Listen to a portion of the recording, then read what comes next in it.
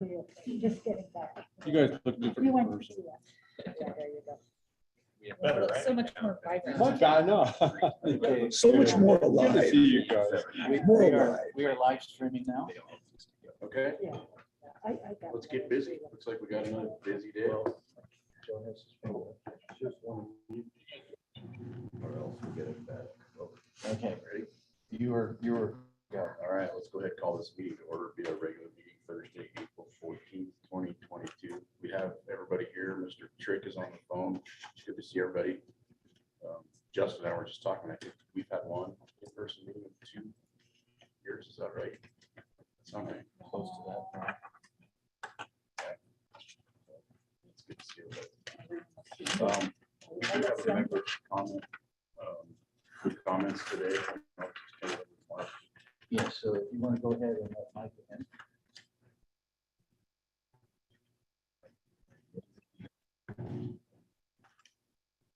Wait till the audio gets connected.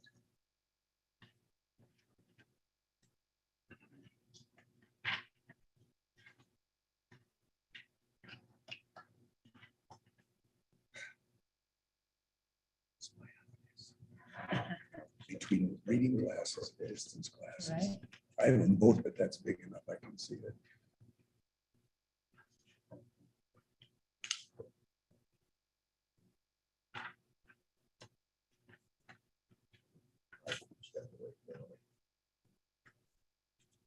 Well, no, but it says it's connected. Yeah, but I don't think that push the button. Oh, okay. How did I do that? We're waiting for the member that wants to address the board. His name is Micah, and he is the owner of the North Park Inn in Walden. Oh.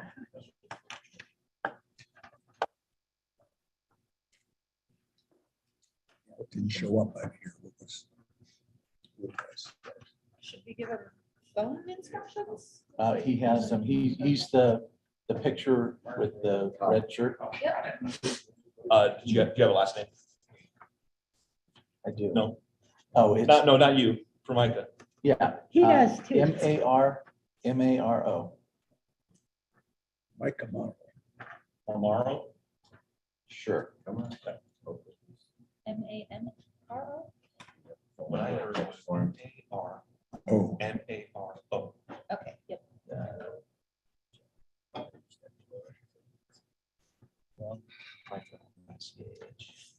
I guess. So shall we call the, what's the name of the inn? You were do the.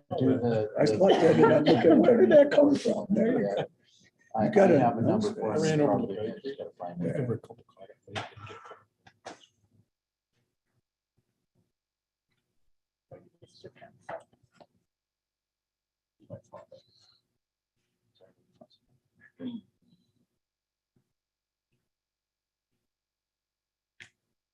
Different cameras working here. Just one.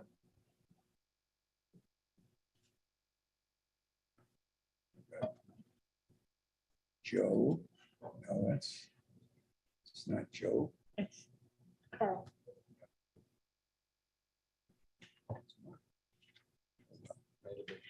There he is. Oh, there he is.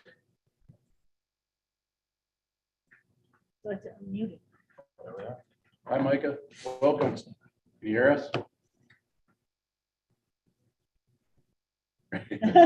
Micah, that was me calling, so, oh, He's on the phone. Can we make his picture bigger? when he talks, then his picture will be there. There we go. Okay. It's really hard to see the mouse. Tell him to unmute Do himself. my best, but sometimes I He's on can't the find the phone. mouse. It's right back here. Can you unmute him? Yeah. No, he muted himself. Said he's not quite ready yet.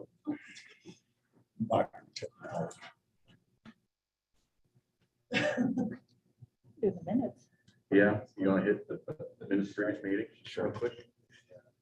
Everybody get a chance to look at it. Any changes, corrections? If not, we'll need to push it to accept. I'll make a motion to approve. Thanks, Justin. Second. Motion and a second. Any further discussion? All those in favor? Aye. Anybody opposed? Okay. Motion carries. Maybe he's ready now.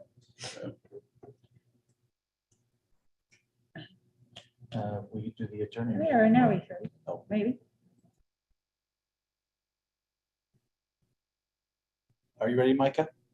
Yeah, sorry about that. I got a phone call about 3 minutes ago, so I was just trying to wrap that up. I apologize for holding you guys up. This is Micah. He is the owner of the North Park Inn in Walden, and he had requested to talk with the board about a couple projects that he has going. In your, or close to your packet, you should have a picture that he sent us this morning. So Micah, with that, I'll turn it over to you. Thank you. I appreciate that. So I guess the quick overview is my goal here is to try and utilize my property to the best possible advantage, both for the city as well as for the business itself. And to that effect, I'm going to try and get as many electric vehicle chargers as I can fit in the front of the property. As you, I believe all of you on the board have known, this has been something that the county as well as the Mountain Parks Electric has been trying to find a place for, and I'm happy to provide that place. I am going to be working with a couple of groups to help me get grant funding, and I wanted to basically give an overview of what I was trying to accomplish in this project, but also if I had time, bring up another project that I would like to accomplish probably in the next year, possibly 2 years. But to start out with the electric vehicle charging, if you'll follow me on the map, I'm switching over on my screen. I'm not sure if that interferes with the Zoom meeting. Can still everyone hear me and see me? Yes. Yep. All right. So starting out at the bottom, this is a north-south orientation. If you guys are familiar with Walden, you probably recognize the main street and the highway. And I put a little lightning bolt. That's where the current power, I believe, will need to come from. That's the nearest pole that I think has enough power on it. There are some poles to the north of here, but I think that overall, it'll probably need to come from this one. I am going to be putting together an engineering request and turning that application in probably today to your engineering department, and they might come up with a different plan, but based on what I can see, I think this is probably going to be the best possible source of power for the electric vehicle. So that green line is where I believe the line will need to basically be trenched. And then we could put a power meter where that yellow triangle or the yellow diamond shape is, that will then control where those that red box is, and that's where the parking will be. The goal is to put in 3 level 3 chargers and 3 level 2 chargers. And to that, I will have to probably find out what sort of level of service you guys can actually provide to that location. And again, this is probably going to require an engineering report to get an answer on that. So I'll be in discussions with, I guess, the appropriate experts on that. Any questions on the layout? Where do you anticipate putting the level 2s versus the level 3s? I couldn't quite make that out. Let me see if I can turn up my volume. I'll speak this way. Where do you anticipate putting the level 3 chargers and the level 2 chargers on the map? So if you look at the blue lines, I've spaced it out to where. It's in this corner, you guys. Oh, okay. All right. Little parking spots. I see. Slip it over there, you see that line there, and then that Yeah, was- you can kind of see the Gotcha. trench along Flip it the over. front. And then, no. That's Main Street. And this is where. Yep. The opposite. That's the blindness. Yeah. Perception. You turn it, you rock. Got it now. Thanks. All Sorry. we right, have so specifically the level 3s would go closest to the Sinclair, the farthest north portion. And then the level 2s would be just south of there. That will depend on me obviously being able to fully space out 6 parking spaces, which based on my measurements, I think is fine. But I've never actually built a parking lot. And I know that they need 8 feet by about 10 feet on the actual lanes. But I would be trying to put in enough space to basically park a Tesla. That's going to be my target market. And the power demands we're going to be targeting for a level 3 Tesla battery, which is a 75 kilowatt battery. What I'm trying to put up is called a plaza, which is the next topic I would bring up, which is anytime you have more than 3 chargers, it's called a plaza. And there's different grant funding available for that. But obviously this is also going to require a higher level of service from the power company. My goal is actually to get pretty much 100% of the cost covered by various different grants that are currently available. And I will obviously be working with you guys on trying to make sure all that grant funding gets to the right places. But so far, the biggest challenge that I see for this project is the trenching of the new power line, putting in probably a new transformer on that power line itself to handle the new demand. I know that none of my buildings have any level of power that would be able to suffice for this right now. So that's going to be the biggest challenge, I think. This is where I would probably segue into that purple box that's also there. So I always have the goal of beginning with the end in mind, as Stephen Covey would put it. And this is where I would like to build some affordable housing. I've got a large plot of land that doesn't really have any current good use for it, other than some storage boxes that I've got on there. So I would like to make sure that everything we do for the electric vehicle chargers is done with this plan in mind, that I would actually like to put up some apartment complexes right there as well. So I don't know exactly what the power needs are going to be, but I do know that the power lines themselves are potentially in the way. So that's kind of why I wanted to bring this up to the board. My basic request is to try and work with me on finding good solutions. And if the power lines are in the way, either working with me on burying those or finding another way around or something like that. So that's basically in a nutshell what I wanted to bring to the board. Is there anything that I can answer for you, or any questions that anyone might have? This is Liz. Just one comment about the parking space layout. A lot of those grants require an ADA spot, which is bigger than the normal parking spot. So I know when we put in the chargers in Kremling and in Winter Park, well, I helped those towns, they were just level 2s, but we needed to make the spot a little bit bigger to get the grant funding, to comply with the criteria of the grant. So you may have to, even if you may only have to do 1. If you're planning on 3, the other 2 may be fine, but at least 1. That's something that Charge Ahead program and the no-code folks can help you out with. Okay. I would, my immediate response on that is I did kind of have an idea that might come up. So again, if you look at the map, the very far north parking spot kind of borders into the parking lot for that Sinclair. And there's this white line, and those are some concrete barriers that the prior owner put up. If I was able to get any kind of easeway into the Sinclair just for 1.5 feet even, I would probably be able to accommodate that particular request. The other option would be to put it on the far south of that, but I don't like that option quite as much. But I would basically approach the Sinclair and say, hey, can we expand a little bit into your parking lot there? I don't think it'll actually interfere with their traffic at all. And I plan on removing at least one of these barriers to create a walkway between the mini mart there and these parking spots. So that would sort of, I guess, be a little bit of synergy between these parking spots and the gas station and the mini mart. Yeah, it's a really good location. I'm sorry, what was that? I said it's a really good location right next to that Sinclair's, and right as you come into town, it's a super location as long as the power works out. And I'm looking to our engineering folks. Right, I'm not an engineer myself. I've never done this kind of project.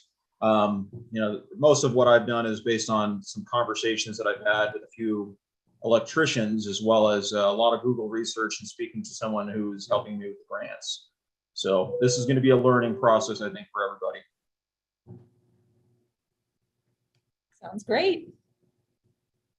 Micah, it sounds like at the first step down, you're gonna get your paperwork into engineering. Yeah, I've actually got it right here. My plan was to turn it in this morning with the check.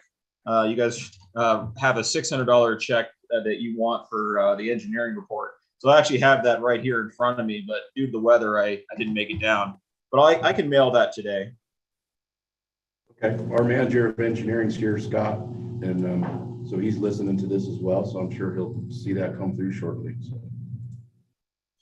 Okay, that'd be great. And I have some questions on the application itself I could probably get into once I turn it in. But I'm honestly not entirely sure what type of wire is going to be required for this level of service. But that's something I could probably discuss a little bit more offline with the engineering department. All right, any other questions?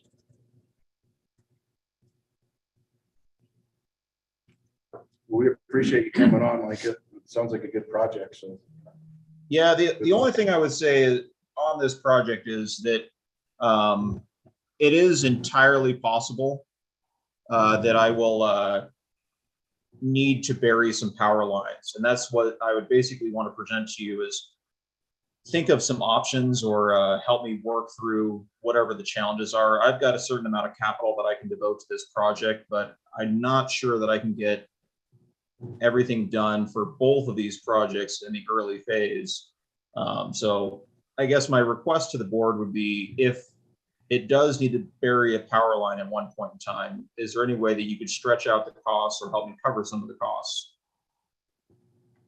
So that's a question to think about, not something I want an answer on right now. Yeah, probably better to have engineering look at it first so we have a really good idea of what your project's going to scope out as. So I agree.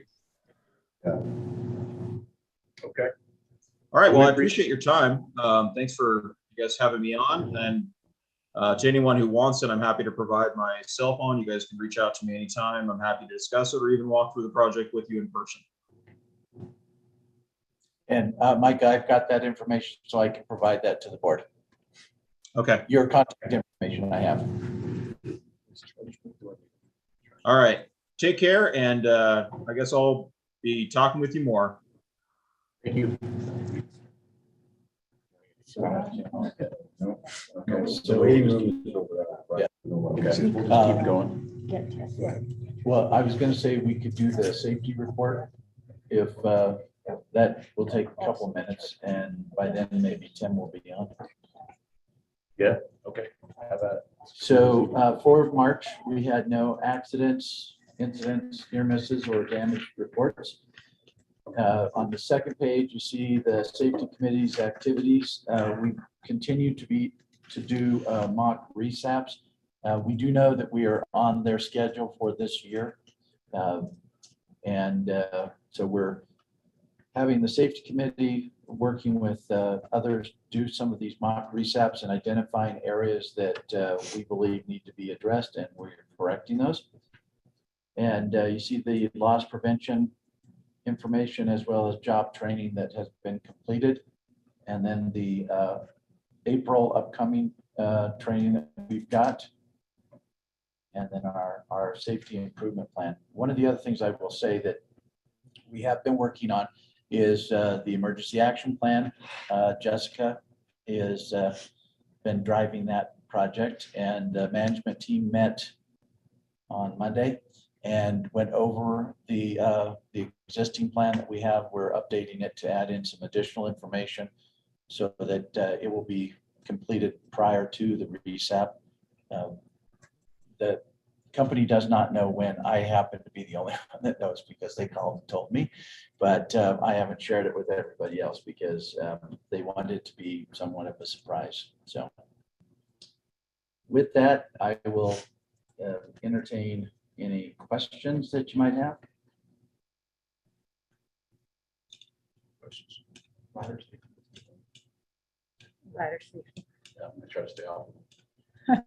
Well, and when we do that training, we actually, they come out and they look at all the ladders and any ladders that they identify that we need to replace, we do that as well to make sure that we have safe ladders. All right. There's no questions. We do need a motion to accept the safety report. Move to accept the safety report. Second. Liz got a motion, by Liz, and a second by Dick. Any further discussion? All those in favor? Anybody opposed? Okay. Levi, I would say we can go to you maybe, huh? Sure. I venture to guess that most ladder accidents are not caused by unsafe ladders, but unsafe people. Because they haven't spotted the Or just, deficiencies in and the I ladder. wouldn't consider myself unsafe, just people that aren't good on ladders. I have nothing to add at this time. I will have something in executive session for a recent litigation that Crown Parks was named as a defendant in. It's we're tangential, it's mechanics lien against somebody else. So we're just an easement holder on the property, but I'll discuss that in executive session. Any questions for Levi? I've got some questions, but not in public session. Okay. Carl, you got any questions?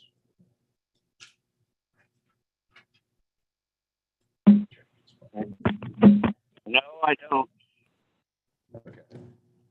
Mark? Okay, I will start my report and then Tim Coleman from CREA is going to give a legislative update. So when he pops up in the waiting room, we will pause mine and move on to him. We received 7 responses to our community solar RFP. We have completed the initial review of the responses and we found that 2 of the responses are promising or competitive with Tri-State Power. One of the responses has a fixed price for the 20-year term and the other includes a 1% annual escalator for the price. Actually, in doing the analysis, the one with the escalator, the pricing came in better, although they're both very close. There are some questions that we have related to both of those, and we are going to schedule a meeting with the 2 presenters, one of which may be familiar to the organization because they were initially involved with our 2 projects. They're actually part of a much larger organization now than they were when they were working with us initially. But we will set up those calls to try and make sure that we understand what it is that they are proposing, because some of the terms could be taken in more than one way. So we want to make sure that in selecting somebody that we understand what it is that we are committing ourselves to. To compare the pricing with Tri-State to determine whether or not they were competitive, we looked at 3 different models and we used escalators of 1%, 1.5%, and 2% annually for the Tri-State costs that we have currently.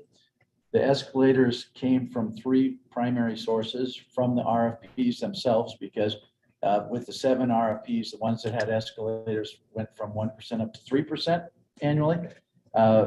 They came from the partial requirements proposal that we will discuss later. And also Tri-State's 10-year long-term financial forecast, which is for the years 2022 through 2031. And so we utilized those and kind of synthesized and combined all of the information to determine that a conservative estimate would be 1%, 1.5%, and 2% escalation on the Tri-State Power.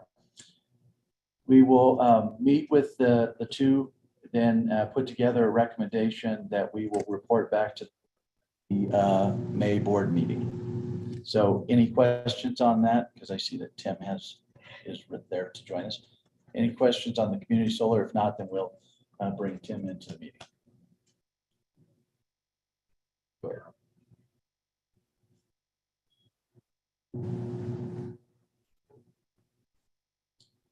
Tim, this is Mark. We've got you on, and Tim Coleman is Manager of Legislative Affairs. Manager of Legislative Affairs for CREA, and he's going to give an overview of the legislative session and some of the legislation that is there for the board. Jeff had requested it, and he was able to fit us in. He has a meeting that is going to be on the back end of his report to us. So Tim, with that, I'll turn it over to you. Looks like Thank you, Mark. Can everyone hear me okay? Yes. All right, fantastic. And I do apologize if the internet cuts out a little bit. I am in the basement of the Capitol at the moment, and it is notorious for having spotty Wi-Fi. So thank you so much for having me. It is a pleasure to speak with all of you this morning. We have 27 days left of the legislative session, which will adjourn on May 11th.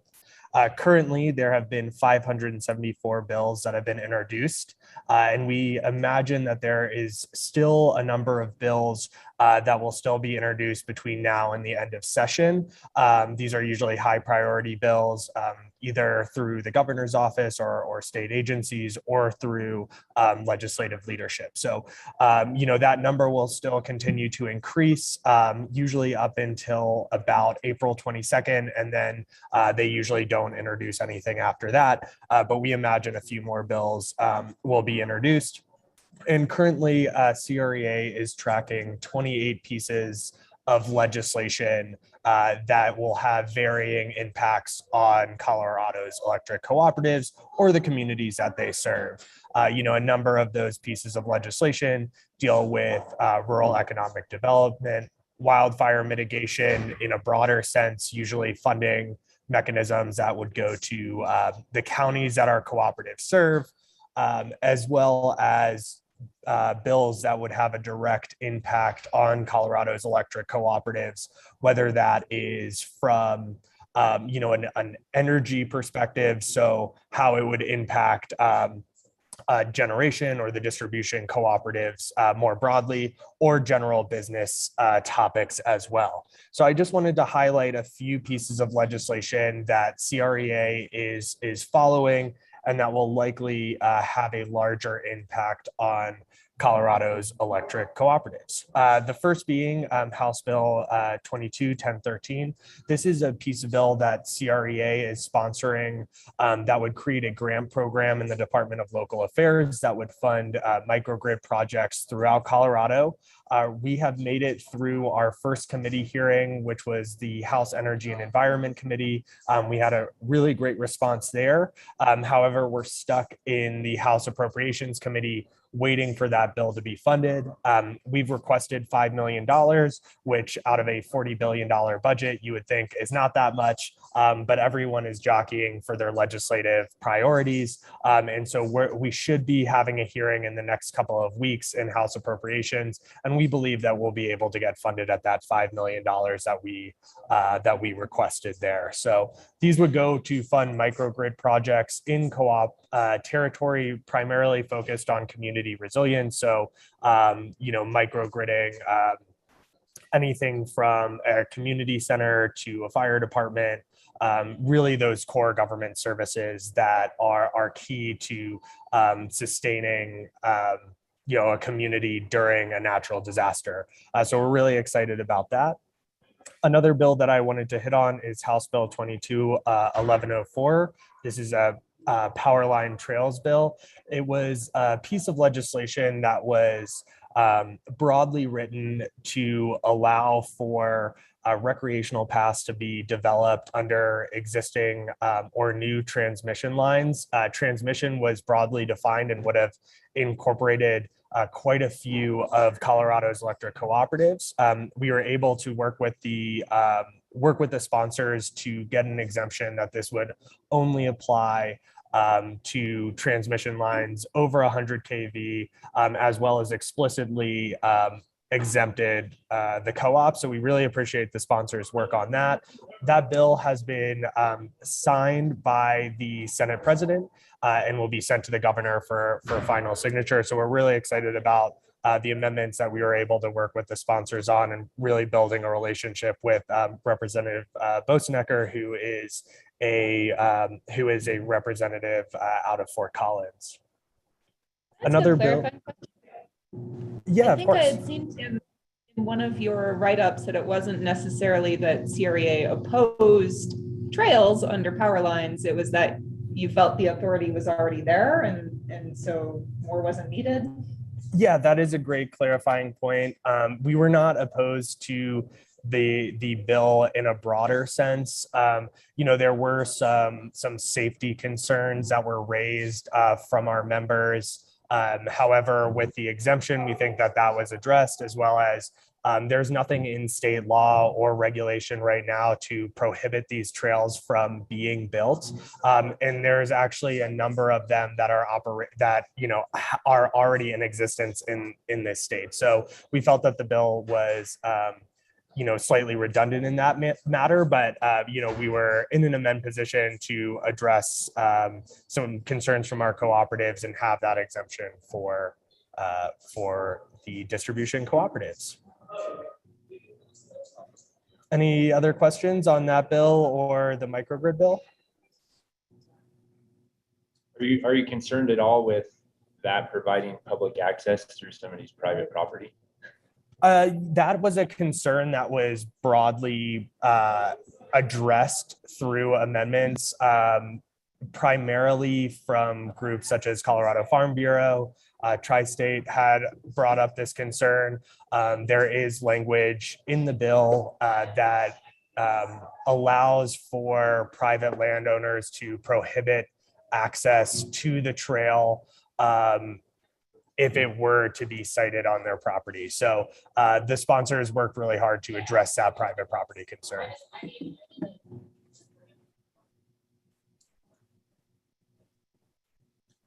Any other questions? Seeing none, we'll move on to House Bill 22-1244, Public Protections for Air Toxins. This is a bill that CREA has taken an opposed position on. It has passed its first committee hearing in Energy and Environment. Generally, the concerns with this bill is it creates a new regulatory structure within the Air Quality Control Commission based off of a health-based standards. Generally, we're not opposed to this idea of, generating cleaner energy, as well as, having the appropriate regulatory authority, but it moves away from an existing federal structure to a new state structure based off of health-based standards that was really ill-defined within the bill. So we have some concerns around how that is going to not only impact electric generation in the state, which could impact reliability and affordability, but also how it's going to impact businesses within cooperative service territory. For example, businesses that operate concrete or asphalt plants that are currently regulated through the EPA as well as the Air Quality Control Commission would have under this new health-based standard that would be created in the bill, they would be considered a major polluter, where right now they've already implemented mitigation strategies to be considered a minor polluter, which is a less stringent regulatory regime. And this is just a vast expansion of the Air Quality Control Commission's authority to promulgate rules. There was also language in the bill that was removed, but was of major concerns because it would have reopened existing permitting for facilities that already are following EPA and state guidelines. So that bill will be heard next in the House Appropriations Committee, and I will continue to provide updates through CRA's board as well as the manager. So these write-ups are available both through Jeff and Mark. So we also have a bill tracking database that they have the link to and would encourage them to share for more information. The next bill that I wanted to touch on is House Bill 22-1346. This bill would have reduced the supervisor to apprenticeship ratio for master electricians and plumbers from existing regulation, which is 1 supervisor to 3 apprenticeship to a 1-to-1 ratio by July 2028. A number of the cooperatives expressed concerns about how this would impact their existing line crews, as well as placing a more stringent supervisor ratio on the contractors that many of our co-ops rely on to help fill that gap. There would have also been major implications around solar development and EV charging stations. Currently, the bill is being heard today, but with an amendment that would have removed that that supervisor to apprenticeship ratio, which would address the concerns from Colorado's electric cooperative. So we're currently in an opposed position on that bill, but with this proposed amendment, we will move to a monitor position on that piece of legislation. I have 2 more bills, but wanted to take some time to see if there's any questions. Does not appear to be any, Tim. All right. Thank you, Mark. The next bill that I wanted to touch on is House Bill 1362, Building Greenhouse Gas Emissions. This is the energy code legislation that has been being talked about really since the beginning of this legislative session, and would create a statewide floor for building codes based on emission reductions, low energy usage, as well as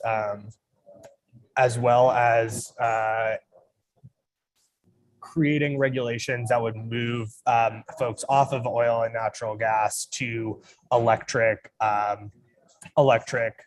appliances, really focusing on beneficial electrification. The bill has $22 million of funding opportunities. 12 million of that will be available to cooperatives to incentivize energy efficiency and beneficial electrification programs within their service territory. And we're really excited about that language. Currently, we are in an amend position on that bill, as there's a really small portion of the bill that will impact how cooperatives are able to utilize renewable energy credits.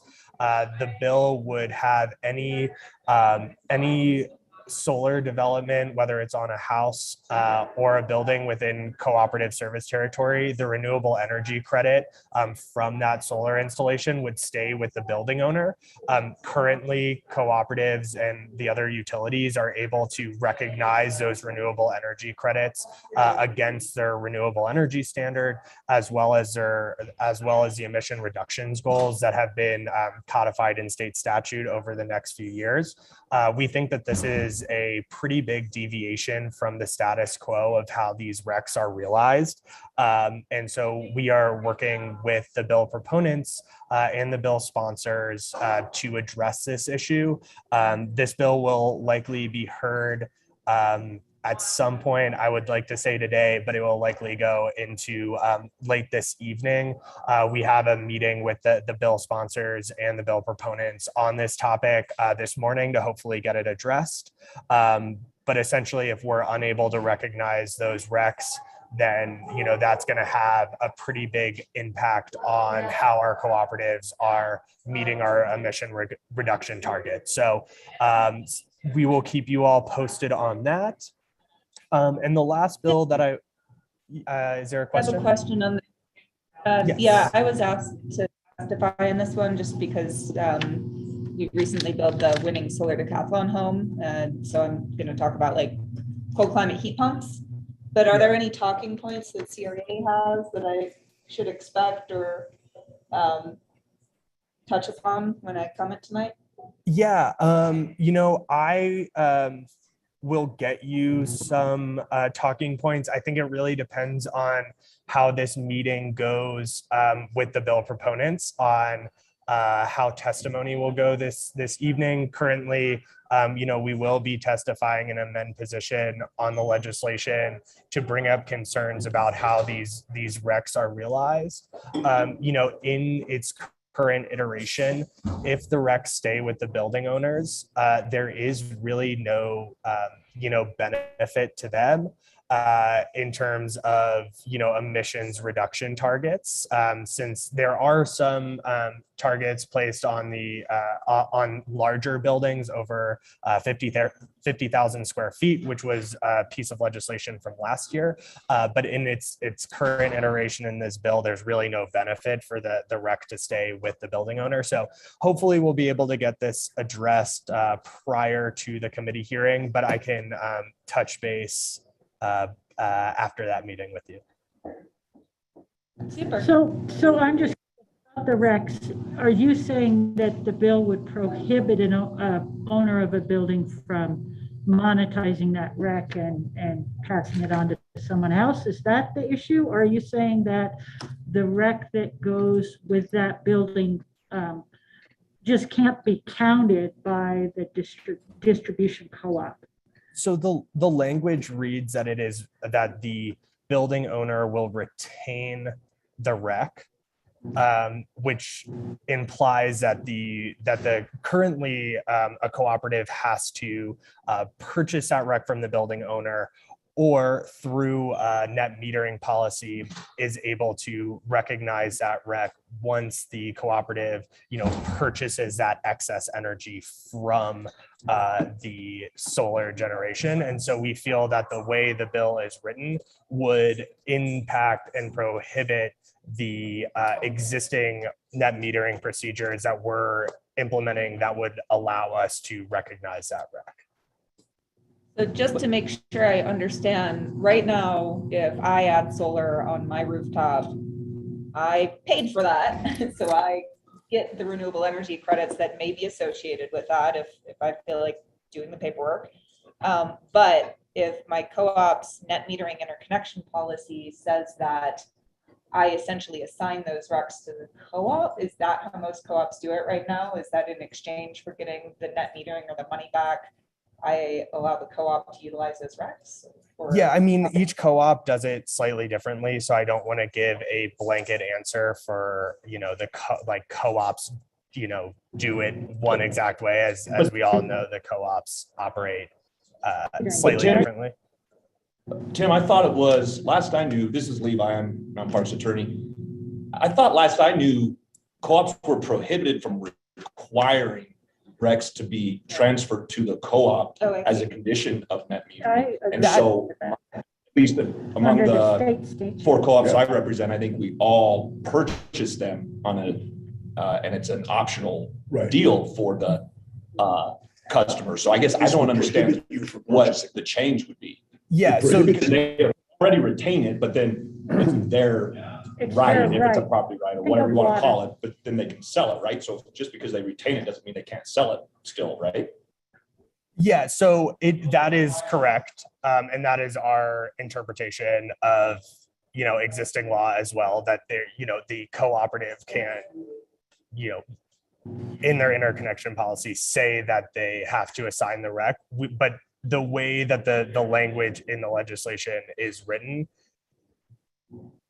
would, from our interpretation, and I would be happy to, have Craig Johnson, who is our attorney, reach out on this issue.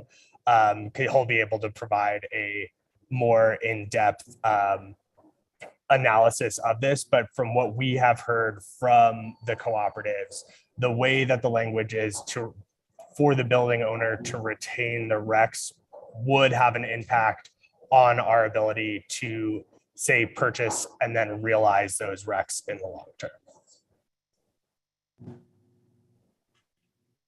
What was this bill number? This is 1362. And the provision, it's subsection 4, which is on the bottom of page 7 and top of page 8. Thanks, Tim. Yeah. Yep. And we're just looking for some clarity from the bill sponsors that we're still able to realize those recs, through a purchase agreement with the property owner. So that's really where, we're coming from in terms of this. You want to keep the status quo. Yes, we're just trying to keep the status quo. Thank you for the clarification. Yeah, of course. All right, I have one more piece of legislation to discuss, and this is Senate Bill 22-193. This is investment in air quality. This is outlining the governor's priorities for his air quality package. So it's a vast funding mechanism that ranges from clean air grants to help manufacturing and industry implement new technologies such as carbon capture and storage, or make energy efficiency upgrades or beneficial electrification upgrades to their building. There is the creation of an electric bike program for low to moderate income individuals, as well as a funding mechanism to incentivize school districts to build out electric bus programs. So we are monitoring that piece of legislation. We think that there's some really great parts of it, and we'll continue to provide updates on that. Seeing that it is Senate President Fenberg's bill, as well as high priority from the governor, I will likely have a smooth pass to the finish line. And with that, that covers a high level overview of a number of the bills that CREA is tracking, and would be happy to answer any further questions or provide an update if there's any piece of legislation that you have questions with that I did not cover. Hi, Tim. Just for the benefit of members that might be listening and the notes, can you briefly explain how CREA takes a position on a bill? Yeah, of course. So CREA has a number, has kind of a lengthy procedure on how that we take a position on the bill, on any given bill. First, when a bill is introduced, CREA staff, predominantly myself and CREA's Director of Government Relations and General Counsel, Craig Johnson, will review and analyze that piece of legislation. Generally, we contact the CREA's members, managers, to provide feedback on that piece of legislation, on how, the potential impacts to the cooperatives. We incorporate that feedback within our analysis. And then we have a discussion with CREA's Legislative and Tax Committee. This is made up of CREA's board members, and they make a recommendation to CREA's board to take a position on a bill. And then at our monthly board meetings during the legislative session, the CREA board will have a discussion on that legislation, and then direct staff to implement that policy position recommendation, whether that is to support a bill, oppose a bill, or seek an amendment on any given piece of legislation. Yep. And then what is the voting requirement for supporting, opposing, or amending? We have a 2/3. We have a 2/3 requirement. So 2/3 of our board has to vote to either support, oppose, or amend a piece of legislation. Okay. Thank you. Yeah. Just a quick question on the air toxins bill. Yes. Based on sort of what Kristen just laid out, maybe my question isn't relevant, but is it CREA's position right now that the current scheme for regulating and enforcing air toxins is adequate and working? Yes, we do. I think generally our concern is around the impacts on, existing generation within this air toxins bill. It is likely that there would be further regulations that are added in addition to the codification of coal closures, which could impact on the back end that reliability and affordability that is, very important to our members, as well as your members downstream from those impacts. Do you see this bill as chiefly designed to regulate generation, or is it air toxins throughout the state from other sources? So it is air toxins in a broad sense. The legislation as introduced would allow for the Air Quality Control Commission to implement a new regulatory scheme based around a health-based standard, which is not very defined within the legislation. So it would allow for it would have a broader impact on how these toxins are monitored within the state, which is, getting into currently that is not how EPA and our current state regulatory scheme is set up. So it's a pretty big departure from that. So, it could have not only impact on generation, but just air toxins generally, and the businesses that may be, smaller polluters in your state. Like if you think of something like a nail salon that has emissions from, the chemicals that they use within, painting someone's nails, like the granularity of what the state is trying to regulate would be vastly, broadened within this regulatory scheme.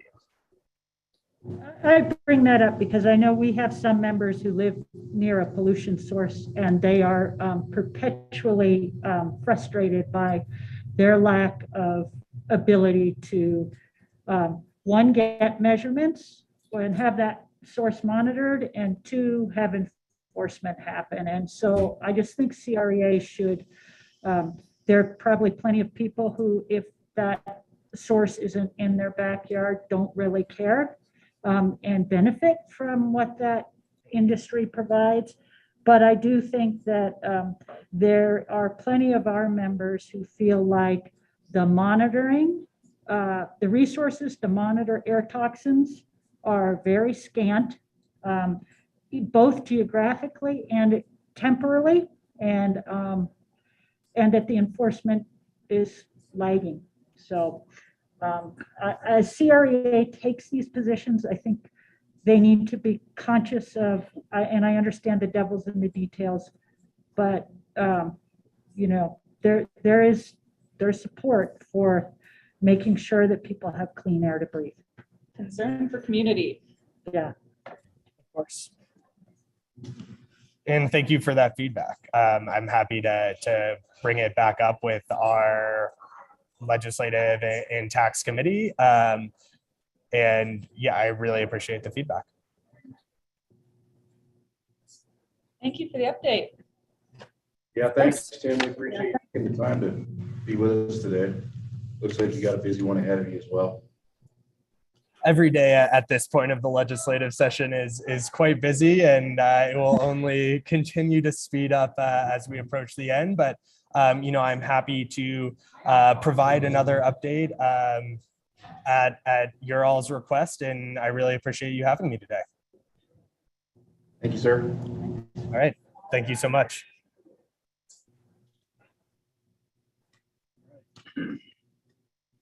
Okay, the auditors are scheduled at 9. I've been texting them a little bit. You should be hopping on in a second. So 2 minutes. yeah, we have a couple minutes to get him on. 2-minute break if you don't leave the room. Yes, if you want to go get some snacks. Coffee break? One thing that you have to be cognizant of is if we're helping him to do this, I want to have somebody interpret that we're helping him to do this. That's not, so, be very careful on how it's approached, because if we do that, then somebody's gonna come to us and say, help us in their projects. No, Where it's, we want to, it is something that we deal with frequently. right, And so. but he mentioned, Yes, I did know. mention that, and I want to make sure that we're careful when we approach that. Oh, very much so. We look at this all the time because the problem is that you do it for one, then you're potentially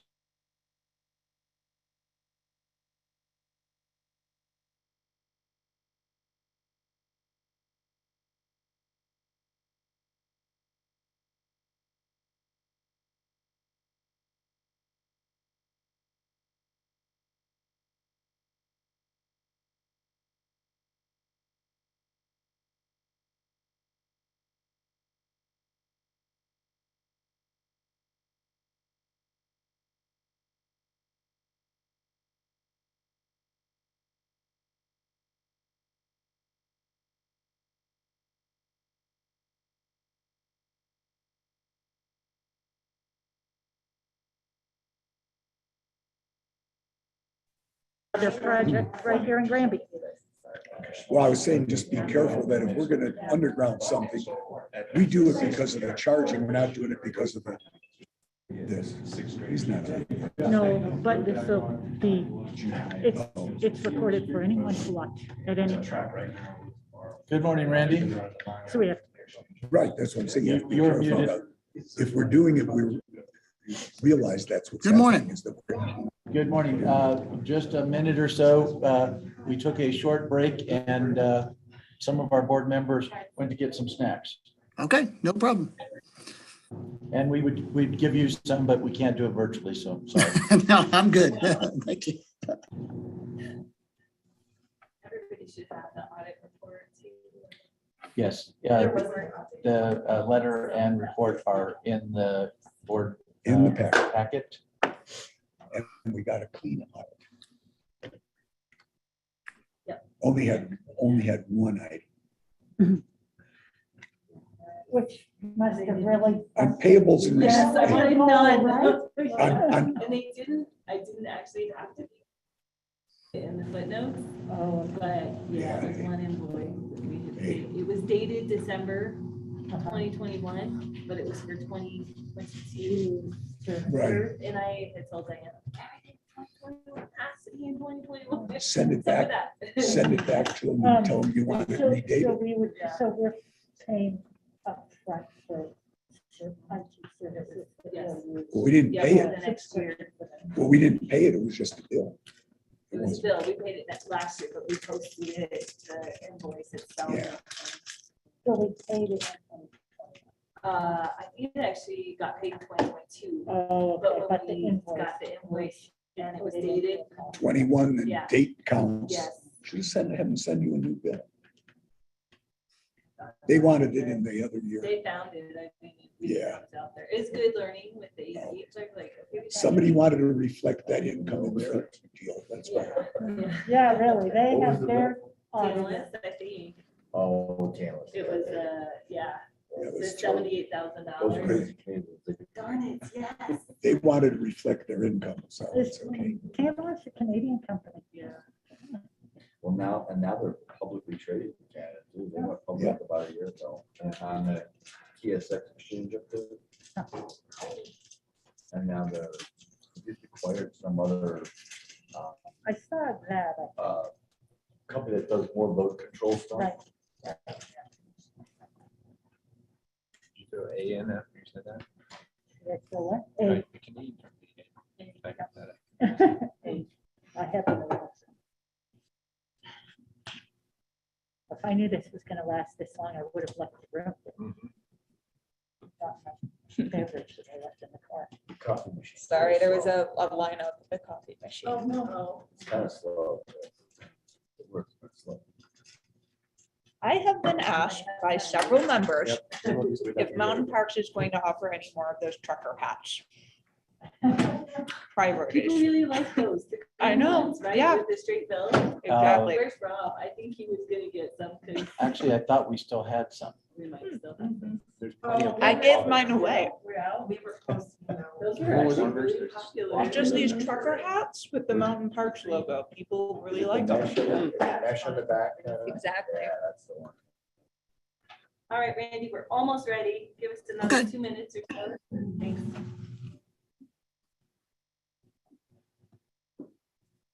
You can tell us about the great weather down in Lubbock. It's been snowing and cold here. Yeah, I don't know that it's great down here. It's been windy and dusty. Okay, yuck, yeah. Our spring dust storms are here. What's your temperature there? Today it is about 54. It got a little cool front came through, and yesterday's high was 70. So it's supposed to warm back up into the high 80s, lower 90s this weekend.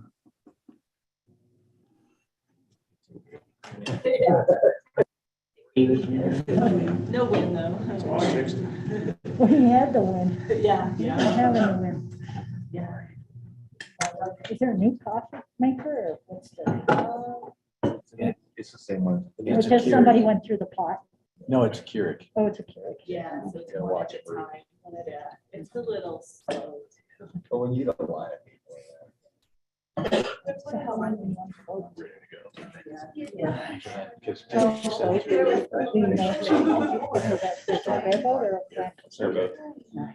Randy, you can Yes. go ahead and start. You ready? Okay, can y'all can hear me okay, I guess? Yes. All right. Well, I appreciate you giving me some time today to go over the audit report. This is the audit report for the end of December 31, 2021, and it is comparative for 2020.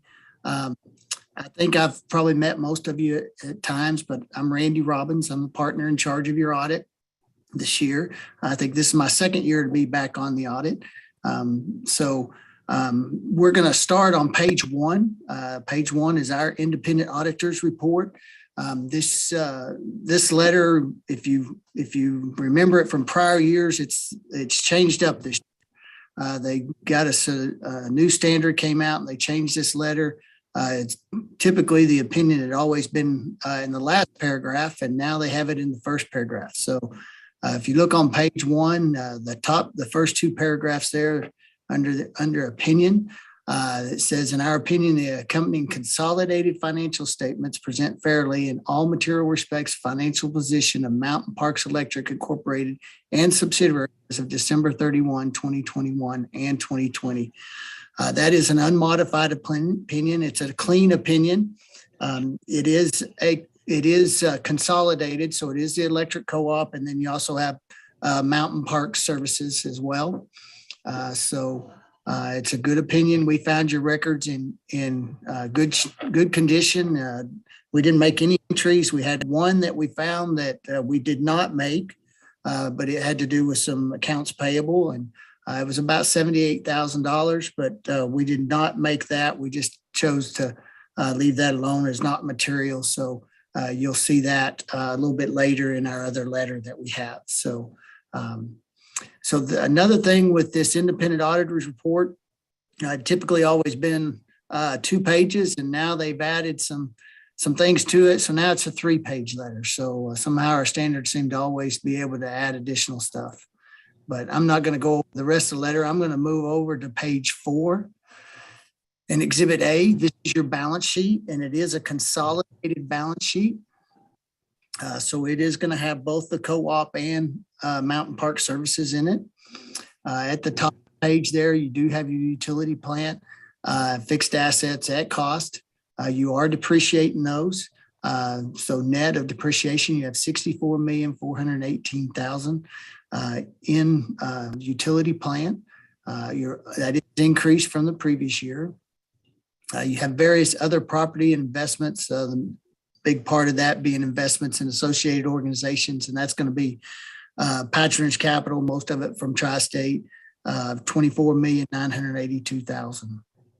You do have some other property investment type deals there, some notes receivable, some various other small investments there as well. So down in current assets, of course, your cash and restricted cash. Now, the restricted cash of $1,500,000, that's restricted. That's the amount of deferred revenue from previous years that you have yet to recognize. So when you do that deferral plan, you restrict that cash of that amount of the deferrals. So that's what the $1,500,000. Some small temporary amount of investments, accounts receivable, unbilled revenue, material. So total current assets, $25,143,000. You have a small of deferred income tax assets there that you have for Mountain Parks as well. So total assets, $114,890,000. As you can see, that's up from the previous year of $106 million. A lot of that is, you can see in your cash is up a little bit. And due from you drew down about $8.2 million in long-term debt this year. So still have some of that on your balance sheet as well. Under equities and liabilities, of course, the equities, your patronage capital there, that's the accumulation of your margins over the years. And that's the amount that you're yet to retire, $52,034,000. You have some other equities as well in there. And then your long-term debt, you have long-term debt from FFB, CoBank, and then you have some capital leases there. Of course, the majority of that being with FFB, and that's where your 8.2 million was drawn down during the year as well. So long-term debt, 42,653,000. That's a debt that's everything that's due after 1 year. The amount that we calculate to be due within the next year is going to be down on the current liabilities, and we'll look at that here in just a moment. You do have some post-retirement benefits. I think it was back in 2015 where you eliminated your post-retirement benefits. So everybody that's eligible at that time for health insurance, there was a calculation made, and when they retire, they get paid a lump sum amount. So that'll continue to go down. I think you have about 15 employees that were still in that at the end of the year. Under your current liability, you can see those first two items there, current maturities of long-term debt and current maturities of capital leases.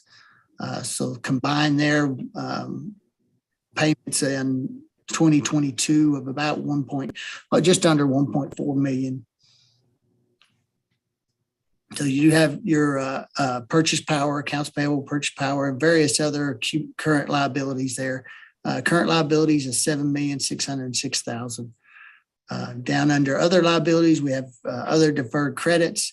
We'll look at a detail on those here in just a moment in the footnotes. But total equities and liabilities equal your assets of 114,819,000.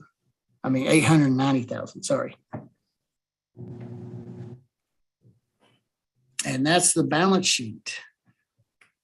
Page 5 will be your consolidated statement of income and patronage capital. On that, you have your operating revenues at the top of the page, starting with your residential and then your various other types of revenue that you have there. You can see a couple items to highlight there that weren't there last year.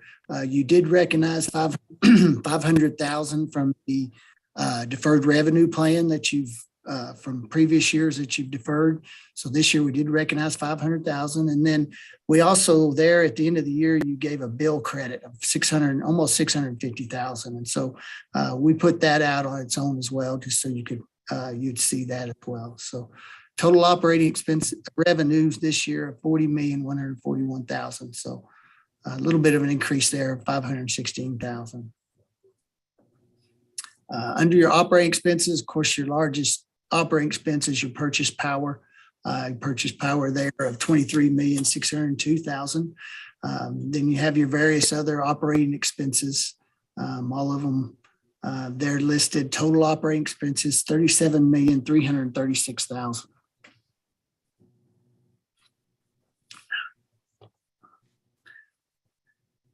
You do have interest during the year that you paid on your long-term debt, 1,406,000. Then you have some capital credits that you get from your G&T, 548,000 this year. Other capital credits from CFC, Federated, various other folks, 363,000.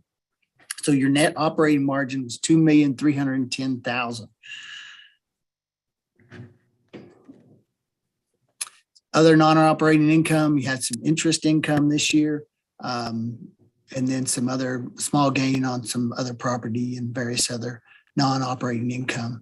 The interest income, the reason it went down this year so much, in the previous year, for part of the year, you still had some of your cushion of credit with RUS.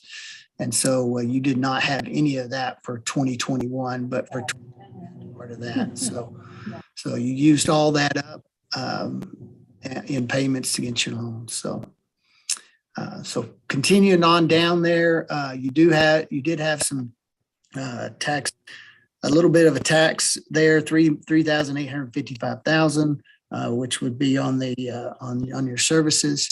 So your net margins for the year 2,452,991, down just a little bit from where you were last year, but not significant. Down at the bottom of the page, we do have a few things that we just reconcile back between our patronage capital. The year you did retire in your general patronage capital retirement, $1,827,000 in capital credits. And then you also during the year had estate retirements of $118,000. We had a couple of transfers there to a transfer over to equity, and that's basically non-operating margins from that you don't allocate. And so we move those over to other equities. And then we put your unbilled revenue in other equities as well. So.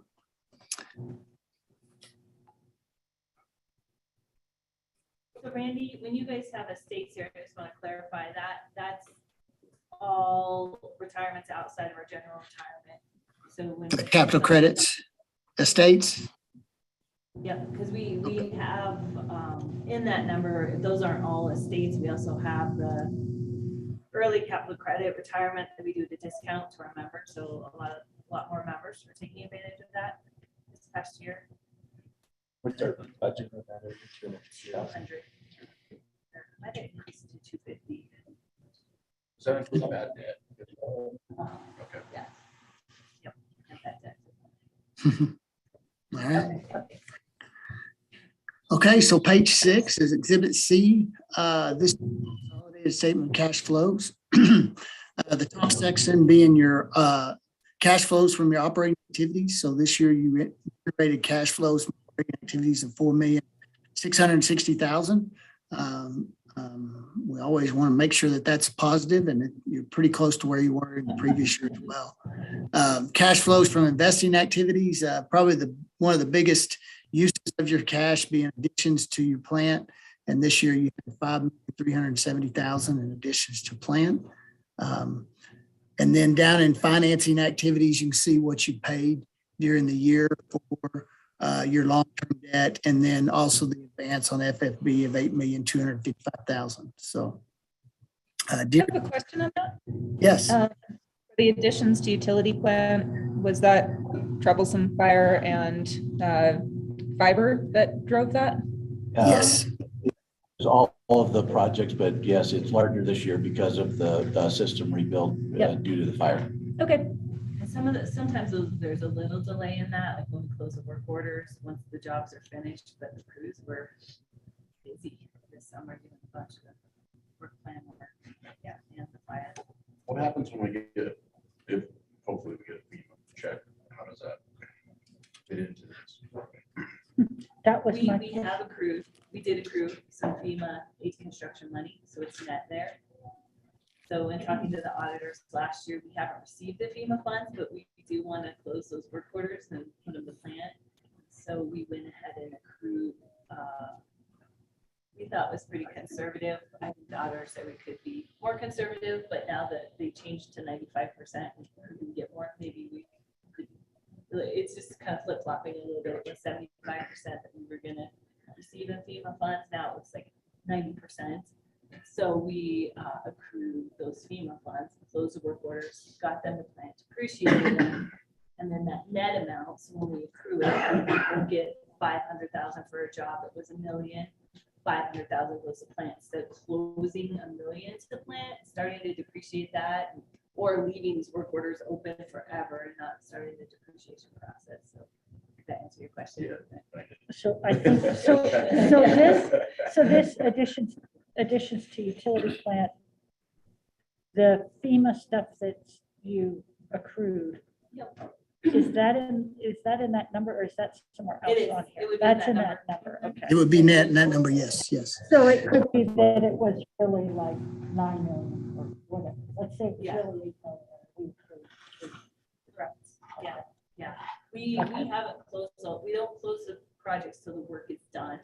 And I don't know how much work we got done this last year. I think we closed.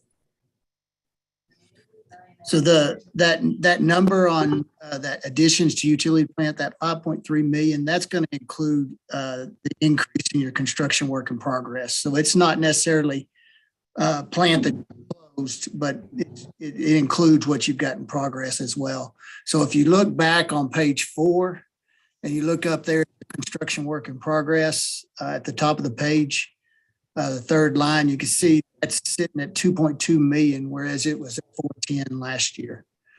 So a lot of it's still in there and just waiting to be closed.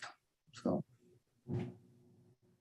are you retiring the old plant when that new work order is closed then also? Yeah, we're taking that Yeah, we should. depreciation. Yeah, yep, Yeah, I mean, it comes off the depreciation schedule at that time. comes off. goes back.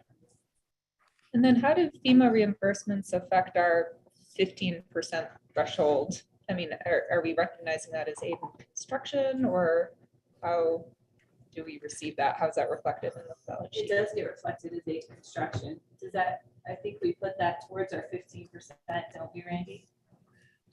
My assumption is yes, but I couldn't give you a definite answer on that. I Bill Miller on that.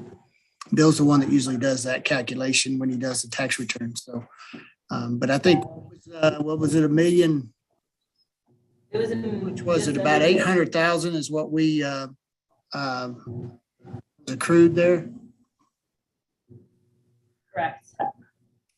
Okay. I have that spreadsheet. But yeah, so I don't think it will have a huge effect on your percent, but even if it is included, but it is very similar to age of construction, so I would assume that it's included in that. If we get like a really big check from FEMA this year or next year, would we be even close, or would we still be well under that? No, we'd be well under. Okay. Because all of the funds that have been obligated by FEMA to the state and the state is obligated are not going to be sufficient to get us over Not 15%. 15% of our revenue. I didn't think so. Just figured I'd ask. Good question. Because we also have a lot of other aid to construction. There's a lot of We do, construction projects. we have, it goes to the 15%. You was when we got a state retirement, that increases too. We have to. Get about 6 million. Yeah, we have to six. Yeah. 6 million. So it's FEMA obligated, so It'd be nice to get it, years, but- the year in which it was obligated is the year we would look at that 15%. So some of it was obligated 2021, some will be obligated. A lot, I hope will be obligated 2022. Winter too. Probably going to 2022. but yeah. Thank you. So that's your financial statements, your main financial statements, the basic financial statements. On page 7 starts your footnotes to the financial statements or the consolidated financial statements. The first one there is really just accounting policies. I'm not going to go over that. I'll let y'all read that. I'm sure y'all don't want me to read through all those. I'm going to skip over to page 11 and look at footnote number 3 a little bit.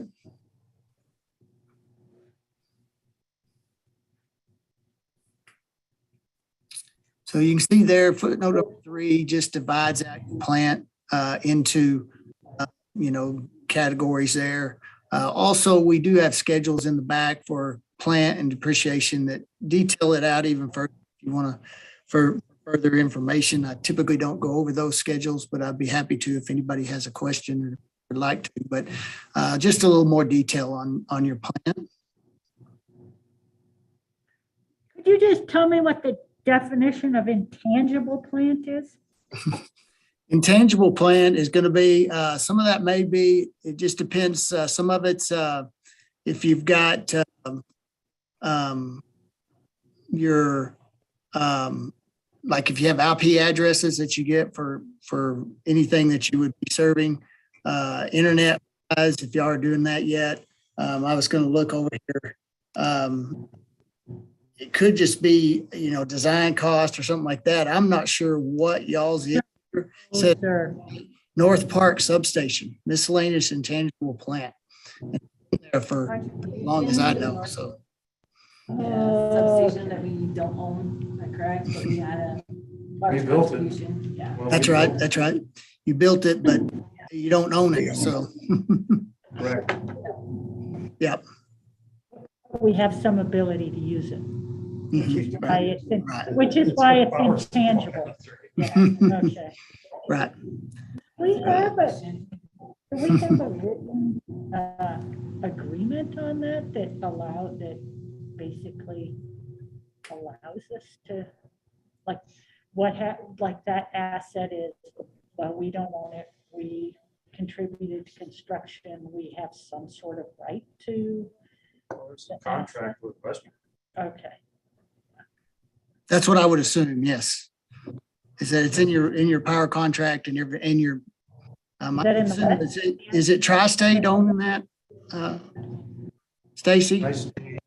Tri-State doesn't own, Western owns it. There's- Okay, Western, okay. Tri-State likes three-party agreements, so there's probably an agreement between the three parties, and then there may also be an agreement between us and Western. I don't remember. Yeah, I would assume there's some agreement that goes back to that. So that time when it was done. On page 12, sorry, go ahead. Oh, sorry, just, I noticed the numbers are exactly the same from 20 and 21. Is there no depreciation on intangibles? No, then it's not being amortized or depreciated, no. Well, I take that back. Let me see, hold on just a second. It is being amortized, but that amount, that's your cost that you're looking at on page 11.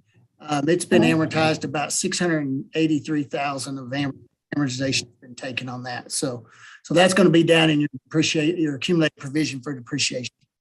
So.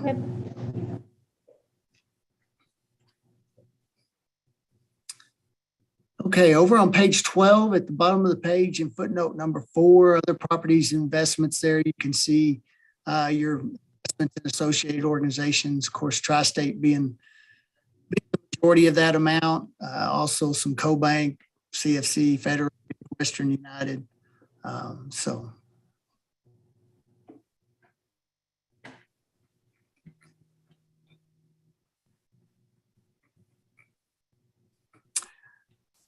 going to skip over a little page. One thing that I don't know if you noticed, you're up a little bit on your materials and supplies, and I'm on page 13 here, footnote 6.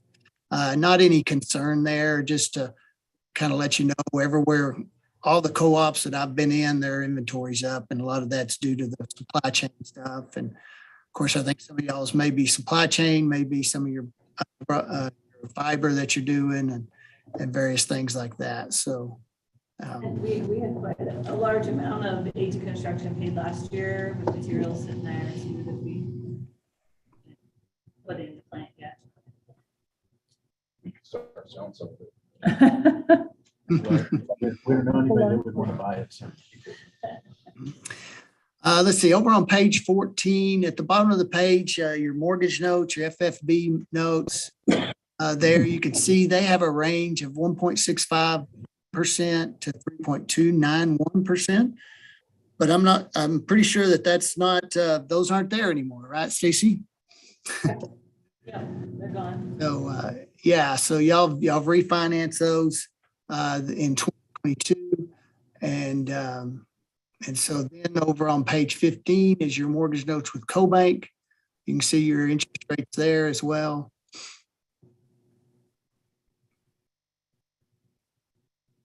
And then we have some information on your capital leases as well. And that capital lease is basically a solar plant.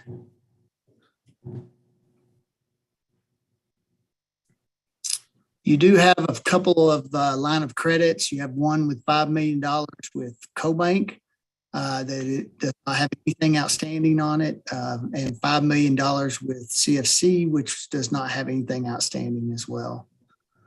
So on page 16, footnote number 14, you can see what makes up your deferred credits there. You do have some advances for construction in there. Your deferred revenue plan, $1,500,000 is in there. And then some unclaimed capital credits as well.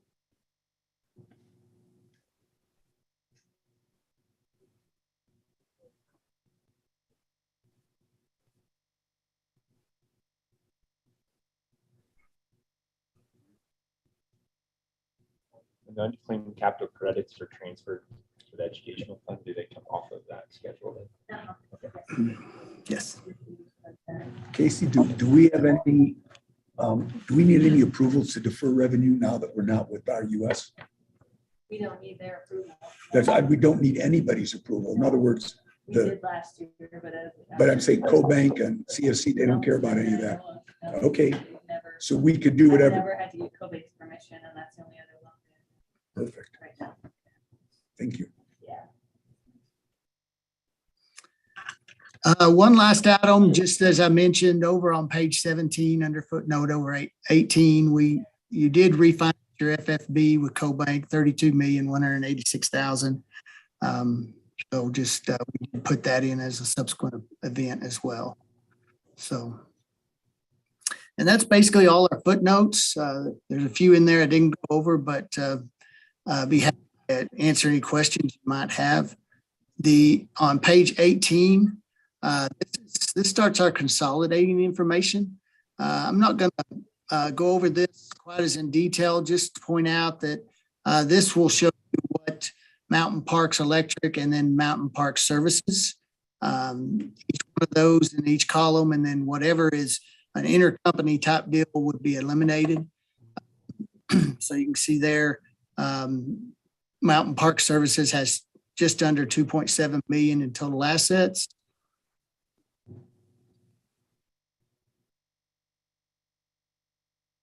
And of course, most all of that is property and equipment in the solar, I believe. So, and then of course, Schedule 2 is 2020.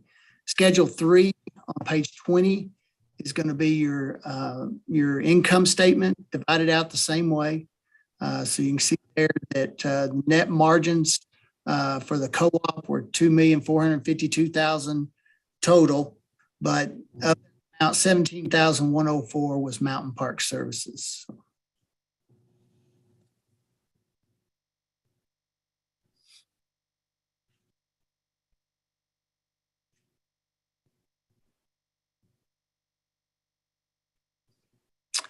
Schedule 4 is just 2020. Schedule 5 is your cash flow divided out the same way. That's on page 22. And then Schedule 6 is just the 2020 numbers. Then Schedule 7 and 8, I mentioned a little bit ago. This is just more detailed plant information. So you can see where your additions are going, what you're retiring. So.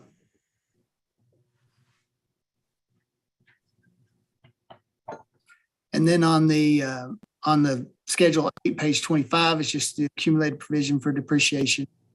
Just a little information on that. Schedule 9 is other property investments, very similar to what our footnote was, and showing your investments in associated organizations and your affiliated company as well, and the various other items that you have.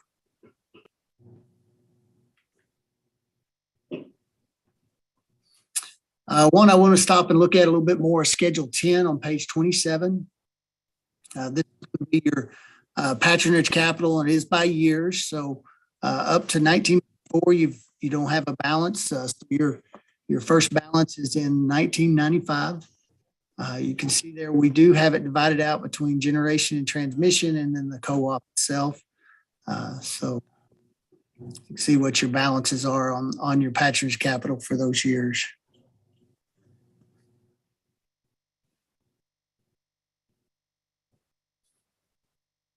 What happened in 2007? I mean, it's such high margins.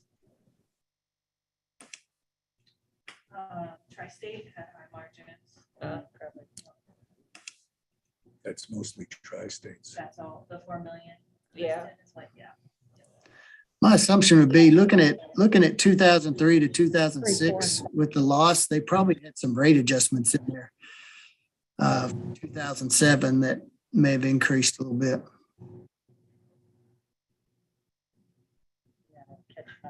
You can see the retired over the right-hand column will be more than the co-op retired at times. That's with the state retirements and some of the pension. Okay. Inactive. I mean, it's worth noting that 4 million in 2007 compared to the 500,000 this year. It's a big swing. So 95 and 96 will be gone this year, more than likely.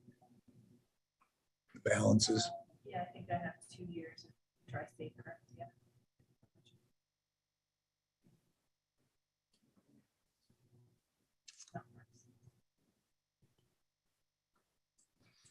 Okay, page 28, Schedule 11, just details out your mortgage notes, and just by individual note.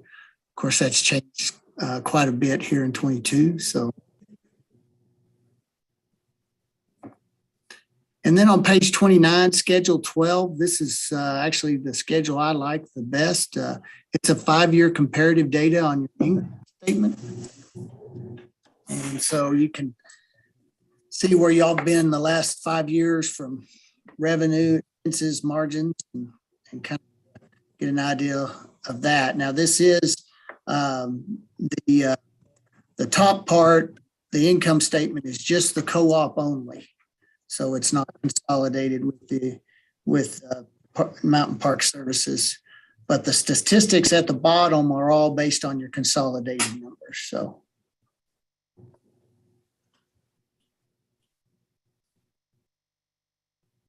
Just for comparison, I pulled up some of the ratios. Our O tier ratio at the bottom, we need to have at least 1.1. Net tier 1.5. Debt service coverage needs to be 1.37. I don't know if that makes sense, but we're above our minimum requirements for the bank. Yeah, and looking at those equity assets, very strong there at just under 51%. So I know that's down from where you were last year, but that's still a strong, very strong equity asset ratio. Of course, your assets went up quite a bit this year. So that's why that ratio has dropped. So.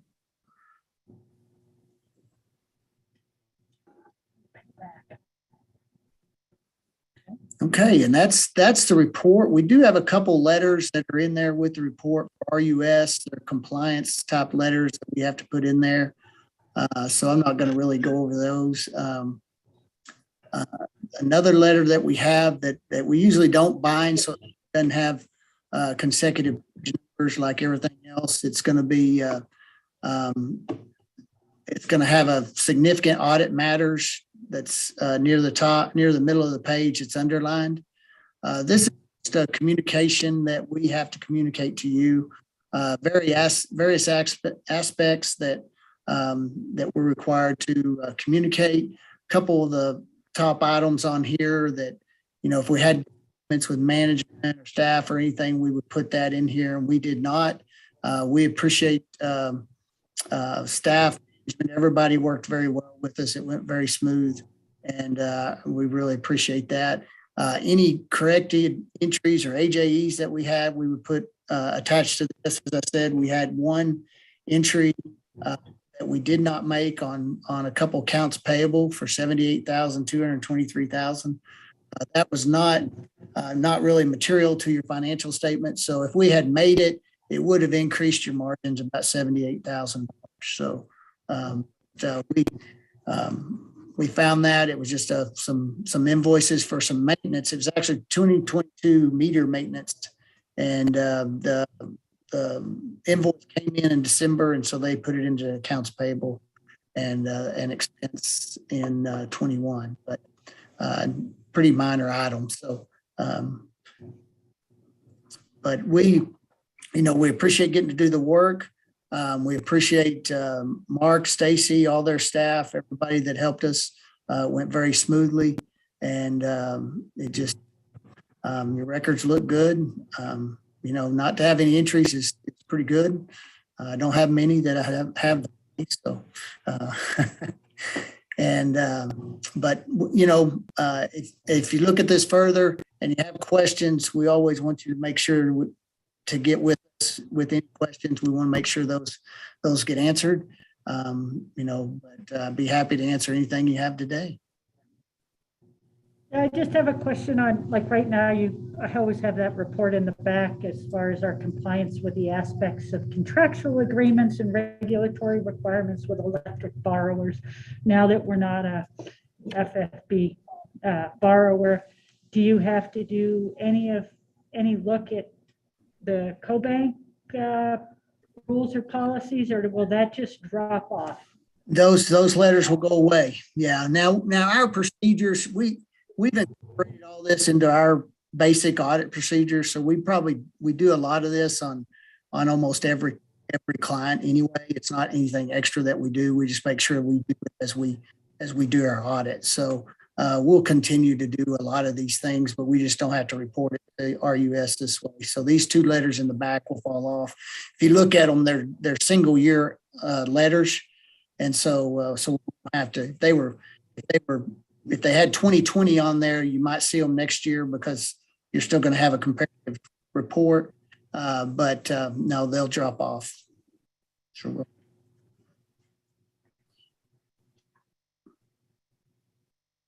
Any other questions for Andy? Does anybody have a need for executive session?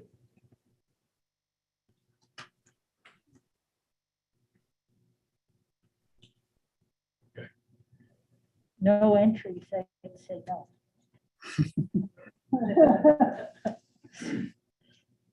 Stacy, Chief, go. Congrats. So, Are we through it? No. Okay.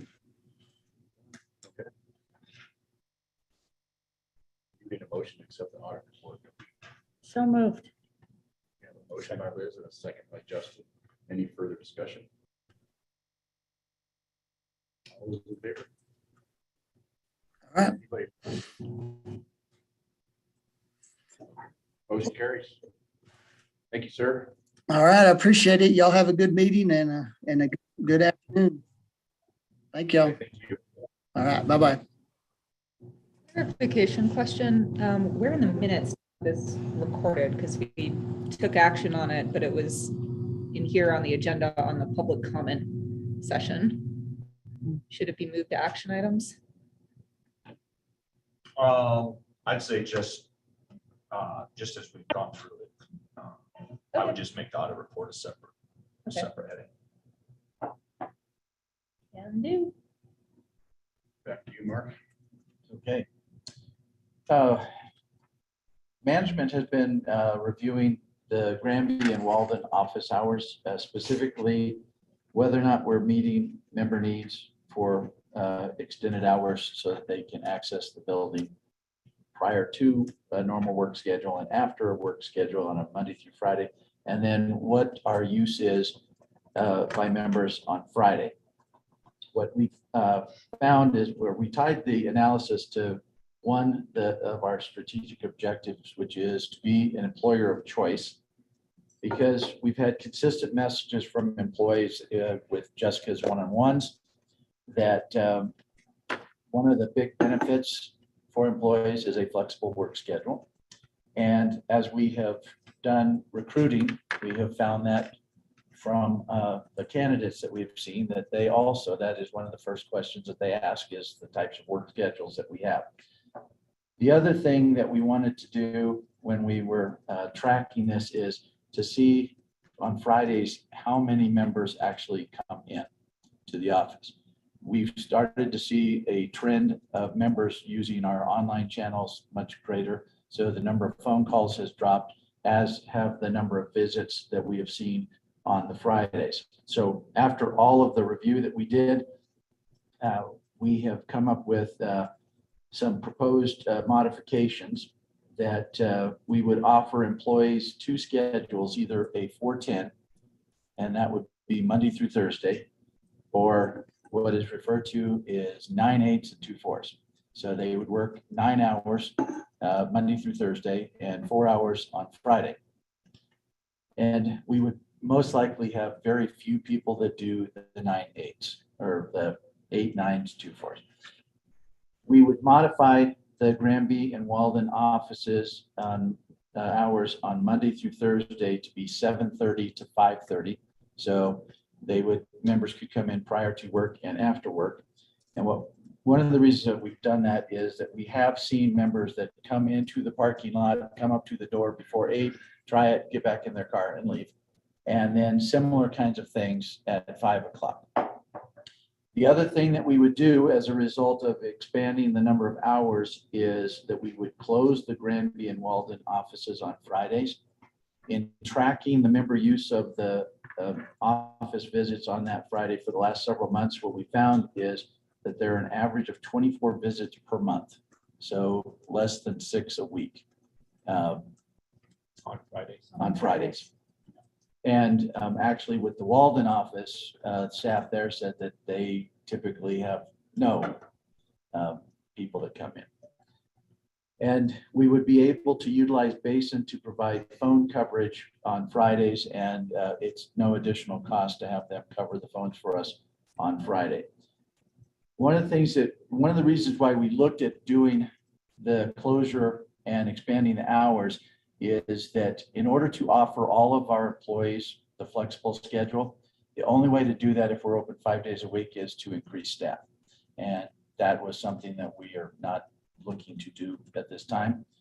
We will continue to monitor it, and obviously with the quarterly survey, we get comments from members, and I believe it's in Rob's report for this month.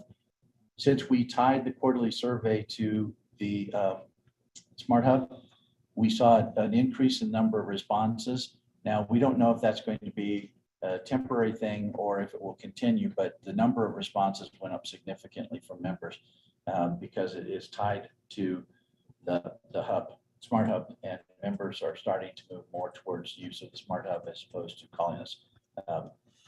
So I will stop and see if the board has any questions or concerns Could you related to repeat that. the office hours? It would be proposed? Monday through Thursday, 7:30 a.m. to 5:30 p.m. And then the offices in Granby and Walden would be closed on Friday. You mentioned 4 10s and then you mentioned 4 9s and a 4. Yes, No, 8, 9. 8 or 8, well, 9. basically 9 hours Monday through Thursday and Right. 4 hours on Friday. And the reason that we need that is because we do have some functions that non-member facing employees do, billing and other things, because if the billing falls on that Friday, Right. we Well, have to be I'm able not to bill. disagreeing. It's just, I was wondering if the office is closed, you will have some people here. Normally. A very few Okay. number. We're looking at possibly 6 people. Okay. You said there's 24 office visits or? 24 people that have come into the office on a Friday for the entire month. What's a typical Thursday like so far today?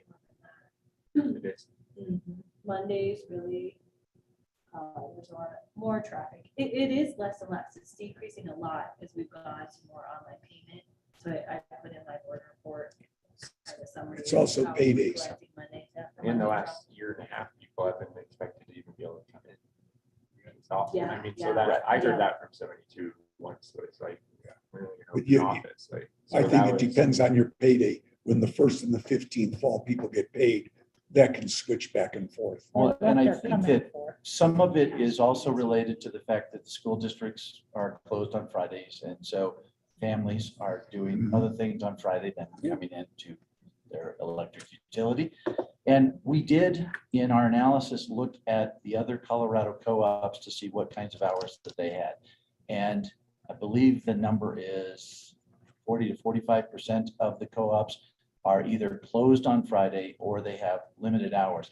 In some cases, if they have, say, 3 offices, they will have 2 of the offices closed. One might be open for 4 hours, or they might all 3 be closed. So we're not on the cutting edge at this point with this.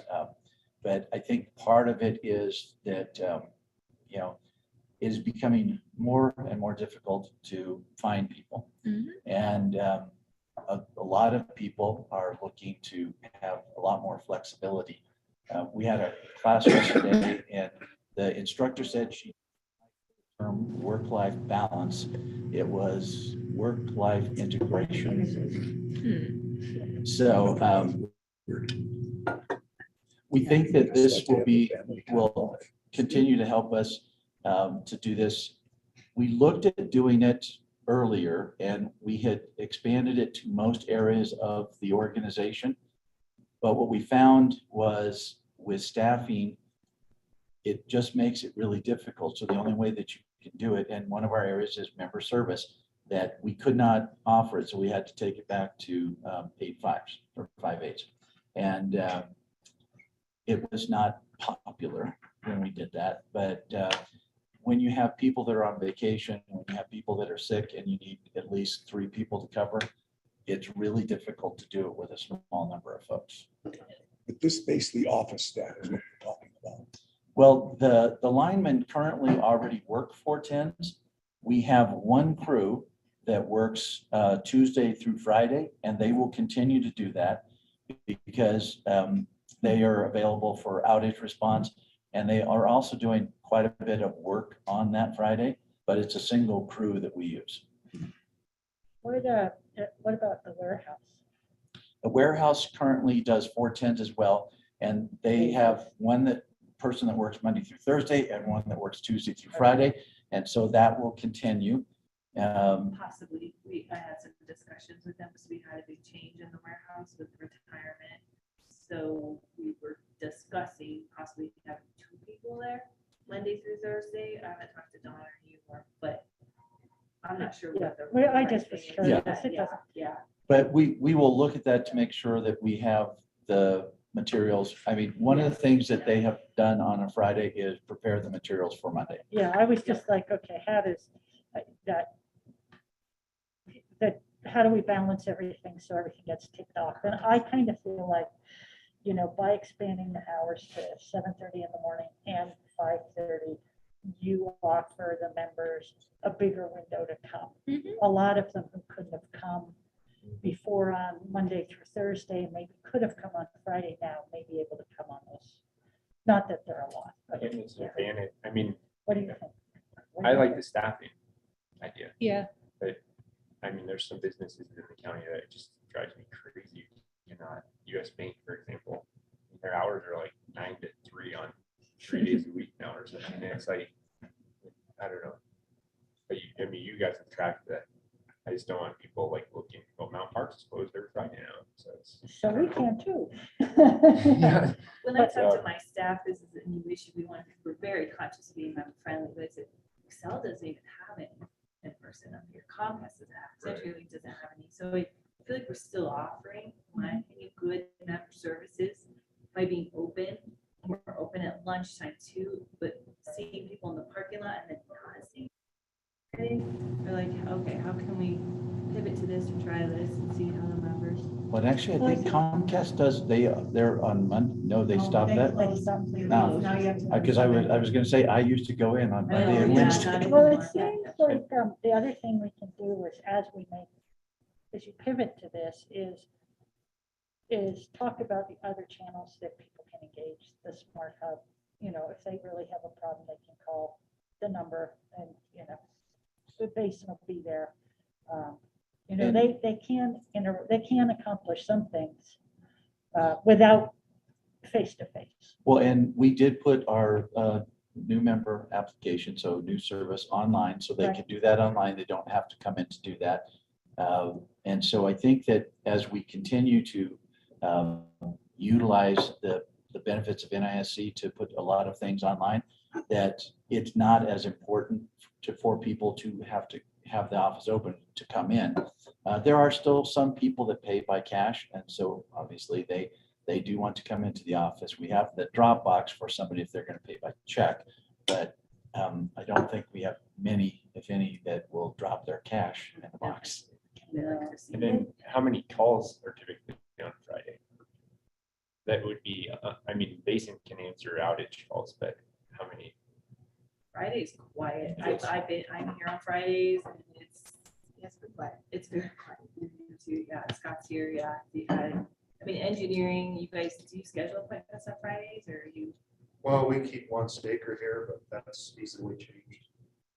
So even though we're open, the rest of the company is doing 410, so there's not a lot of resources. So we would kind of just transfer the calls over as if they could call in and get transferred there anyways to leave a message. But it's really quiet. So I don't have an exact number. I can get that for you, but I just noticed walking around, I'm like, oh, it is really quiet on Friday. We serve our members better if we were open earlier or later. And that's how this all started. And this is something that you tracked prior to me starting as well, that the girls have been tracking it for 3 or 4 months. And I know that I compiled the information. That was one of my first projects when I started in January of 2020. And they rarely saw people on Fridays. sometimes it would be 1 or 2 people, or maybe 4. So it really has been a trend since prior to COVID. Right, and because you're right, I mean, during COVID, we closed the office, and so you could not come, but we still had the drive. And the drive up, we have now closed because we can't keep the machinery working. And so, you know, anybody that would have come through the drive up when we reopen the office, they are coming through the office, and we're just not seeing that. And I think some of it may be that people got used to the office not being open and then went to the electronic channels that we offer. I saw a thing in the news yesterday about California, like, and their legislators, like, push a bill for a 32-hour work week. Hope we don't lose. We're any not in employees. California. Actually, the state of Alaska employees work 37.5 hours, so they work 7.5 hours a day. That's what Grant County does as well. Yeah. Yeah. Okay, so, and the other thing is that we're going to do a couple of months of communication with members, and we will put this in place. The first Friday that we will be closed is the Friday before Memorial Day weekend, which I think is the 23rd. Yeah.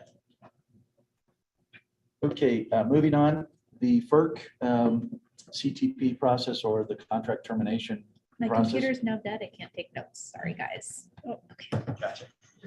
You died? I don't know what. It's the old kind. Yeah. Yeah. So sorry, I forgot my charger. So all the testimony has been filed. All the discovery it ended on April the 5th. And there was a flurry at the end of discovery going back and forth. They had started scheduling depositions, and by my count, we're up to 30 or 40 depositions that have been scheduled for the various witnesses. And there was a motion filed by Tri-State, and it was supported by most of the interveners, to request an in-person hearing because it was going to be a virtual hearing. The chief judge granted the motion. So the hearing will begin May 3rd at 10 a.m. Eastern Time at the FERC offices. The FERC staff, trial staff, then circulated a proposal to the interveners to allow parties to attend virtually. And the judge's order allows for that to happen, but witnesses have to be present for their testimony, both direct and cross-examination. And the attorneys that are participating in the hearing, basically asking the questions, have to be present in it. But what it allows is a number of the interveners, like Mountain Parks, that are not represented, you can monitor it without actually having to be in DC for 2 weeks. So, and that was on the 13th, the judge that is actually assigned to the hearing issued the order authorizing the virtual participation.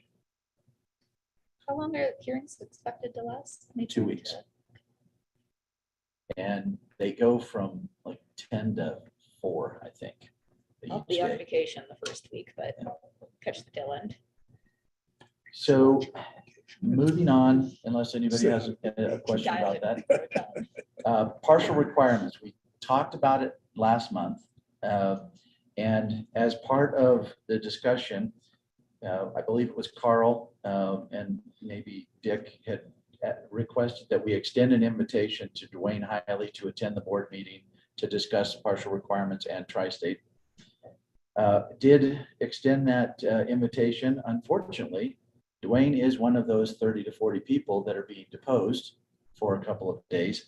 And so he was unable to attend the meeting today. I did send him a separate request and say, if there was a time that he could attend, and said with the board that we could schedule a special board meeting after April 14th, but of course, prior to the next board meeting, because that's the deadline for us to be able to do the partial requirements. He has not gotten back to me yet on a date that might work for him. And I'm guessing that that is partially because between now and that time, the tri-state witnesses are going to be deposed. And if it is my experience that when that happens, even if you are not being deposed, if one of your employees or consultants is being deposed, you are there for that deposition. So FERC held a settlement technical conference on April the 7th to review the proposed BDP or buy down payment methodology and the settlement agreement that was proposed by Tri-State and several of the interveners. The Tri-State reviewed the proposed agreement and provided time for the interveners to ask questions. We were actually on the call, I think, for 3 or 4 hours. The trial judge was also on the call, as were FERC staff. Based on that call, it appears that no one will oppose the settlement. I had thought that United might, but they asked a number of questions, but they did seem to indicate that they were not going to oppose the settlement. What that means is that Tri-State will file the settlement with FERC, and they were waiting to see if anybody was going to oppose it. Well, I would think within the next week or so, and then FERC should issue a decision on the settlement, accepting it, modifying it within 60 to 90 days, I would expect. The settlement agreement does say that if FERC modifies or changes the agreement in any way, that it basically the agreement goes away. I don't anticipate that the commission will, primarily because all of the parties basically have either agreed or non-opposed the settlement. We did receive an updated partial requirement proposal as well as a full buyout proposal from the alternative power supplier that presented in executive session last month. Stacy and I have reviewed the proposal, and we've done quite a bit of analysis on it, and we will be discussing the analysis and recommendations with the board in executive session today.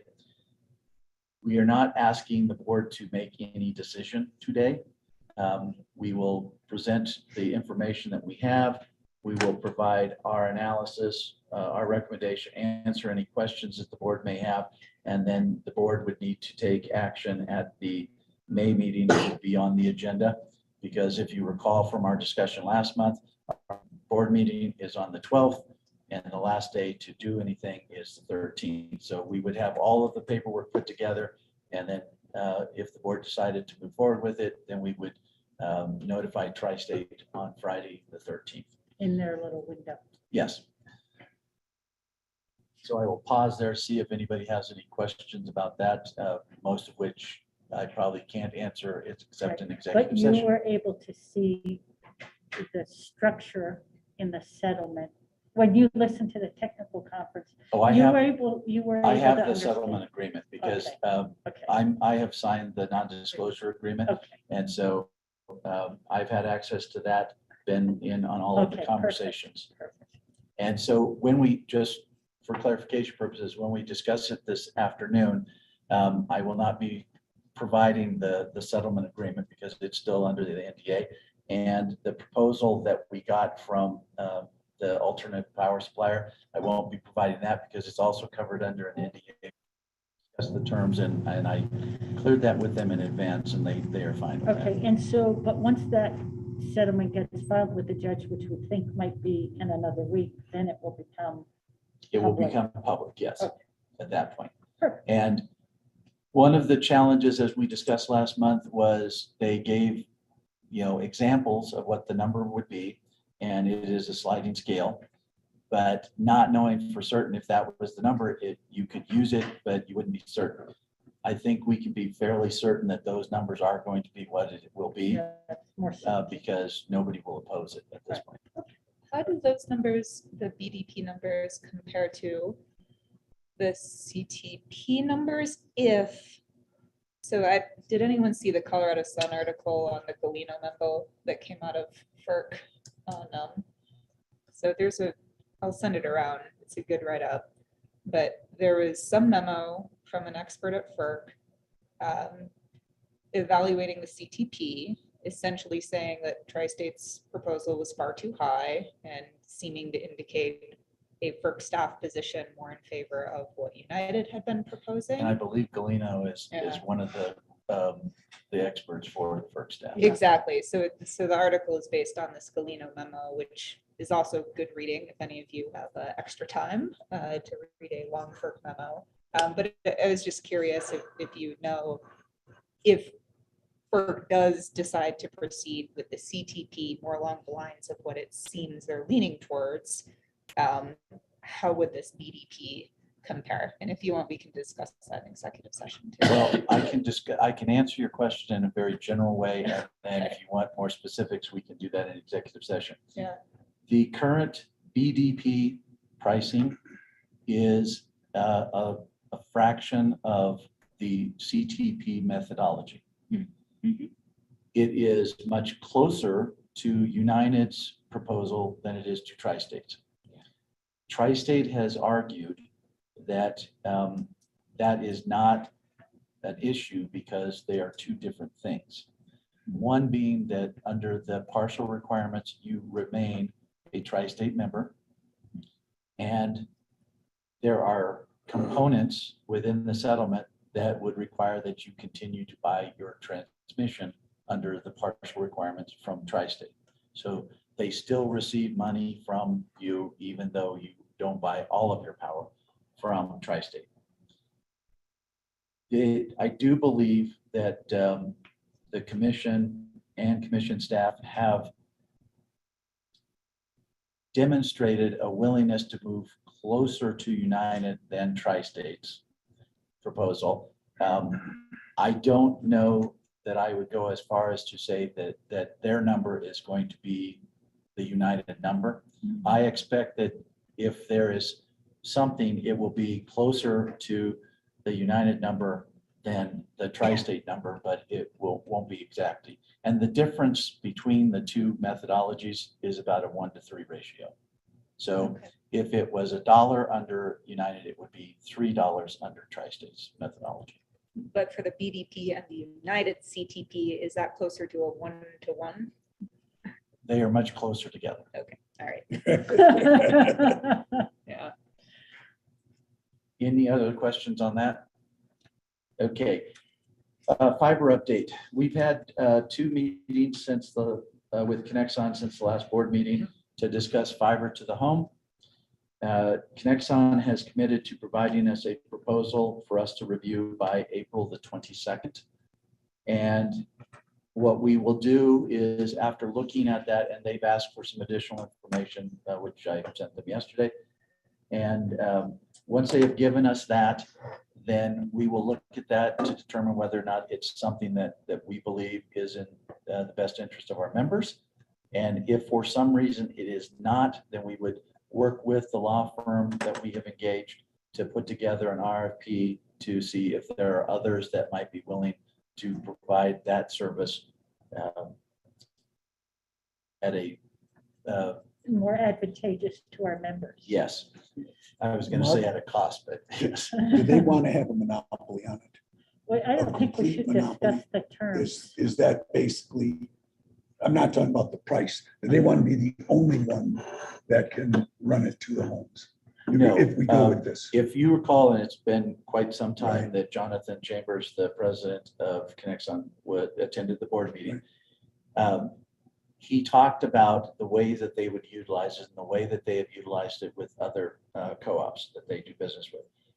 They would have exclusive right to the backbone, but they would allow others to utilize but the other entity would pay something to them. To them? Yes. Okay.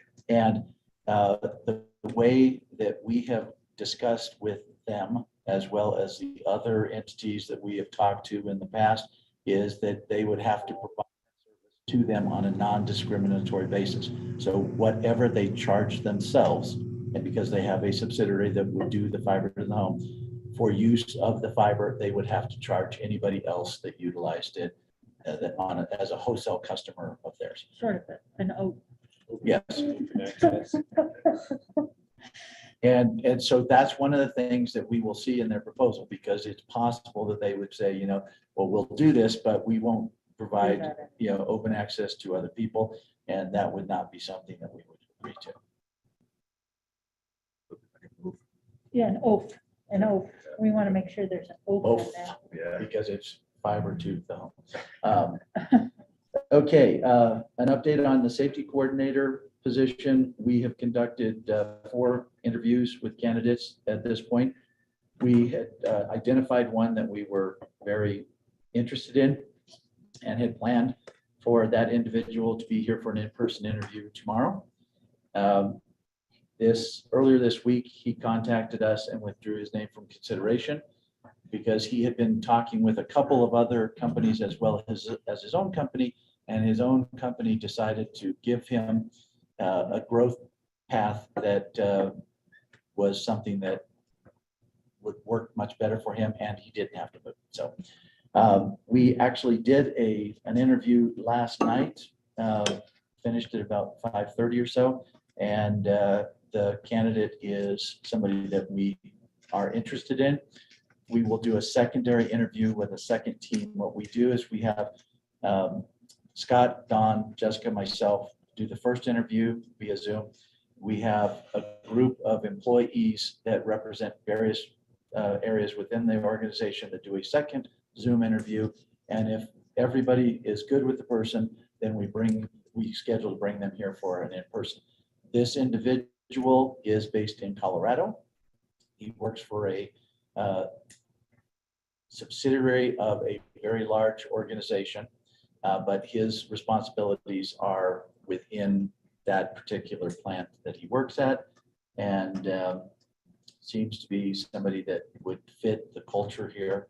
And the area, one of the things that we do discuss with all of the candidates is the high cost of housing, but he has talked with a couple of other companies and one in the Denver suburbs, and indicated, the price of housing there, and it is similar to ours.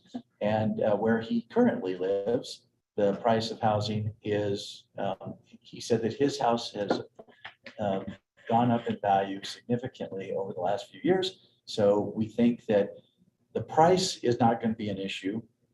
Availability may be a concern because there's very low inventory here. So we'll report back to the board on that in May. Hopefully we can move forward with that individual, but the recruiter is still reviewing candidates and sending them to us as he has them. So I will pause there for a moment. I like the process. It has worked very well since we implemented it a couple of years ago, because we get a much wider spectrum of input from employees. And as I believe it was the one that we had hoped would be here tomorrow, said that he believes that it's as much on the side of the candidate to make sure they're a good fit as it is for the business. And the only way that they can do that is to have the experience of talking to a number of people. And then typically when we bring the person here, they're here for most of the day, and they meet with all the different areas, depending on the type of job it would be. They may go out and spend time with the lineman on one of the jobs.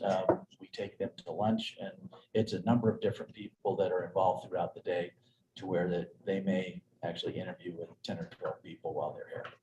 And it is an opportunity for them to interview us as well. And we encourage them to do that and to make sure that they feel like it's a good fit for them. The last item I have is the Guernsey rate and cost of service training. Several board members had participated in that. We've had several staff members. I think we were at about 9 or 10 total that had participated. If you thought that this would be interesting and you wanted to, but the times didn't work for you, I sent out last night, they are recording the sessions. And so there's a link in the email that I sent out last night, so you can actually watch the session. They are 2.5 hours. Carl was able to be on the session yesterday, and he said that he found it very interesting.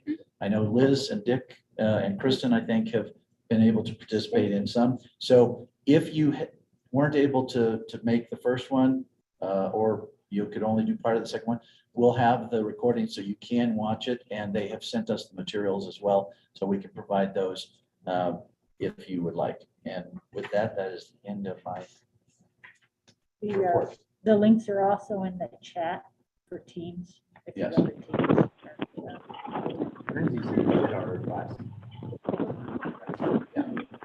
Mark, this is Carl. Mark, can you hear me?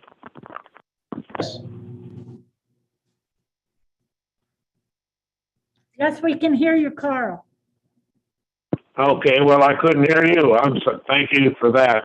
Say, on that issue with that seminar they had yesterday, one of the intriguing things to me that Guernsey said that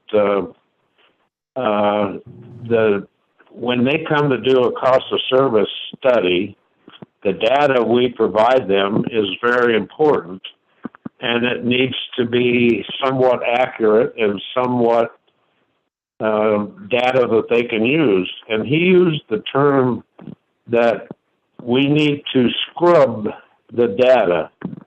And I really don't know what that actually means. He gave a brief example of meter readings that are being carried over so that the highest is the what they use, and he said that's not right. So can you give me a explanation of what scrubbing the data means? Basically, and I'll use my history with other utilities, but when you go through a cost of service study, you are going to look at the data that you have, because typically it's historical in nature. It can be a year ago or 2 years ago, and you're going to look at it and try to determine if there are any anomalies within the data. And you will either try and fix those anomalies or remove them so that they do not skew the outcome based on the data that the contractor uses to determine your cost of service. Be like So- eliminating the result of the. Yeah, so one thing though that he also did mention, which I'll bring up close for metering, he said one of the problems they've seen with the residential meters is maybe they're not resetting from your peak use in the month. And so you might set a peak of 12 kW or whatever it is. And then the next month it's still 12 kW, but because that's never billed and no one ever looks at it, it's an error that we wouldn't pick up in our daily course of doing business the way we do. But then when you put it in the model, it will, all of a sudden you'll get a different result. So those were sort of the things that I picked up on him, because that wouldn't necessarily show up as an anomaly. It would, all the meters would be doing it. And it would be but we would have to see it. But typically that would be if it was a demand meter. Correct. And most of our residential meters are not demand meters. Correct. So we'll be able to choose the demand through the software for the time period given. So the meter doesn't have to reset. Now our current demand meters Right. do reset monthly because they report demand to larger customers. And they are all being looked at on a monthly basis, so we can Right. track that. So right now, our residential meters aren't really, like, when you go to Smart Hub, you see what the average KW you use. Well, you can figure it out because of you see your KWH on a half-hour period. Then you can say, okay, if it was 10, then over an hour, I must have averaged 5 KW. Right. Or Well, whatever. No, I would have 10 KW. Right. Yeah. Right. Yes. And being that the residential meters don't measure demand, they just report their interval data. Right. The meter data management software will calculate the demand It'll sort of for- be average, and we would decide whether it's that peak, that Right. time is a half hour or an hour Right. or You 4 use the hours? software defined, yes. Okay, okay. Not that I'm saying we're going to do that, but I just wanted to understand. And Carl, the other thing is, Liz brought it up, COVID, or if there is the fire, if there is a significant event that affects the numbers, then they will want to try and scrub that out of the numbers to make it what is referred to as known and measurable. But, well, and typically you are not going to utilize a time period where, you know, for us, if you looked at the financial statements as we went through, our usage didn't necessarily go down significantly. Our revenues were similar. We may have seen some changes within classes, but what we are looking at is something that truly captures what the experience of the utility is and is not affected by any anomalies. And, a hurricane, a wildfire, something like that. So that's what they would look to try and adjust for. As Dick just mentioned, for some of those things, it's really hard to adjust the data for it. And so what you need to do is just pick a different test period that is something that is more representative of the usage of the co-op. Well, he indicated that was the, at least I thought so, the responsibility of the co-op to do that, not whoever comes in and does the cost of service study, because they are just taking the data that you provide. So question is, do we do that on an ongoing basis, or what's our procedure for that to provide the data to a cost of service study? Could I add a little perspective? Because I think I followed this pretty closely too. The recommendation was specific to aggregating demand data for customer classes. And I think Mountain Parks already has a good start on this. We've gone through some exercises to put together demand data by customer class. Granted, that was over a pandemic year, so that may not necessarily be the most representative year. But going forward, I think it'd be a great idea to start looking at that, start scrubbing, quote unquote, that data, making sure that we don't have any outliers, so that when we do a cost of service study, we're best prepared. And Stacy's team does do quality control checks on billing to make sure that we identify things before we send out bills for something that the meter didn't give us all of the information we needed. And so there are reasonableness checks on the data. It sometimes helps us to find issues, and they may be extremely small issues, but if we have it at one meter, it could be other meters as well. So we are monthly reviewing the data that we get from the meters for the billing purposes for our members. And because we want to have as good quality data as possible, because that's what you are going to end up having to pay. And so we do that. And I guess from my experience, the contractor that you hire, it is the utility's responsibility to have good data. However, the contractor, if they are doing their job, are going to talk to you a lot about the types of quality control that you do with your data. They're going to ask you about things that you may believe are anomalies and how you might adjust the data for that. And so while it might not be their job to do it, if they're doing their job, they're going to ask you what it is that you're doing, because it should affect the work that they end up doing. Is there a compilation of or a list of those kind of things that the cost of service study people have run into in the past when they come to a co-op and we really can't give you a great answer because you didn't do this or didn't do that? Is there a common list of that kind of stuff that's out there that we could mimic or follow? I think we've learned through experience, because when we had our last cost of service study, 2019 or the 2018 year, it was Guernsey, and we gave them our data, like, here we have AMI data. And they looked at it and they said, well, this is kind of junky data. I felt like yesterday, Josh was talking about our data. They're like, yes, are resetting, you're not doing this, you're not doing that. So Joe and I talked back then, and you tweaked a lot of that data. So we know what their Guernsey specifically and other cost service study people are looking for there. Now, our emphasis is on what we are building. We don't build demand in residential. So.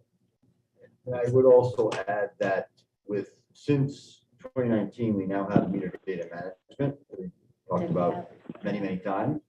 Meter data management has many built-in validations. It also identifies based on a common rule set that NISC is programmed into the system. So it's much better. Now, does that mean an anomaly can't slip through? No. Especially extreme weather events, fires, pandemics, all those things create unknown situations, but the data is very normalized now across the industry.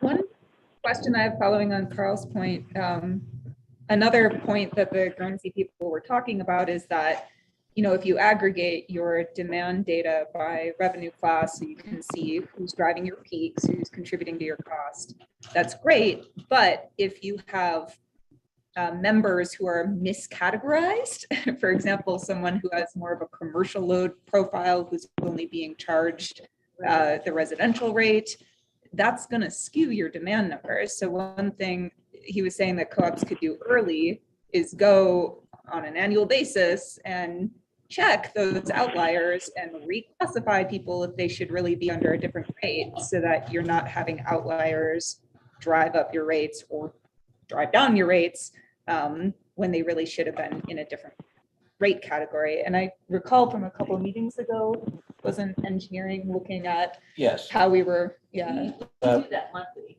We do that monthly. We get a top 10 in each rate class. I just send an email to Scott so he can review them. Are these classified right? Or is this rate code still right? It looks like they might have 1 month that's an outlier. So so if we have a member that's opening up a grow house, we're gonna see that in the billing data. Yeah. I won't name names, but we see that. But every month there's a couple in particular that we're analyzing, and sometimes they're more difficult to, and there's a whole other conversation, the way our tariff is, the KVA that's provided to them, the number of kilowatt hours that they use, which is what I bill on, and then the demand.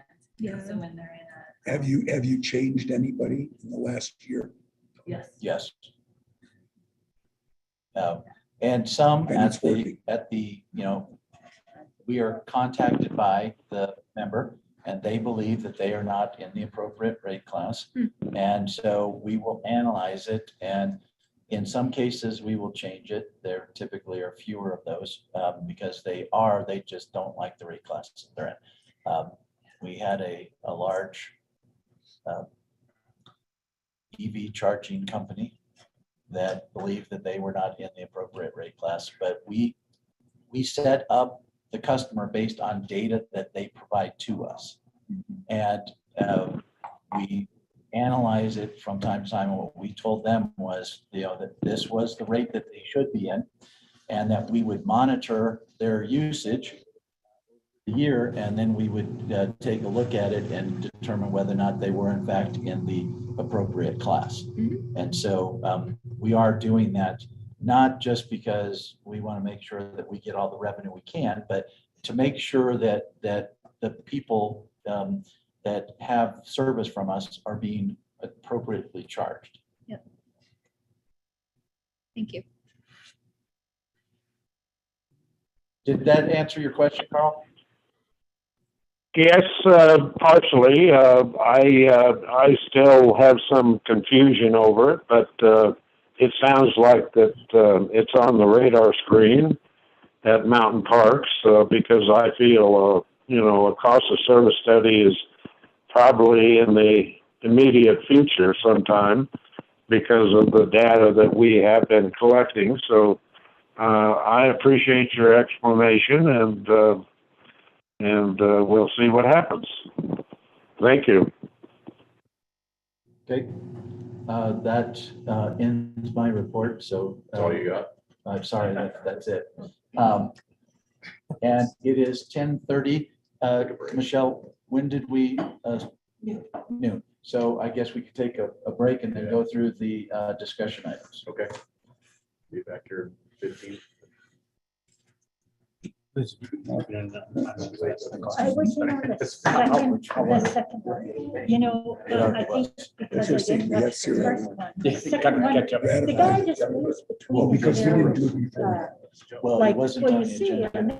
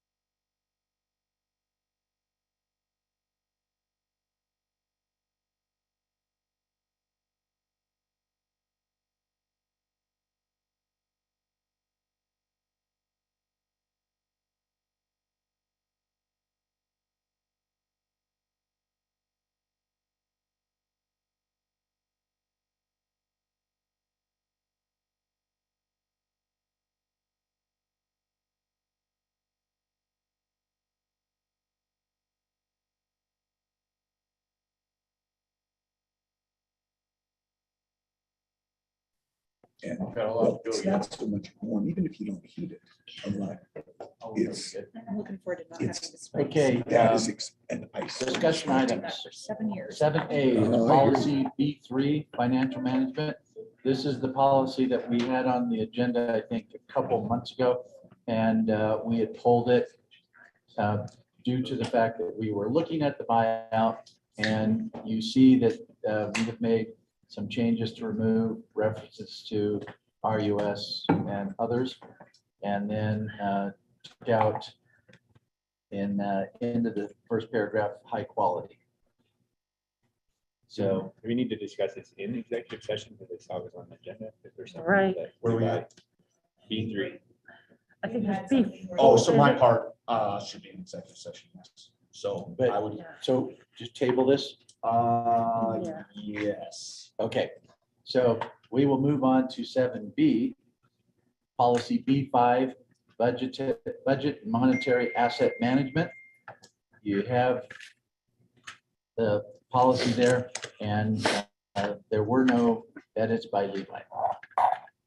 I move to approve the policy as written And publish. and probably make it public. Second, Motion, and a second. All those in favor? aye. Anybody opposed? Good. Carries. Okay. 7C, policy D4, director's attendance at meetings. And this has been up a couple of times. And we talked last month based on a question from Dick as to what you should include for Zoom meetings. And so we had said that we would put it on the agenda for this meeting for the directors to discuss. So there are no changes. It was just for discussion purposes. I think this one is the one that aggregate the small Well, meetings. You know, I'll give you an example. We have 4 meetings for Guernsey, each 2.5 hours. You know, is that a 10-hour shift where you get 1 day? Or is that 4 2.5-hour shifts where you get 2 days? Because I ran into it with smaller meetings than that. 1 was longer and 3 were smaller with NRECA. Like, can you add them up, and if they're Well, less than 4 hours, the 3 meetings aggregated, that do you go? well, in this case, you're gonna have 50 or- 4 meetings that are gonna be 10 hours. Right, Is that 2 days worth of business or is that just a long day? And that's what I wanted to bring up because well, I actually think the way the policy is written right now for Guernsey, if the board approves us attending, the way the policy is written is that each one of those would be a meeting less than 4 hours. right, and you wind up getting $1,000. Yeah, $1,000. If you aggregated them as a long day, Day, you would you would only get- get $500. And my question is, I think since this is happening more and more, especially with Zoom meetings, we should be a little more precise so that there's no blowback. Somebody's doing it one way, somebody's doing it another way. I mean, to me, it doesn't matter. I just think we need to be a little more concrete. And another point I had is on travel. Is travel from the time you leave your house to the time you get to where the meeting is. What happens if you have a 3 o'clock flight and you get there in 2 hours, but you're there, the whole day is shot, you know? Yeah. So we're not specific enough from the standpoint of having continuity. And I thought that a discussion on it would probably be apropos. That's it.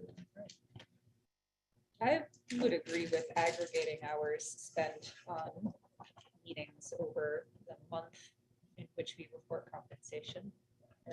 I guess I would too, but I think then you get into, you have to think too, like, I could not attend the first Guernsey meeting, but I can go back and watch that 2.5-hour thing. Does that count as a meeting? I mean, if we're gonna, all of a sudden, we have to be cognizant of all those issues. Well, with having Zoom as our lifestyle now, I think we ought to at least come to agreement amongst the board as to Oh, how yeah, how we to should do it. approach it. Right. That was my point. You know, you put in for 4 separate meetings. I put in for 1 day, you know, it's not who's right or wrong, it's that we should at least be consistent. And this allows for inconsistency. So my point was that I don't care which way we do it. If we aggregate, would you, I guess, Kristen, look at an 8-hour day as a day? And anything above would be that second, another 250 or? Oh, what would you support? Maybe, yeah, like You if know, yeah. if you have 16 hours, that's 2 days. If you Well, in have this case, you'd have 12 10. hours, that's a day And and a this half. is all virtual. We're talking about Yeah. virtual stuff, not in person. Right. It goes over to the in-person little, like Chris said. Right. Yeah, but I'm just curious if we're gonna make a distinction between, because currently, if we have a long in-person board meeting, because Mark has all kinds of stuff to talk to us about in executive session. Yeah. That's Mark. Yeah. Yeah, that Mark. I mean, and it goes 12 hours. Yeah, that's Is it one day or is it, so that's why I was gonna say, aggregating stuff for a month is different than on one day. Well, then maybe that's how you do it. You Well, aggregate up to 8, and anything over that, you can start aggregating also. I think from my perspective, I mean, you guys are really consistent. I mean, I know that, put in for the same thing if you're all doing the same meeting. And so to me, it looks consistent. I know it'd be great to have a hard line policy, but I don't know how you're gonna. Everything. Right? Well, no, you're not gonna have everything, but it, to me, it was just not clear what, as a board, our preference would be. And I think if we have a preference, then we live with it. Maybe you don't have to put it in the detail. It's just a discussion, and I hate to keep asking, well, how would you feel if I did it this way versus that way? It should be pretty well straightforward, So, but I think the policy it's just a matter of whether you're comfortable with paying. Because Dick, you're asking, should you do it different than what the policy says? Because the policy says class under 4 hours, $250. yeah, that's right. Yeah. So I think it's clear if you want to get less, I don't think the board's going to have a problem with that. The board policy says you get 250 for anything less than 4 hours. So the board's at this point clearly okay with that. And I'll say something too, if I get, expense report back that's less, I'll come back typically and ask you, look, everybody else is consistent this way. So it's admirable. Yeah, I think that's, Well, save the company money, but I do think the policy is, I think it's fairly clear that. Normally Okay. in the past, we haven't had a problem, but here Guernsey is just something new. It's 4 2.5-hour courses. What if it runs 5 minutes over? My point was I ran into it with NRECA where you had an hour and a half meeting, then you had an hour meeting, then you had an hour and a half, then you had a 2-hour. What do I do? I'm going to collect 5 per half-day per diems for that. It didn't make sense over a 3-day period. These are separate days. So I just felt uncomfortable and I thought I'd bring it to the board. They prefer, hey, you want to pay it? That's fine. I just felt uncomfortable, especially with NRECA. Because it was over 3 days and it was like 4 different hour and a half meetings. I just don't see it being used, that's for sure. So. And What are you expecting from the board that you're doing? 1,000, 500? Well, At least come to a consensus. For policy, it's 250 a meeting. It's fine. So if you all put in for that. And it's a whole, 3 hours of a day, 3 And times, it's 4 not times. just that too, there's prep time in there and there's. You're reviewing it. Yeah, I have no problem. I just thought, bring up the point. Mine was basically for NRECA because there weren't 2.5-hour meetings. They're smaller, but that's fine. But that, I again, admirable, you want to try to save some money. Those meetings aren't the norm necessarily. That's going to happen once a year or so. I feel like if you're someone who has another job, has to take the time to prep, if then all of a sudden in the middle of the day, you have to attend something for an hour and a half and be on point, it seems reasonable to me. Justin has to come off the Mesa for a call. But the audit one, I only made 45 minutes of it, but for me, I'm not going to work that at all. Yeah. So. Yeah.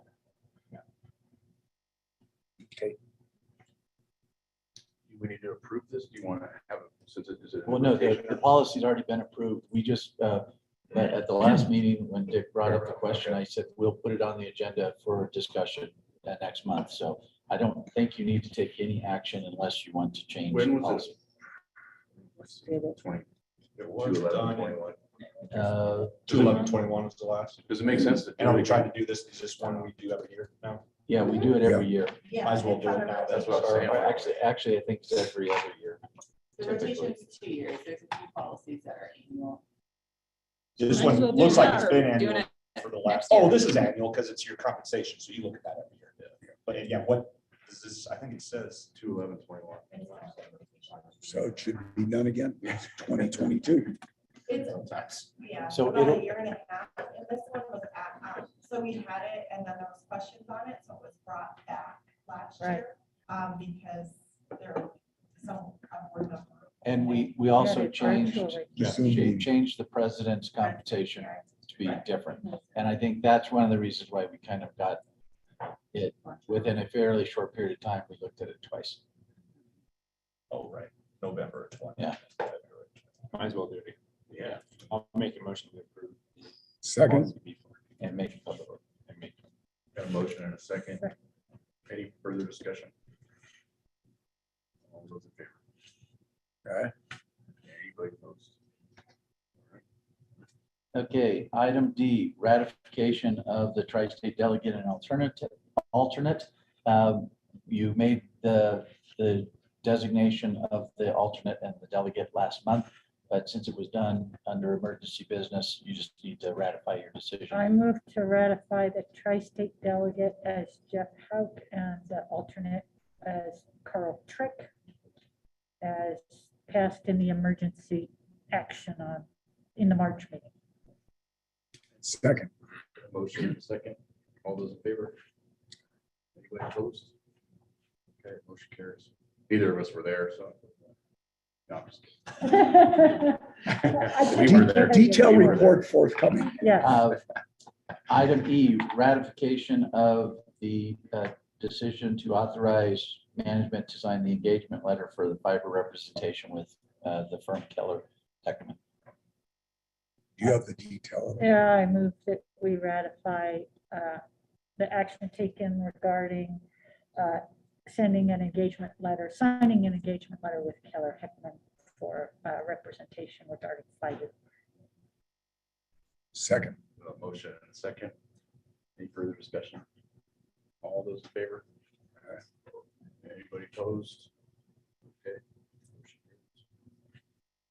Okay, item F, a request from the Middle Park 4-H Council for funding.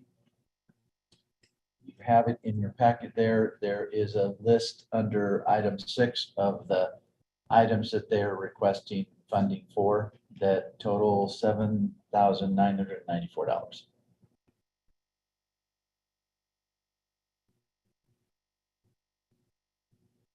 Do you know, and I meant to call Olivia before this, I used to be the 4-H lead for the shooting sports. They used to be friends of the NRA would fund most of those.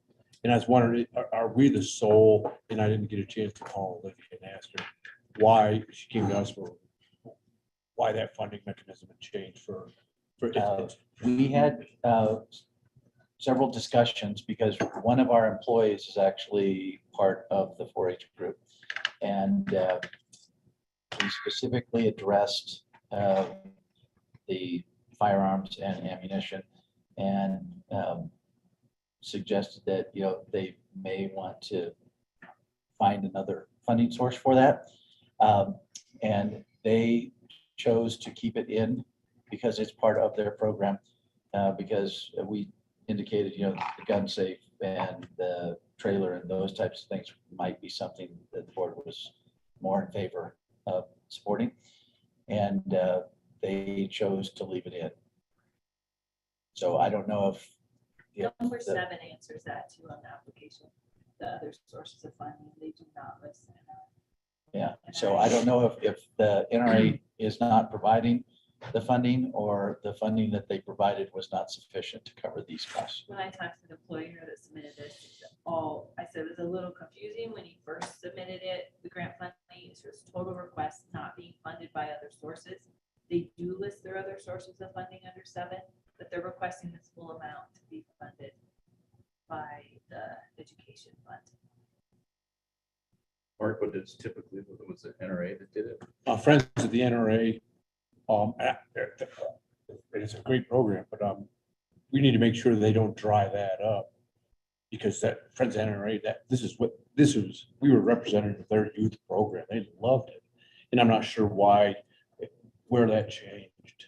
It may still be there, other than, Again, I don't mind us doing it if they had dried up, but I don't want those guys. That's something a little bit more appropriate for Friends of the NRA, and they're liking that as their youth outreach you don't program. want to take somebody else's place, Yeah, so that's just a question I was gonna ask Olivia. I just want to bring it up to you guys. Could you check on that? And would it hurt if this was put off for a month? I don't know what the I'll check and requirements see if are. we can respond today Yeah. Yeah. to the employee who could call. Yes, at lunch, we can call the employee, because. Yeah, I said I kind of retired from that 4 years ago. My kid runs into that for a dozen years. It's something that really needs done. It's a great program, but I don't know if it fits our deal when there's other entities that are set up to help them for that. Why they work with us. So we will table F until after lunch. Yes, that would help. So moving on to G. In the budget, we have the capital credits that we would return this year, and the board approved those when they approved the budget. We have been looking at this and looking at cash at this point, and we're considering asking the board to give us discretion to be able to do it later in the year. As part of that discussion, Stacy reached out to the CFO group for all of the Colorado co-ops to find out, when they were paying their capital credits. And we are somewhat of an outlier on when we pay. Most of them, I'll say a majority, are paying them in December at the end of the year. And so we wanted to get the board's input on, one, whether you would give us the authority to potentially pay them a little bit later, or two, if the board was interested in changing the payout of the capital credits to December. We used to do it in December. I don't remember why it was changed. As I recall, it used to be right around Christmas time, and then for some reason we changed it. And I think it had to do with doing our budget and knowing what we have and how we were going forward, that it was changed. But I recall years ago, I believe it was right around Christmas time. Well, and remember that when you approve the budget, it's a year lag. So you're approving the budget, and then those capital credits are paid in the following year. Right. Maybe we did it closer to the annual meeting just because it gives you A little bit. Is there a reason for delaying it? Uh, Other than everybody else does it? Well, no. That I think it fits better with the cash flow that we typically see, because we tend to have more cash either first part of the year or at the end of the year. And this year, with waiting to get the reimbursements from FEMA, cash is tight because we are doing the construction and other things that we need to do, not necessarily waiting on FEMA. And so that's one of the things that if we could, we would ask for the discretion to pay it later, so as not to put us in a position where we would probably do a draw on one of the lines of credit in order to pay the capital credits. Potentially, I mean, don't know that for certain, because it's going to depend on as we get closer to the time to pay. 2 months ago, we had an awful lot of cash. Well, you always do at the beginning of the year, but then we paid off at the end of the year. We paid CoBank the $8 million. 3? 6, yeah. Oh, 3.6. I thought we paid 2.6. somebody, I Yeah. thought we paid somebody $8 million. I can go through the cash flow that I put in the budget. It's But, and then we We have have a lot of continued money. to incur, and the thought was that we would actually see FEMA money before the end of the year. And the process has taken longer than we anticipated. The feds actually did obligate the money, but then they obligate the money and then it goes to the state. And we maybe unwisely thought that since it was the feds' money and we went through the whole process with them when it was obligated to the state would just pay it. No, the state starts over and they do their process. And so we are hopeful to see the money this month, or at least the first part of the money. I'm okay with giving you discretion. I think there's been a few between the FEMA money, the refi, there's been some cash stuff that hasn't. And, you know, I tend to think of when our members or our businesses might need the money, like they should be flush coming through the end of winter, at least the East End businesses. You know, at the end of the summer going into fall, maybe like getting through September, October, November is a little harder. Like when are we gonna pay those to make a difference? I don't know. You probably have, you guys may have a different take on that. No, I don't have a take on it. It's just that I don't like changing things. And if you want to do it one time, you know, because we did change it once already and people expect it. Right. You know, they're sitting there and they know in May, they should be getting a check, right or wrong. And if we're going to change it, I think we need to have a good reason, and FEMA and the other things are good reasons, but we need to tell the people. We need to put something out, either their next bill, explain why it's being delayed, and that, you know, in the future, it's going to be annually, boom, and not have any changes. And if we have to borrow, we borrow. I think making a change once for an emergency, that's fine. After that, people get to rely on that, you know, and I think we ought to keep it the same. So we can't go back. So, I mean, if we get closer to December, we can't go back and amend the amount that we have a lot of cash, can we amend the previous year's allocation to pay more? Yeah, the board can always decide to make it. Or Yeah, retirement, sorry, yeah. they can always do a special So retirement. It would give you more, I mean, we sort of did that last year anyways with the With the bill credit, right. So it would, if it gives you more flexibility, that might. Right, and then we could sort of, I mean, we could make that decision about deferred revenue versus retirement. Right, because if we retire a bigger amount, we could have less of a margin. It doesn't affect margin, it's just Dear cash flow okay. for retirement. But it would give us more flexibility to do more often. Right. yeah, and we, you know, after the next 4 or 5 years, we're going to be hitting a brick wall if you look at that report in the audit.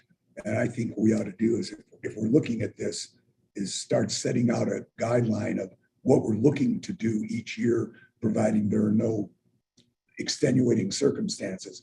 Because over the next 6 years, if we retire similar to what we've been retiring, plus a little bit, you can knock 9 or 10 years off, and then you wind up hitting that $4, $5, $2, $3 million every year, and it's going to become difficult to retire. And then we're going to go from 25 years to 20 years and back to 25.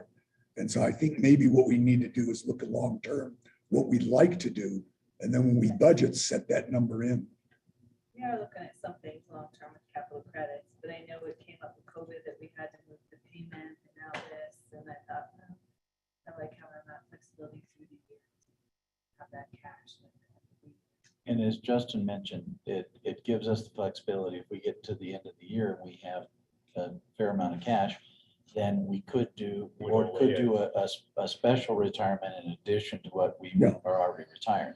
If it better aligns with cash flow, why don't we just set it? Well, Why doesn't that be the time to do it? Do you think it better aligns with the cash flow? I mean, certainly gives you more flexibility. Because I can't remember why we changed it to our meeting. I don't remember. Not yet. We'll do that Okay. as a separate discussion. Okay. You need a Yeah, I motion? think it could better align, is we do things like electrify everything, and we want to promote those programs throughout the year. And it goes over the budget for the capital credit, we might amend it for something like that. We get really high participation, and that's really good win-win for the co-op. I don't want to stop someone from doing it because they come up against that budget. So when I'm looking at budgetary items like that, now that we're doing more with capital credits, it might be better later on in the years. We have some more people participating. All right, I'll move that we make the timing of capital credit retirement. Do you think we should put it in, fix it in December? Or give you guys, that's what I heard Dick say, but I heard staff saying flexibility. Well, because it was two things. possible options. Right. Stacy, do you think that fixing it in a particular month is, But say that the would fourth be quarter fixing it. or? It's nice for like member Okay, I'll fix it. transparency to say every December. Every December. So Fourth quarter. I move that Mountain Parks, we might want to add this to our policy, that our timing of the 2022 capital credit retirement happen in December, and that ongoing retirements follow the same schedule. Second. Second. Everybody understand the motion? Any further discussion? Right? And we will, Like at the the annual members know. meeting, I will announce it. So since we're giving away a lot of prizes, might make it a little bit easier. I think it'd be definitely based on what Dick said, that we ought to let people, Yes. we should get it out. Well, there. with the fire and with COVID and everything else, it's a good time if we're going to do it. Explain it to them in those terms, and then from then on, they know when to get it. Makes it Especially for the easier. large users, they get larger checks. Most of them are, Yeah. Well, in the towns, the fiscal years change too. Yeah. Some of them are on a different fiscal schedule. All those in favor? Anybody opposed? Is there a discussion? This is Carl. We already had it, Carl, but go ahead. Well, I can barely hear you because of everybody talking at once, and I don't know if the microphone's turned up, but I didn't understand the motion. Is the motion to move the capital credits retirement to December from now on, or is the motion to authorize staff the discretion to change it this year, but the retirement stays in May? No, it's to move it to December permanently until the next board decides not to do that. Or the staff makes the recommendation to the board and the board changes it. Well, I'm not really in favor of that. I agree with what Dick said earlier. Maybe he's the one closest to the mic or has the loudest voice. I don't know, but people are expecting that in a certain time frame, and I'm in agreement to because of the circumstances to let staff have the discretion to change it for this year, but I'm not in favor of changing it in the future. So that's my 2 cents. Okay. Can we do a partial in May and the balance in December? And that gives you the. It's expensive, very expensive. We talked about doing 1 and 1. When you say very expensive, Very expensive to mail them all. how much you talking about dollar wise? I think it's at $30,000 to $40,000. It's the same as interest. Yeah, we're mailing, yeah. Oh, the line of credit like. Yeah. As for not doing it partially. So if we do it one time, it's cheaper and better administratively too, because I don't know, I just asked. Yeah, we thought about that, talked about it. Okay, well, we have a motion and a second on the floor. All those in favor? Anybody opposed? Yes. Motion carries. Okay, the second thing that we wanted to bring up to the board is our current policy allows for inactive members to cash out their capital credits when they leave. They are no longer a member. We have been looking at this and have again looked at what other co-ops are doing. And there are co-ops that don't allow the inactive member to have the discretion. Basically, you cash out their capital credits when they are no longer a member. And part of the reasoning behind it is they no longer have representation at that point, and they potentially wait 20 or 25 years to get their capital credits. And in many cases, by then, we don't know where they are. And that then flows into the unclaimed capital credits and at some point goes into the education fund. Whereas if you cash them out at the time that they are no longer a member, then you, at that point, you should know where they are and be able to get them their capital credit check. So we wanted to see if the board was interested in modifying the policy to make it not discretionary on the part of the inactive member, but mandatory. And typically we have a fair number that go ahead and do cash out, but not everybody. Is that discounted or is that 100%? Yes, it is discounted. So what you're telling someone is you're forcing them to take a discounted dollar. Is that okay? Well, I mean, if there's no discretion, you're telling someone if you leave now, you're getting less than what you get if you waited.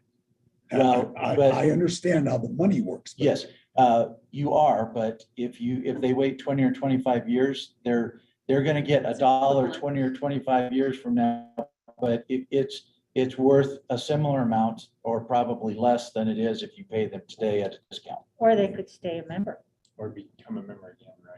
Or they could invest it and then earn interest on it, and then it'd be equivalent to getting it over time. I'm just asking the Yeah. question. I would ask the difference between an inactive and an active able to take advantage of the program. And it's two different classes of people, so we don't have to treat them the same. Is that I'm looking at Levi. We might want. And I'm avoiding eye contact. We might not be, we might want to talk about that in we should go executive into session. executive session. Yeah. Okay. And B3 is already in. Yeah, so, I mean, we can lump that into B3. Okay. Help capital credit in the future. Yeah. Oh, Right, for and sure. it does reduce the capital credits that are outstanding. And as we move forward into That will the be more periods that you were referring to with larger, it allows us to be able to clear the capital credits faster. And get into the businesses while they're still active and members while they're at the discount rate is key. You know, the net present value of what those funds would be based on the year. The system, accounting system helps us figure that once I put in the discount rates. So we will go ahead and move that into executive session. We did have conversations with Levi related to the issue that you raised, Liz, but We'll talk about that later. yes.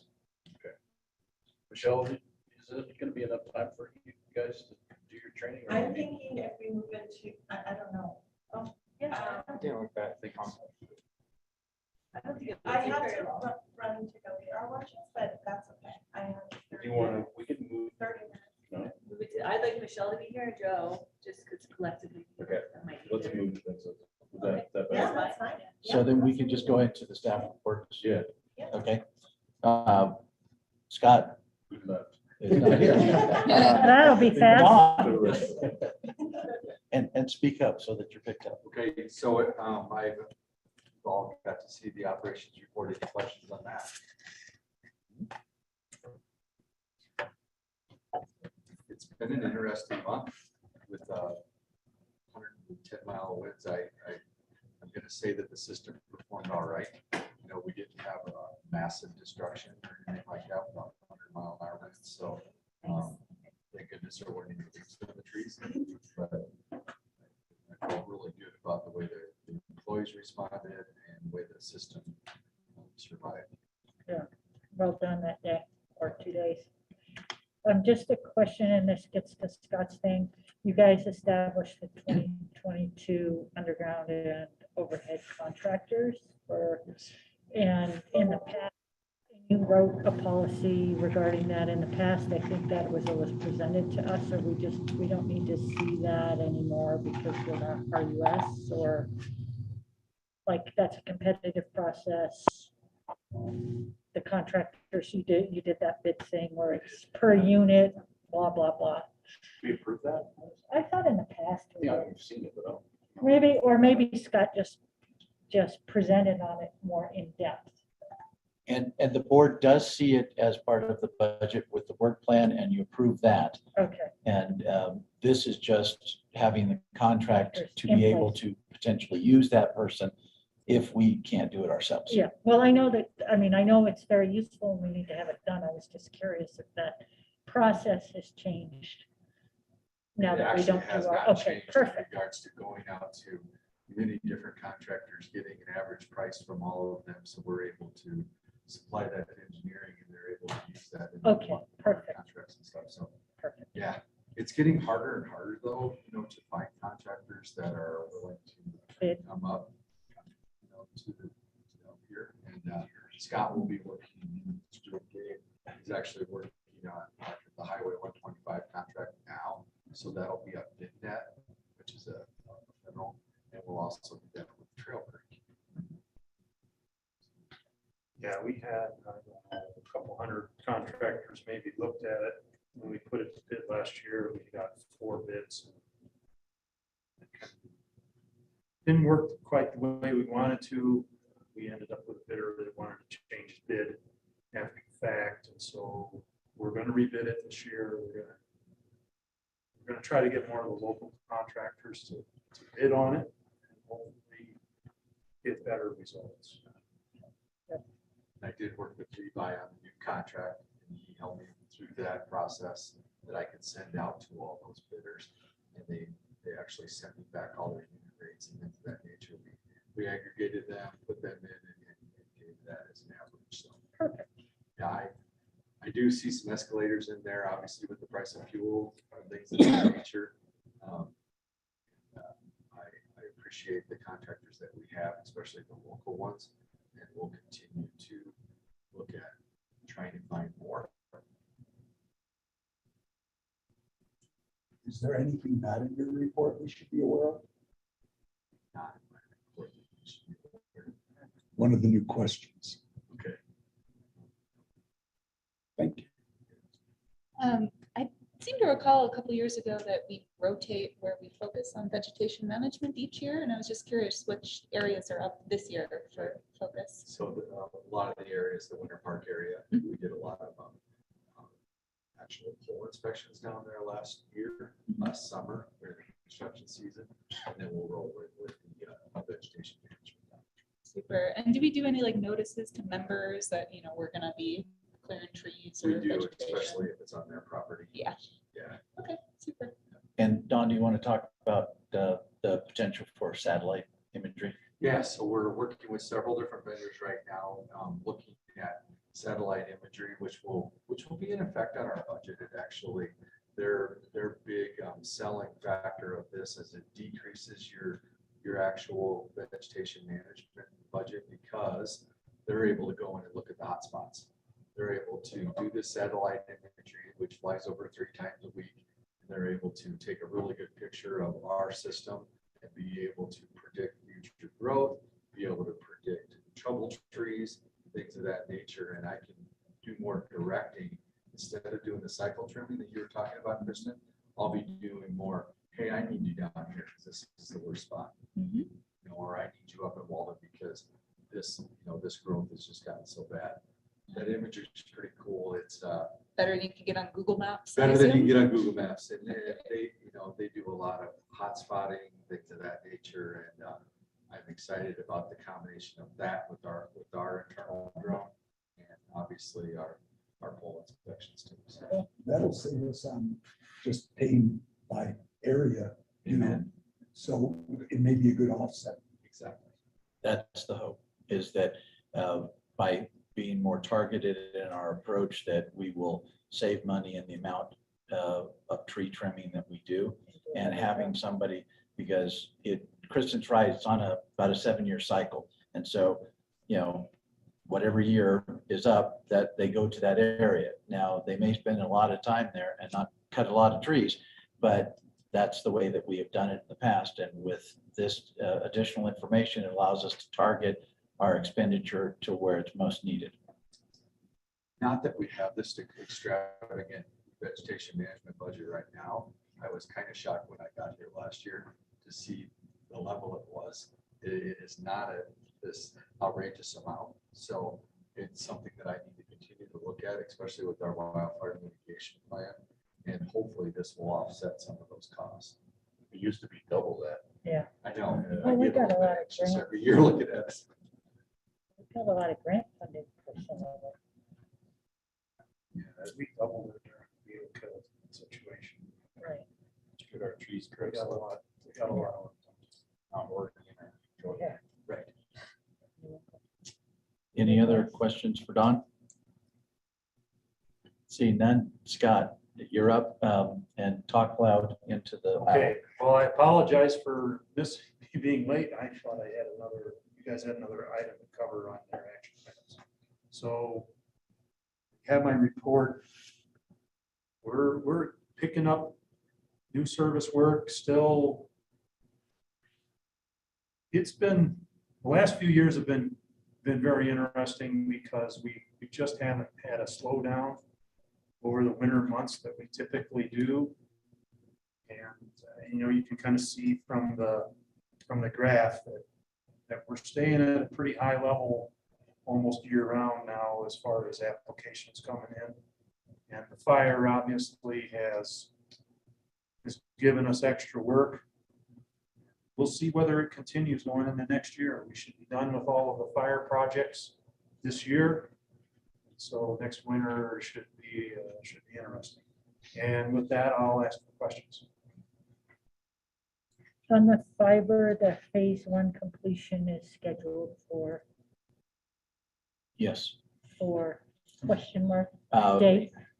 We had a meeting, when are we meeting with ADB?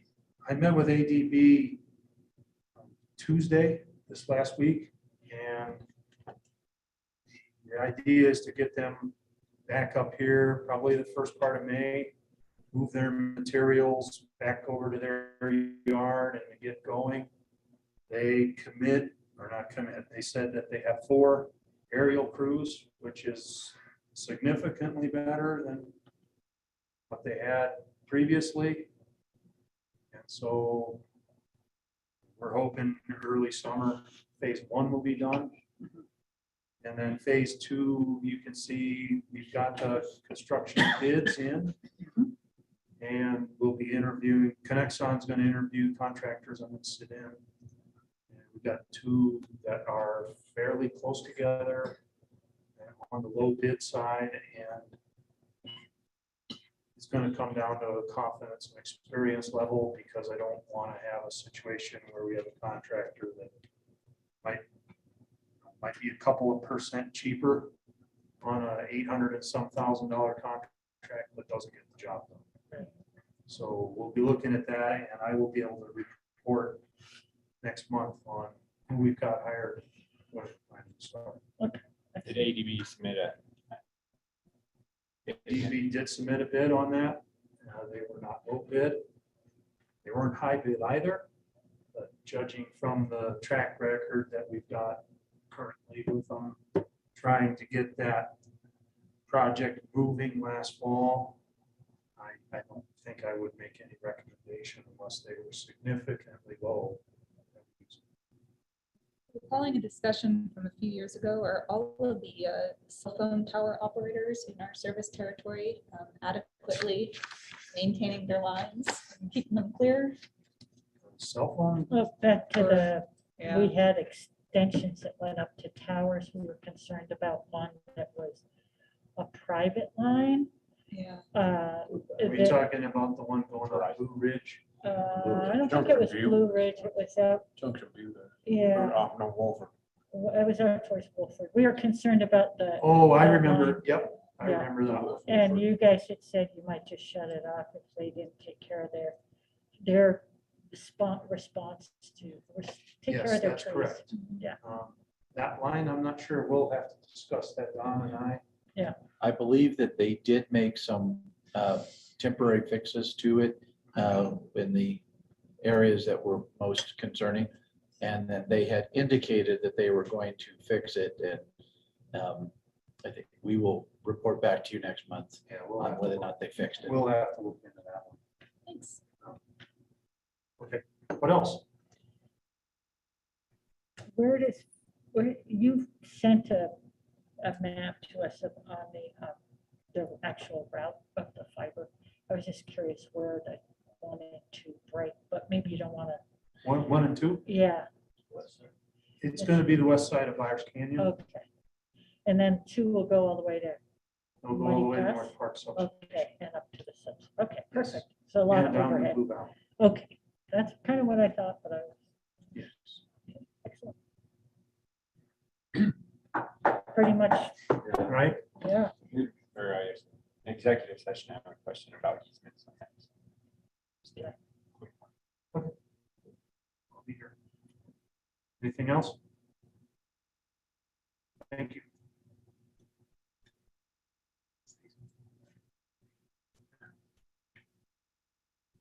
My report, any questions?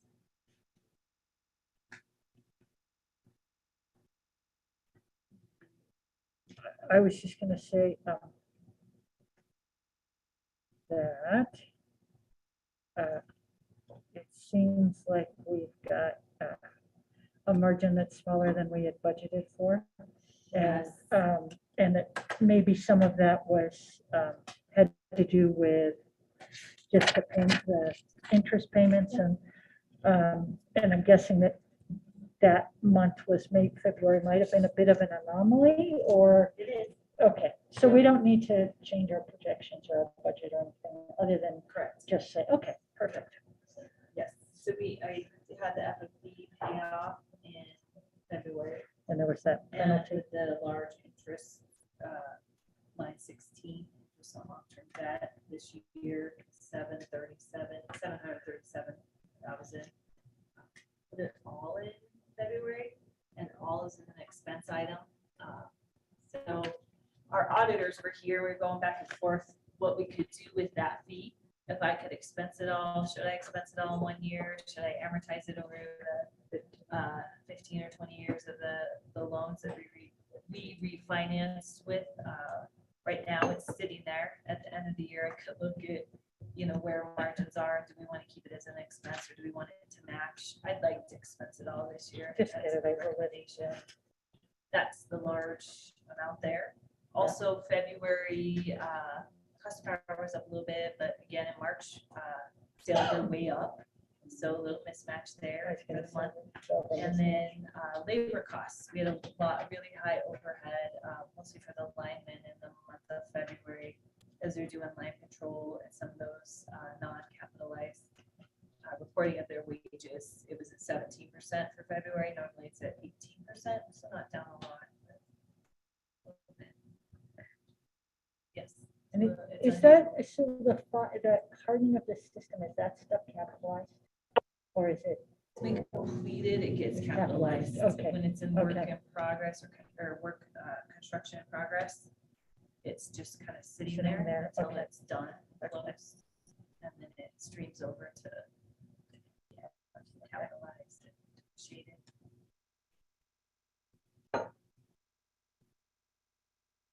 Oh, I did have Dave, our warehouse inventory control supervisor, who's only been here a year and 3 months, announced his retirement. He had a good opportunity with going to retirement with the increase in the sale of his house. So he's moving to Grand Junction, actually the end of this month, but he's agreed to stay on for the rest of the year and train his replacement.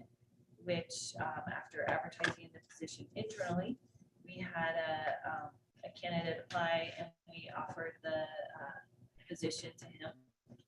And we're excited that he's been here for 3 years and has been really successful at his position with the company. He's going to take over those responsibilities, and Dave, our current warehouse inventory control supervisor, is going to train him the next 6 months. We'll have a new opening to replace. We will, and we talked about filling that now, but with Dave coming back from Grand Junction part-time and with the crazy summer ahead, it's hard to bring somebody on. If it takes a month or two, we're gonna wait till the fall to backfill that, unless they tell me that was when I met with the team. That's the conclusion that they recommended, that we wait to backfill that until when it slows down a little bit, October, September. And then I have a new addition to my report. Just give me some feedback, like it, don't like it too much. The last page. With Like it. Yeah. Right. I know that Office services. Smart Hub was 9,500. That's getting up there. That's good. I noticed there were a lot of comments about the $2. There are, yeah. Yeah, and we explain those, and we have some good talking points on that with our members. And as we see more of those comments, the member service reps are like, okay, how can we tackle these better? Some people just aren't happy with fees, and sometimes 2 + 2 in that case doesn't equal 4. And we tell them that, you know, we're trying to do a pass through of the fees for those members who use credit cards. And this is great. I like this. What does that middle line mean? Revamping how members are input in the system regarding voting member, AP, and co-applicant?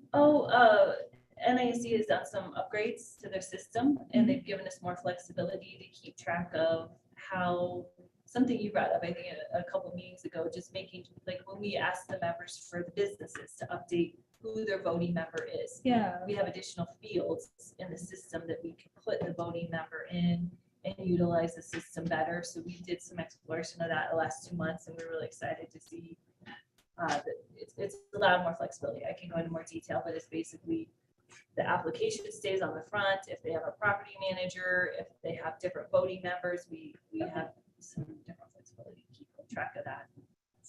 So if like a husband, wife sign up, they're both still co-members and both eligible to vote, but if a business signs up, then they have to designate their voting member or members.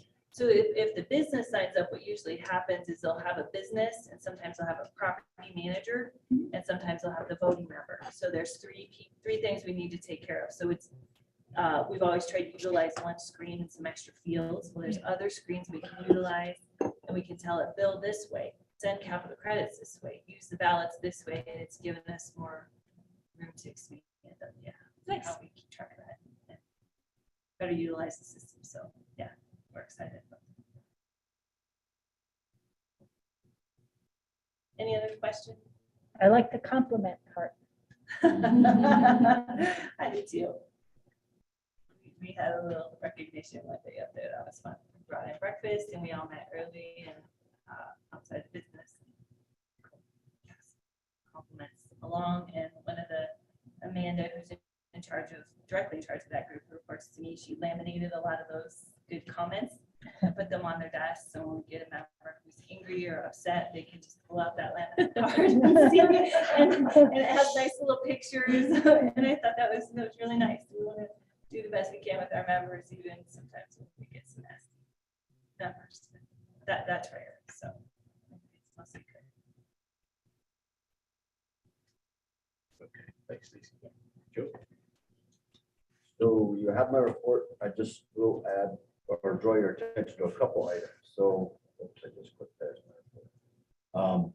Third from the bottom bullet point was a phone call that I participated in that was from CISA, the Cybersecurity Information, I forget what they Infrastructure it's for, but Security Agency. and the FBI.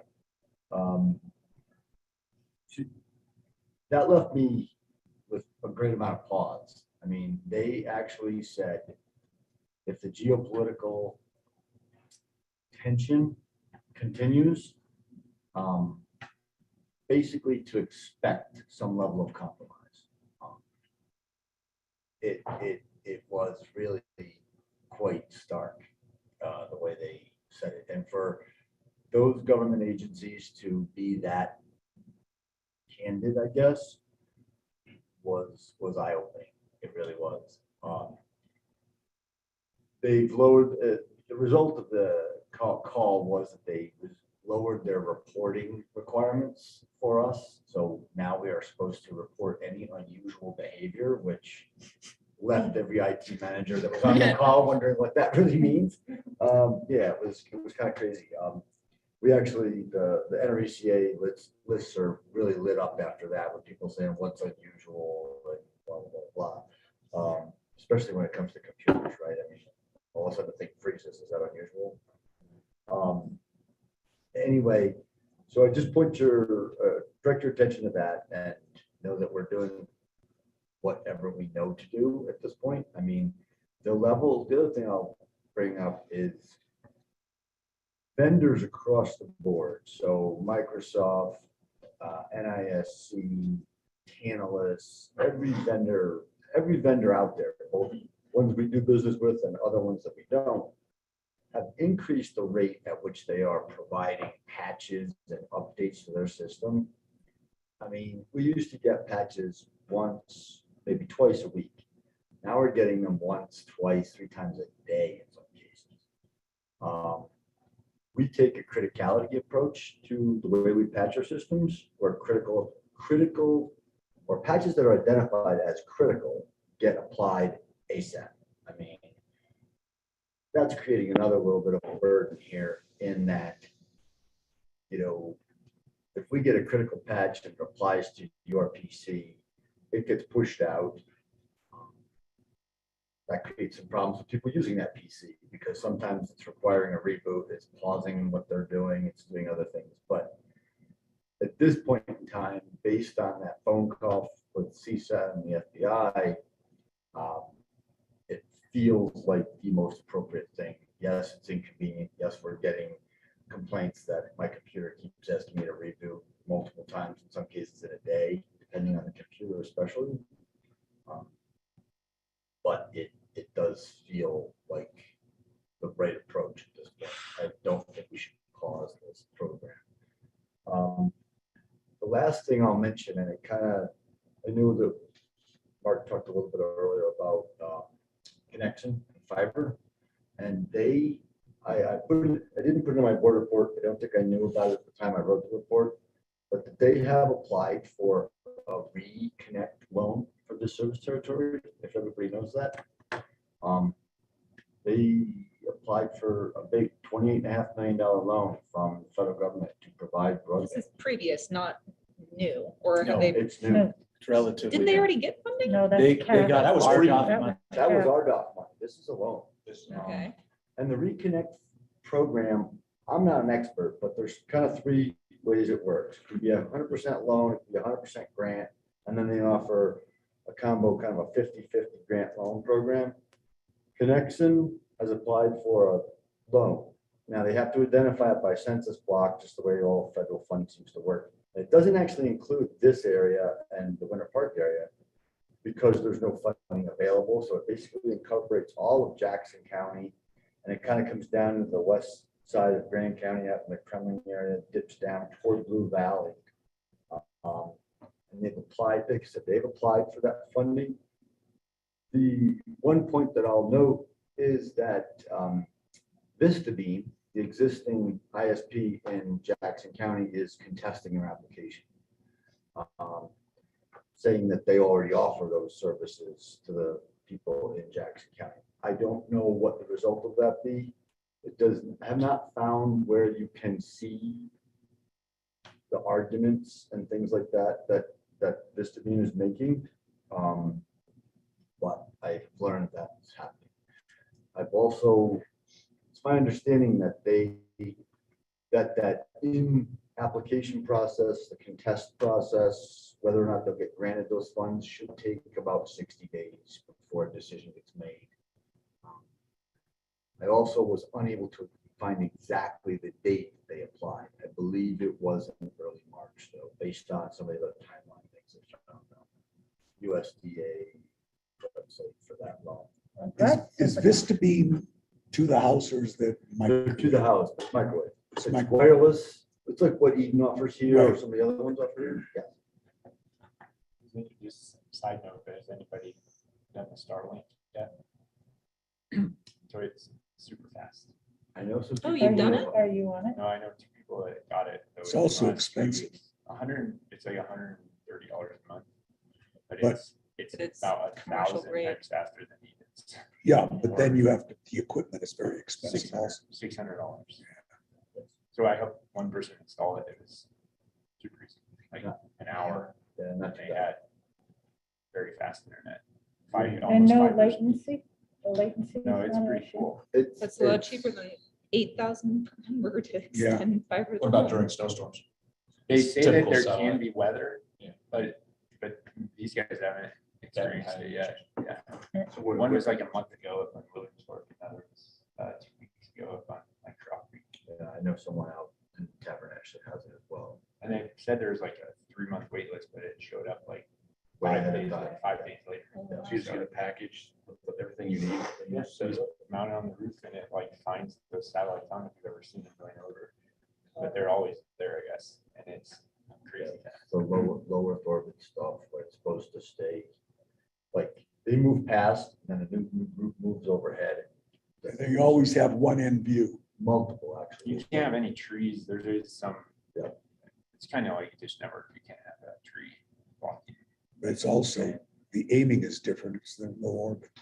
Yeah, it's more of a sky view versus a directional view. And that, just for comparison, that's about 1/15 the speed that the fiber. And it's, well, theoretically, but like for us, for our system, fiber's super secure. Yeah. For them, there's There's that, interference and things that can well, happen. and there's things capturing that could signals. happen. I mean, it's a war between Tesla keeping that Ukraine's data trying to stream use it safe to versus some someone success. trying to hack in. All right, Joe, thanks for keeping us as safe as you can. Yeah, and you We'll guys, do when we get the breach. you guys. versus Russia. It's Yeah, hard we'll work. do it. I mean, I've been in this doing IT work for a long time at this point, and this is as bad as I've ever seen. I mean, there's always these little blips where some nation ticks off somebody else and they go after each other and you see spikes across, but this is just nonstop. Even the soft probes, like information gathering, like where they're looking to Facebook inquiries about so-and-so's Facebook page, because it's all data they can use to socially engineer someone else. Even that stuff, type of traffic is going right through the roof. You guys already enabled the block external images on our iPads, right? You did it remotely, We have, but we've had some mixed success. So, because mine are blocked. now. yeah, so we did put the thing in there, but some people seem like it didn't take effect and some people took some effect later. I can show you if it's not working for you, how to do it, how to set that setting, but we did try to push it out. And it was, like I said, it was mixed success, whether it took effect or not. Okay. Thank you. Jessica. So I hope you guys saw in my report the good news about, Volume. this is not loud enough? I'm being very loud. They said they could hear us, so Liz is a little muted, I think maybe because of the mask. There you go, Jessica.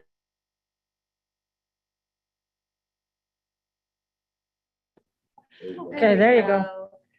Statue of Liberty. So Katie Hale and Grand Beginnings wanted to express their gratitude again for Mountain Parks grant, and then Basin Electric did a full match of everything. Awesome. So she was so excited. So thank you all for all of that, and thank you Stacy and Rob for the, wherever he went, for the referral to Basin. Yes, So, and very she is exciting. actually going to be one of the panelists that we have on our first panel at the annual meeting, good. dealing with education and what Mountain Parks does. I talk about enough, you don't need to hold it close to me. based on what we do to help with education. So she will talk about preschool. We have somebody from the high school that will talk about STEM courses. And then we will have actually one of our linemen that the board sponsored and gave a scholarship to go to line school. So. Awesome. Other than that, everything's pretty much in my report. Did you guys have any questions?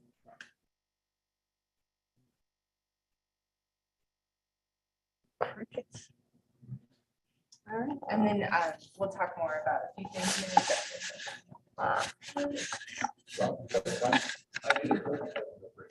So Liz noted in my report, you might notice it's bigger than usual thanks to the online survey. And we have quite a few comments on a lot of things. And the reason for the increase, if you're wondering, is we added the link to our online survey to our Smart Hub. So that's a new link that shows up when people, it's a new link that shows up when people view their accounts online now. So that's probably the reason for the big spike in the number of participants. We're pretty happy with that.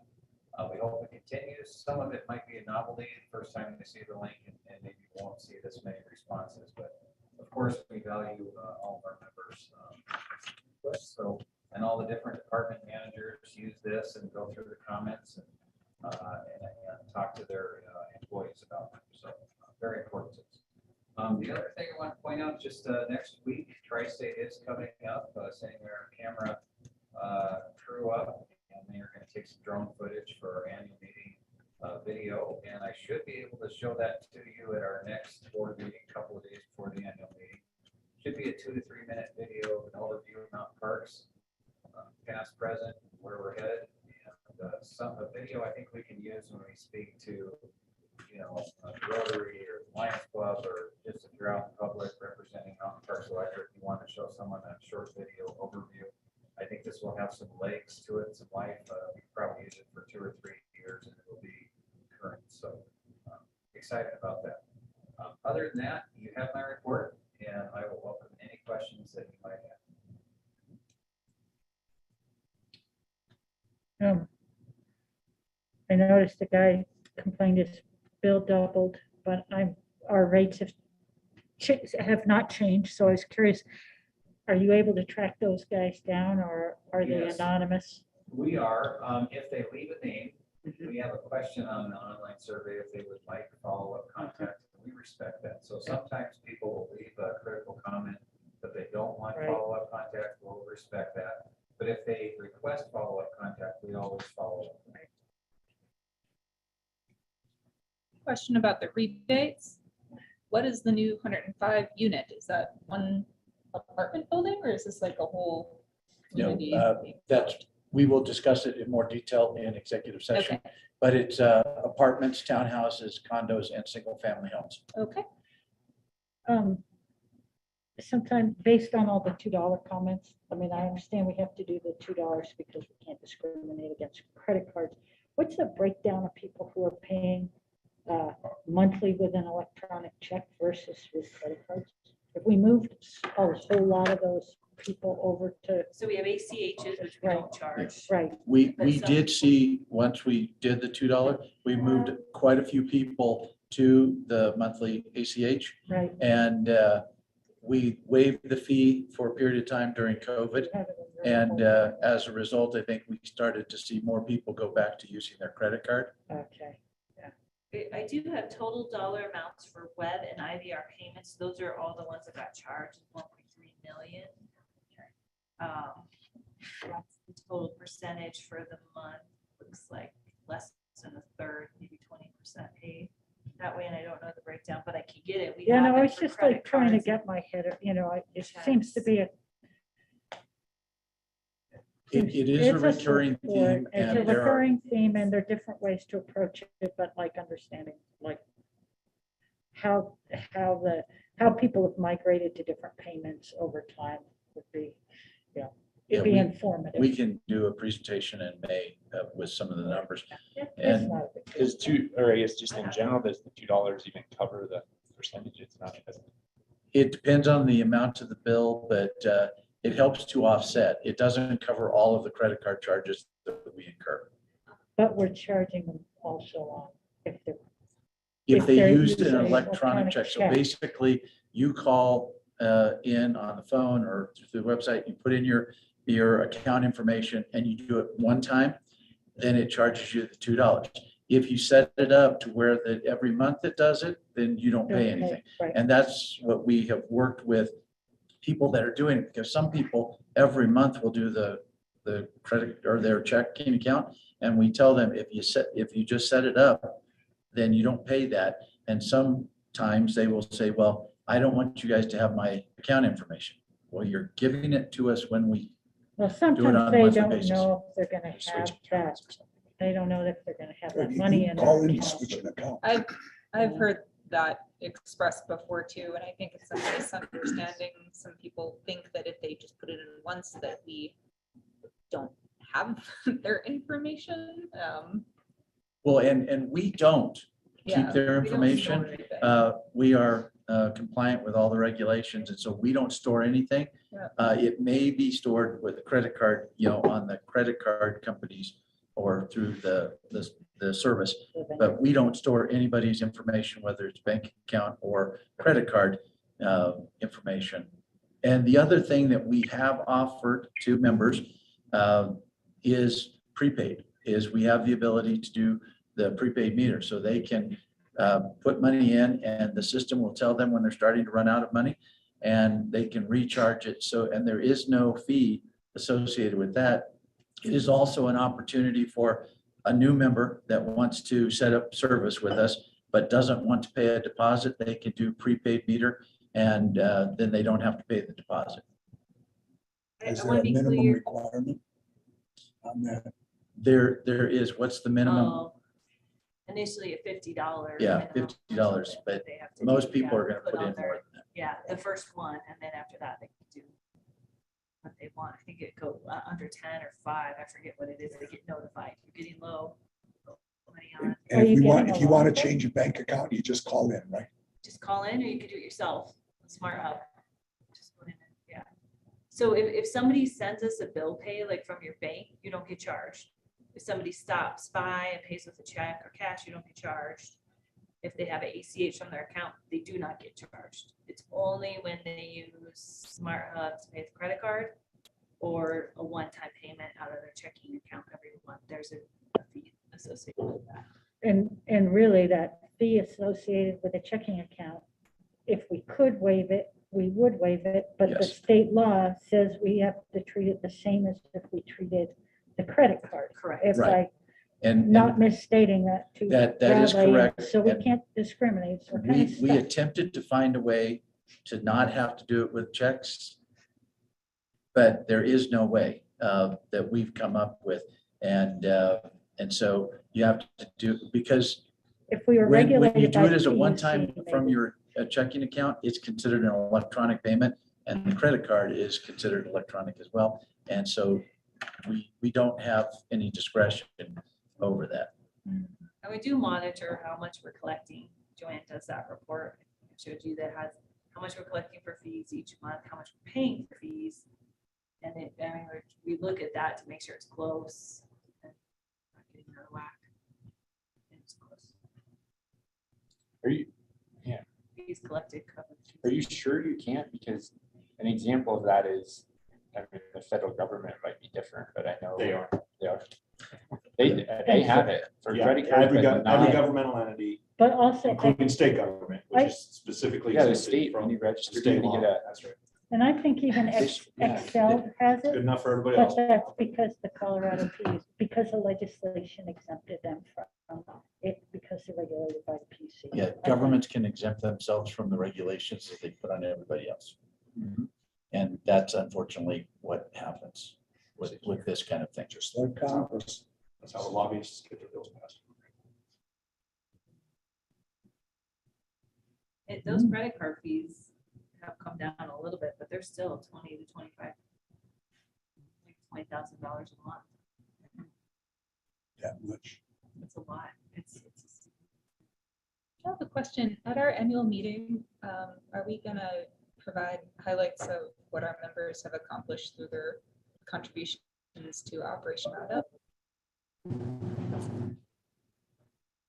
we have, I believe in the annual report, we have some information.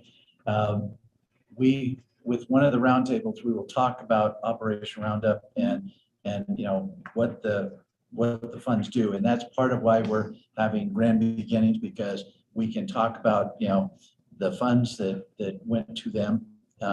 We can, you know, with the school, the STEM, it went through the charitable trust. And so those are Operation Roundup dollars. And so we can, the hope is, it seems like every year what we did is we just talked about all the things that we did with the money.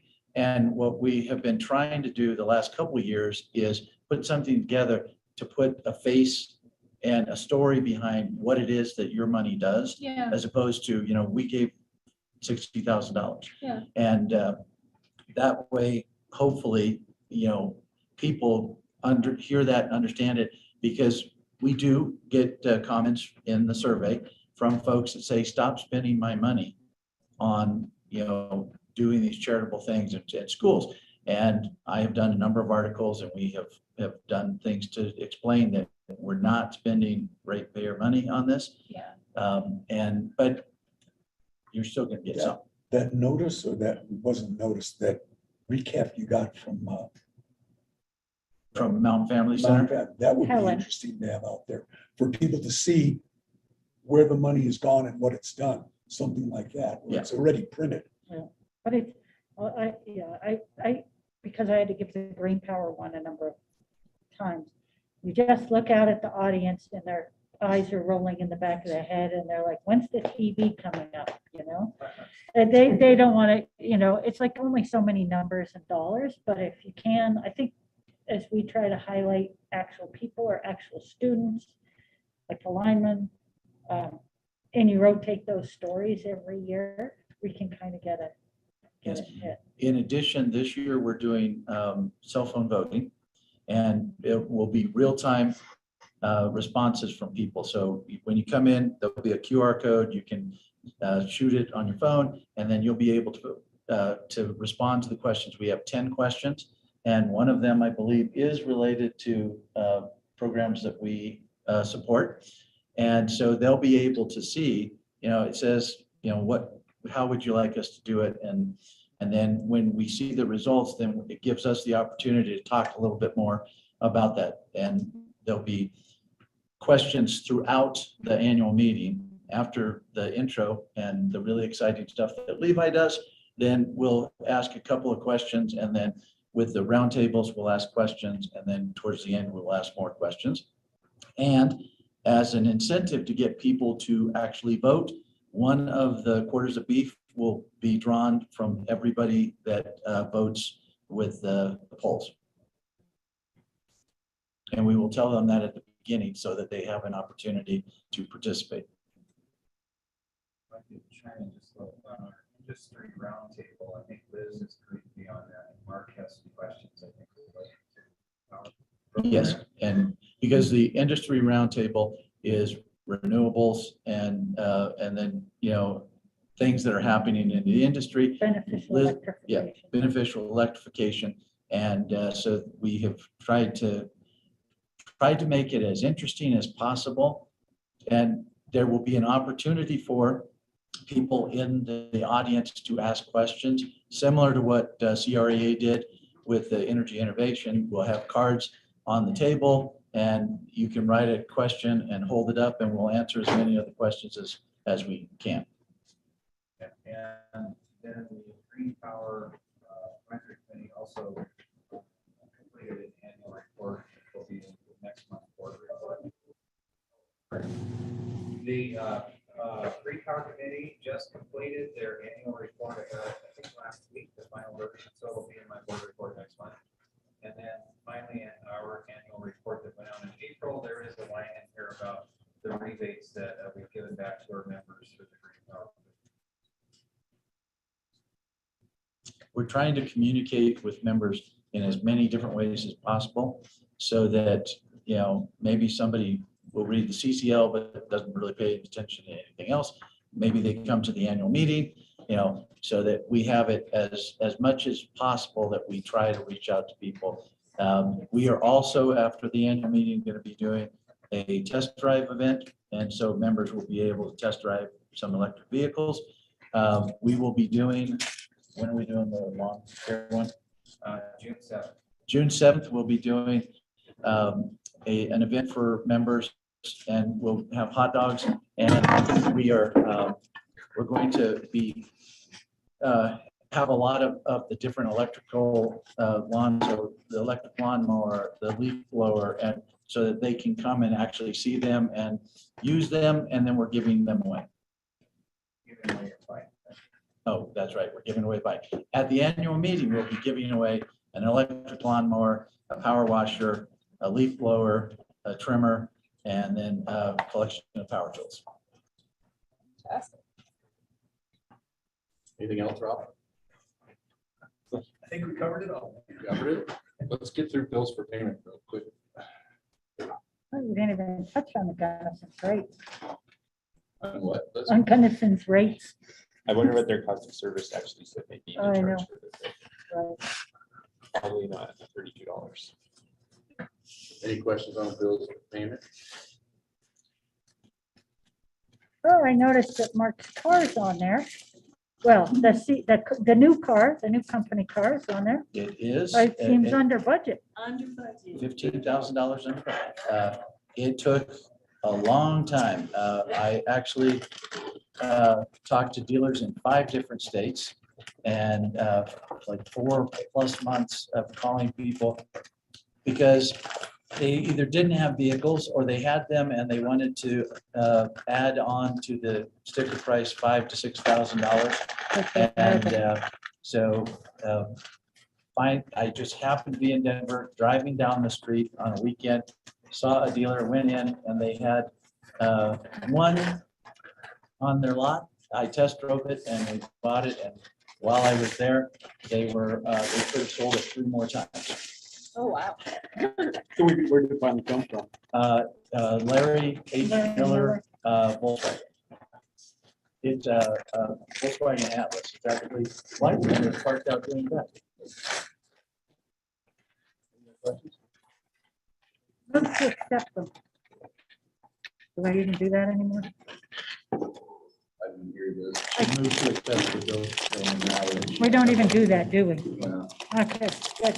All right, let's break for lunch. So,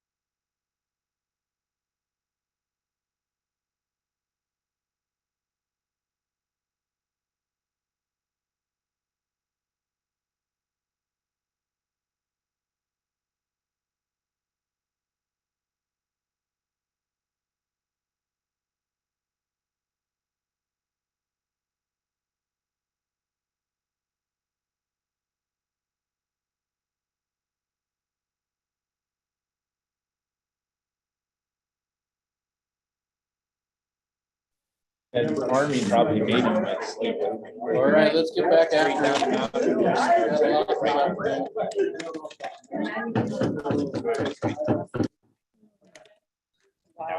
There's 3 other goals. Nice. Okay, we'll move back to item F, which was the fund request for Middle Park 4-H. And I will read you the response from the director for 4-H. Would ask the question about whether or not, well, I'll read you the question too. Friends of NRA usually sponsor this question mark. Do you know why they are not or why they stopped? And her response was very little support for all the work to apply, track, and complete the requirements of the grant. We're unable to apply for the grant this year. In addition to that, the support for the grant has waned. We received very little support for several years when it was received, and we were unable to get the needed consumable supplies.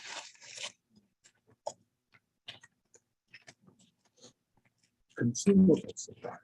The ammo.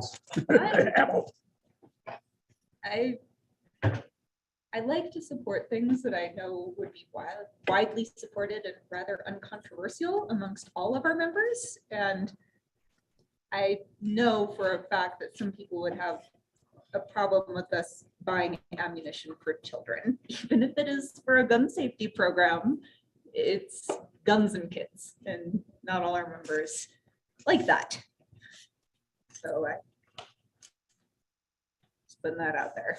I take issue with that. I was 4-H shooting sports leader for 12 years, and there's no better thing than 4-H than guns and kids. Pardon me? There's no better thing than for gun safety. There's no better program out there than the 4-H program for safe gun handling, safe safety. Going on. The schools support it. It's a good, safe environment. Teach kids the safe use of firearms. Sure, and I mean, like, you know. And I think it's an educational part. The people are the anti-gun type people going at an education program. These aren't going to be the kids shooting kids. And I'm always surprised who's involved in the program because my son did it last year for the first time, and the folks that were there, I was not. It's a different crowd than I was really expecting. So it was positive in that. I mean, I was expecting it to be a bunch. Most of them are not like ranching family kids, or I mean, that somebody showed up in a Tesla with a business suit on. It's like just different. It's not how I would stereotype who's taking that class, and I don't know. It was good, but I also agree with you on supplying the ammunition. But maybe they'd be okay with the trailer. Well, and that's the thing is there are other requests in there. That for the safe, gun safe, for targets, for archery, and then for the trailer. So the total request is $7,994. And if you wanted to give them something, but not the full amount, you could do that. We've done that in the past. Mark, I had a question on the, let me see, this Mark, since you're the shooting guy.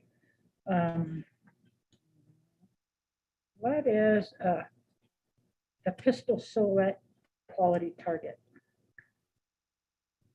Is that of animals or people or? I think they're animals. I don't believe they're people because we have to go with it as a 4-H shooting leader. None of the people, they were animals. I think like over targets and stuff. Okay. No, I had to think about that for a second. I thought back to training. We had a 2-day safety training. Going, no, none of it was people. Well, I better not be. Well, I'm in favor of the gun. I'm in favor of the gun safe. You can't shoot. You can't have a 4-H program shooting you without shooting live animals.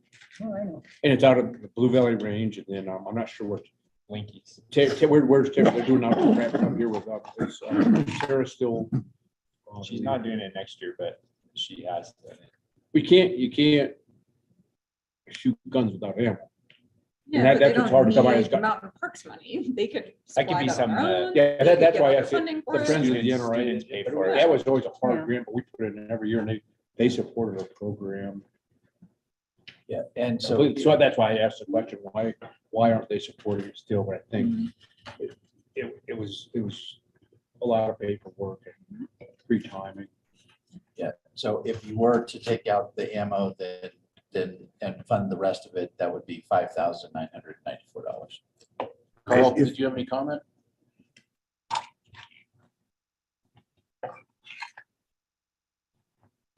I have a comment. Yes, I lost everybody here for quite a while. I don't know what happened there, but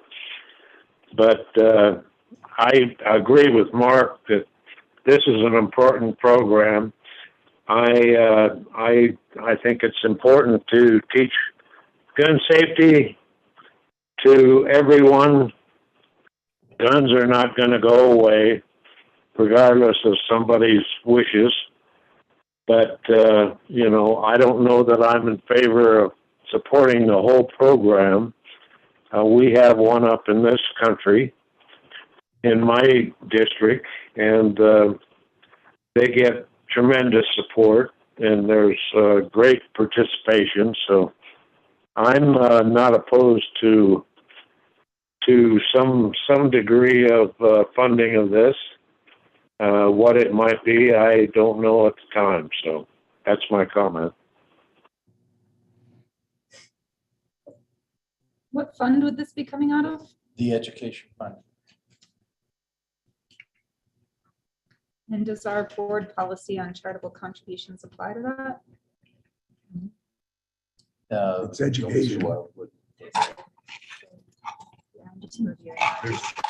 There isn't there an education fund? I thought so. Also. Yeah. there is. Yeah, I think the charitable A1. contribution policy Yeah, A1. is related to operational ones, and then to a certain extent, the charitable trust.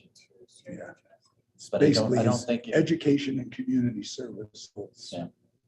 That's the location. It said the fund shall be administered in compliance with all applicable laws and regulations, including CRS 7-55-1072. Off the top of your head, Levi.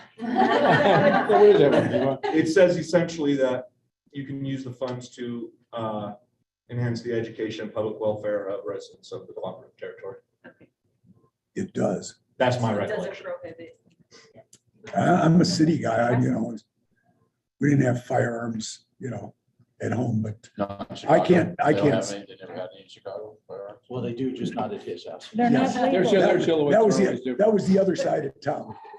No, I don't have a problem with the program.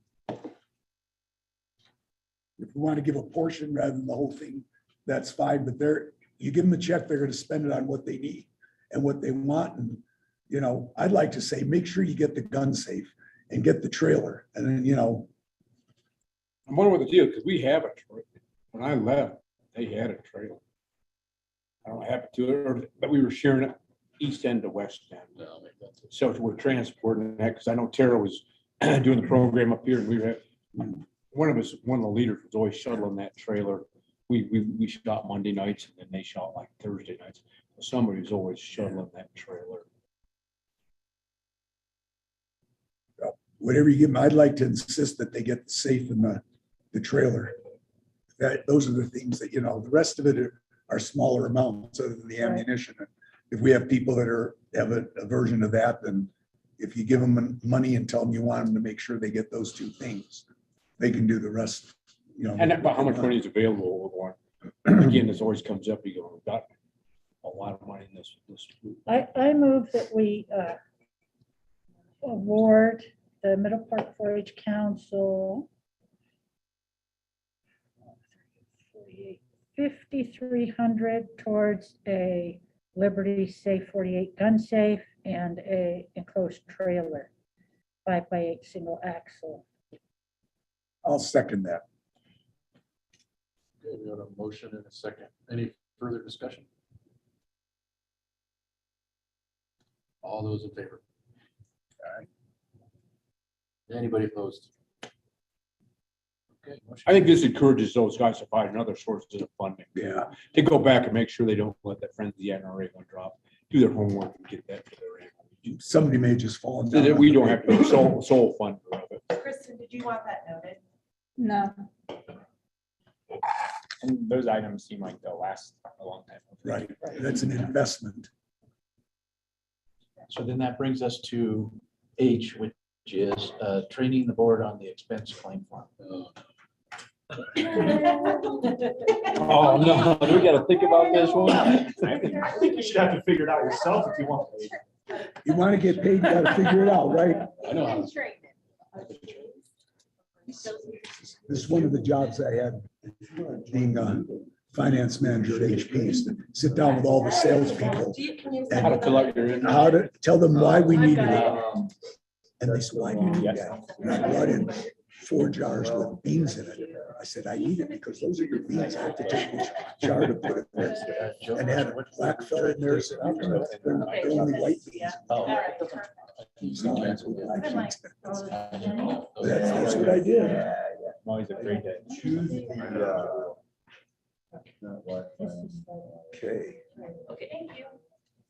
Did- You want to do it on the screen and then I'll walk around and. Sure. That would be wonderful. We did that, so we were excited that it was in person, that's why we posed at home. Yeah, this would be good. All right, so if you minimize this screen. And how do you do that on this thing? Do that, Yeah, and then go to what? Yeah, right. All right. minimize yours if you don't mind. Can you press that button? Go to your teams. Why don't you have teams on yours? How do I know why I don't have Teams on here? He has it. It's probably there. There's this. It's on a Yay. different screen. So you saw where you went. Yeah. Gotta log And- in. Oh, shoot. I And how do you log in? Gotta remember your password. Yeah. Oh, my normal password to get into the computer? No, it's the password for I'm gonna each do one. it again on my. Oh, yeah. Oh, yeah. Trust So it looks Yeah. the same. So click on this. And you're dedicated. Oh, okay. It's usually That's- MPEI director. Okay, wait. and Okay, then, oh, wait, it says join a meet, doesn't even have the account on there. Oh, what does it say? Sign in here. Did you have to press Okay. join meeting? Well, I mean. it'd be They nice might to just have this. Click on that one. Yeah. Okay, wait. Got You it. might as well follow I along. did.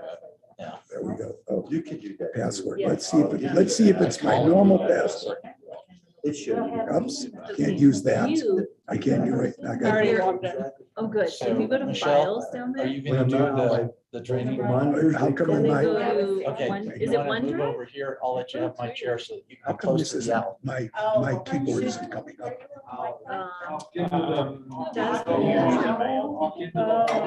Just type here then. See if that works. I'm looking on finding it. When I Okay. disconnect this from my mind, So these are the only options. That's files. This is Teams. Oh, board. So if you click on Your board. account password is incorrect. You can't remember your password. Reset it now. Try MPI directory and zip code and an explanation. Hey, Carl. Okay. I signed in. I'll figure it out now.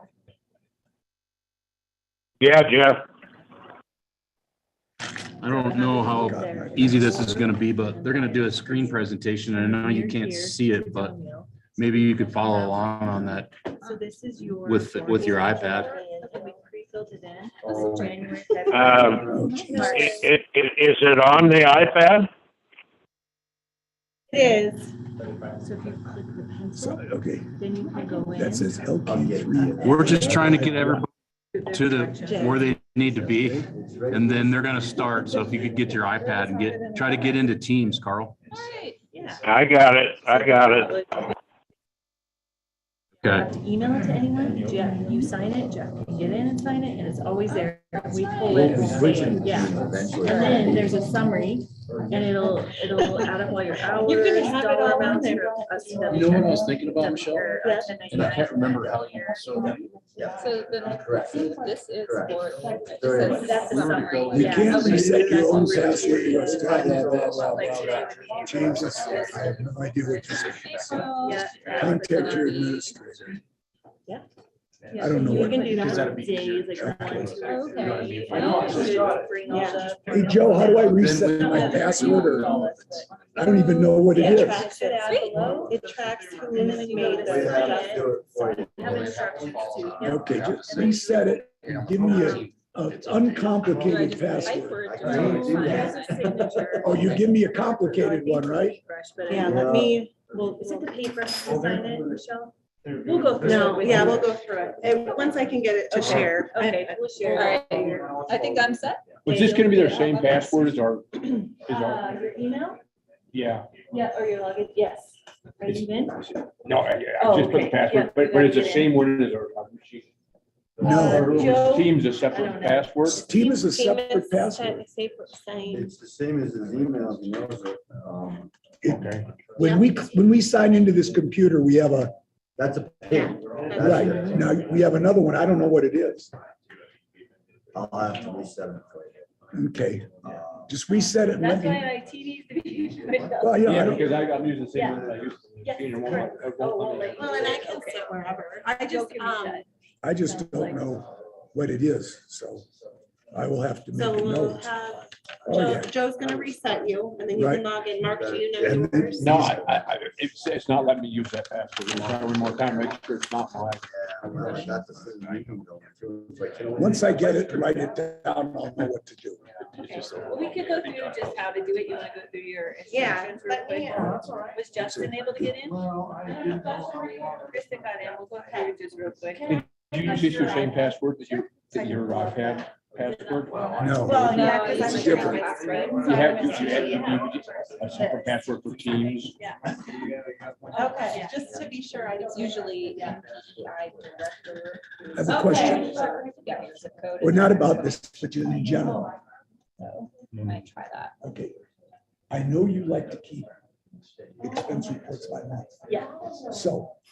So I've been to two meetings. Now I've got this here. And I'm gonna be 2 meetings later. So next month I have two expense reports for the 2 meetings in April and then for May. You follow me? Yeah. Okay. So Yeah, you plus want- this meeting, yeah, it's for the month. Well, We'll do that well, too. We're gonna go through it all. Now, I Yeah, have and then those an two Guernsey That was- meetings. that was Yes, what- that works. Yeah. I'm gonna have 2 more meetings, haven't done them yet, Yeah. In April. in April. Yep. So you don't, we'll go through it. So they go on next, No, They go on this one. but I haven't done them yet. What That's happens if I okay. get sick and don't do it? we'll You go have through to. the beauty of Okay. this. They stay out there always. You Yep. don't have to email them. Don't worry. We're You gonna don't go have through to it all. Send them anywhere. Okay. It just I stays tried there. the Jeff goes in and can password. sign them. We go in and we pull them from there. But if I don't do that. Then you don't put it Fill in. out. No, right now, I've gone to 2 plus this. I have 2 more this month. Yes.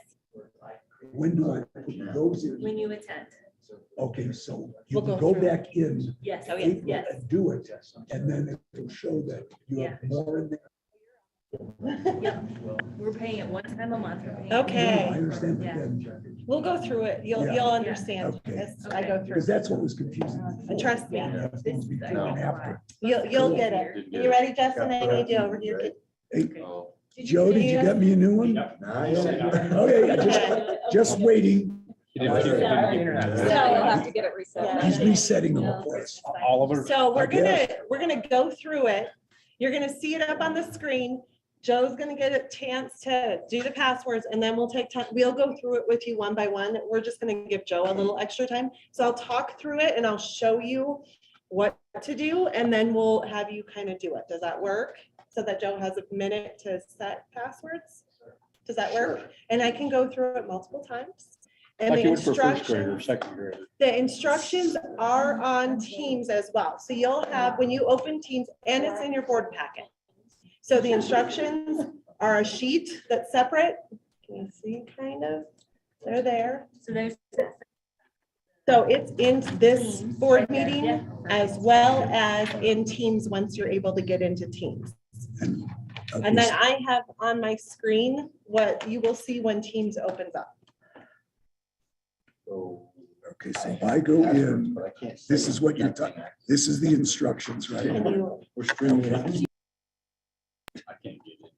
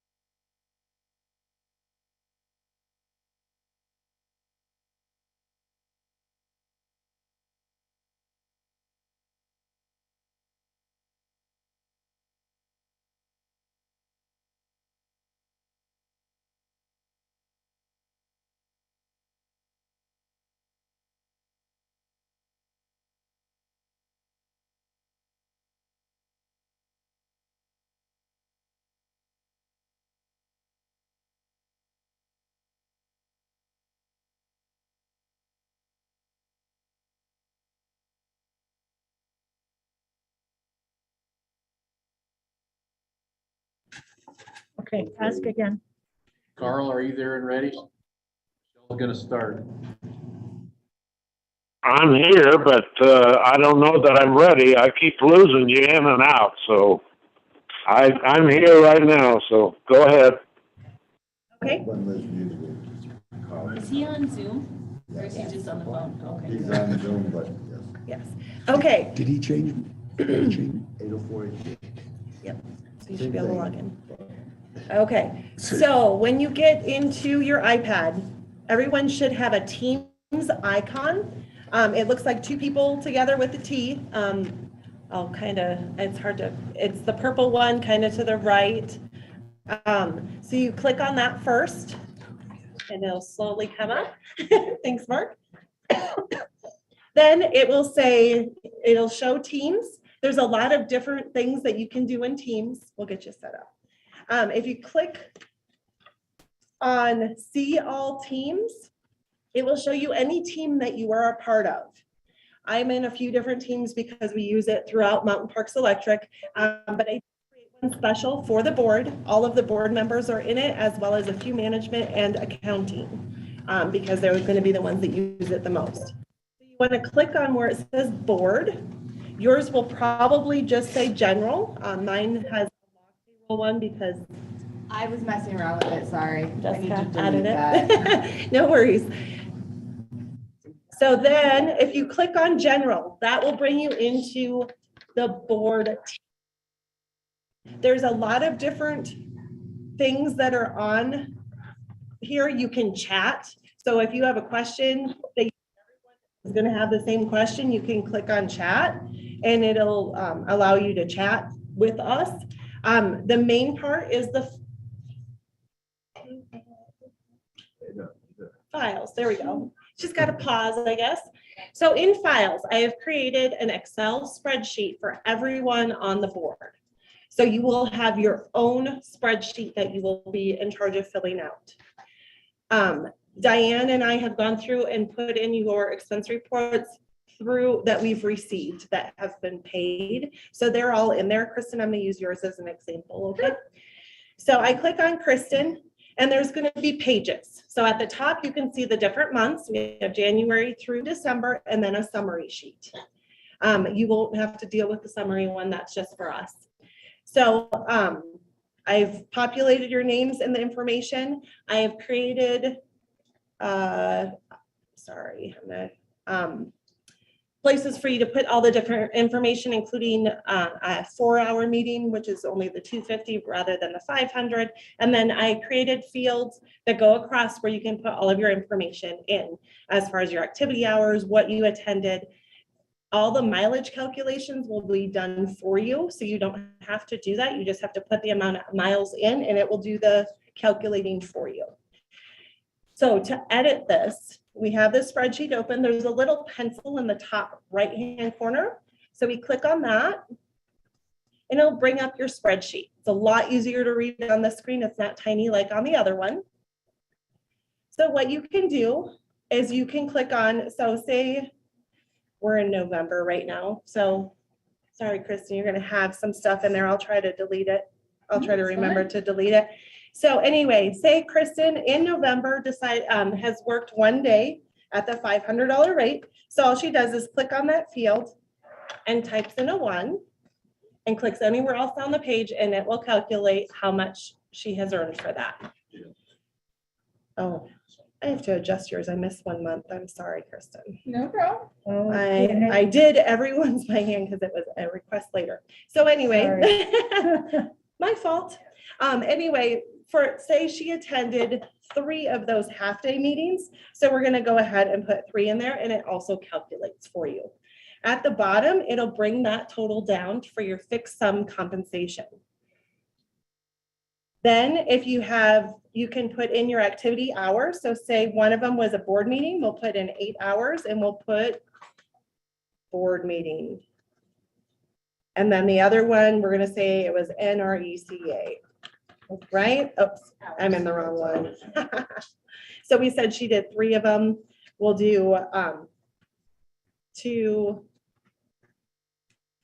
to, and you can tab over for any of those and put what it was, okay? Let's say for traveling, for NRECA, she had to travel to Denver for that. We would put the location, the start date, we're gonna say 11/2. End date was 11/2 because it was only one day, and say she drove 80 miles. Okay, it does the calculation for you. Once you put your 80 miles in, it's in there. Oh no, my tabs are at the bottom. How did that happen? Oh, it is at the bottom when you open it up. Once you open it up. Yeah. So say Kristen goes to like 50 meetings this month. Well, I don't have quite enough room for that, but I did extend the spreadsheet 3 times so that you have plenty of time to put all of that in. It is the same as having 3 sheets, which you had previously. Okay. At the bottom, when we reopen it, it actually brings up the months on the bottom. I'm going to pull it over to just to the total summary. And hers is not working for some reason. Oh, and it's got the sums down at the bottom for all the months. How do we sign it? So at the bottom, we have a signature piece. So when you're entering the information, you keep it how it was. You don't have to type in anything. When it comes to your signature, you do actually have to click on, I'm like, where is it? On the draw tool, which you can see is the 3rd one over, and they are in the instructions. Once you click on the draw tool, you want to make sure you select a pencil, which I think it kind of popped up. I selected the black one, and then I can just sign here with my finger, with whatever it is.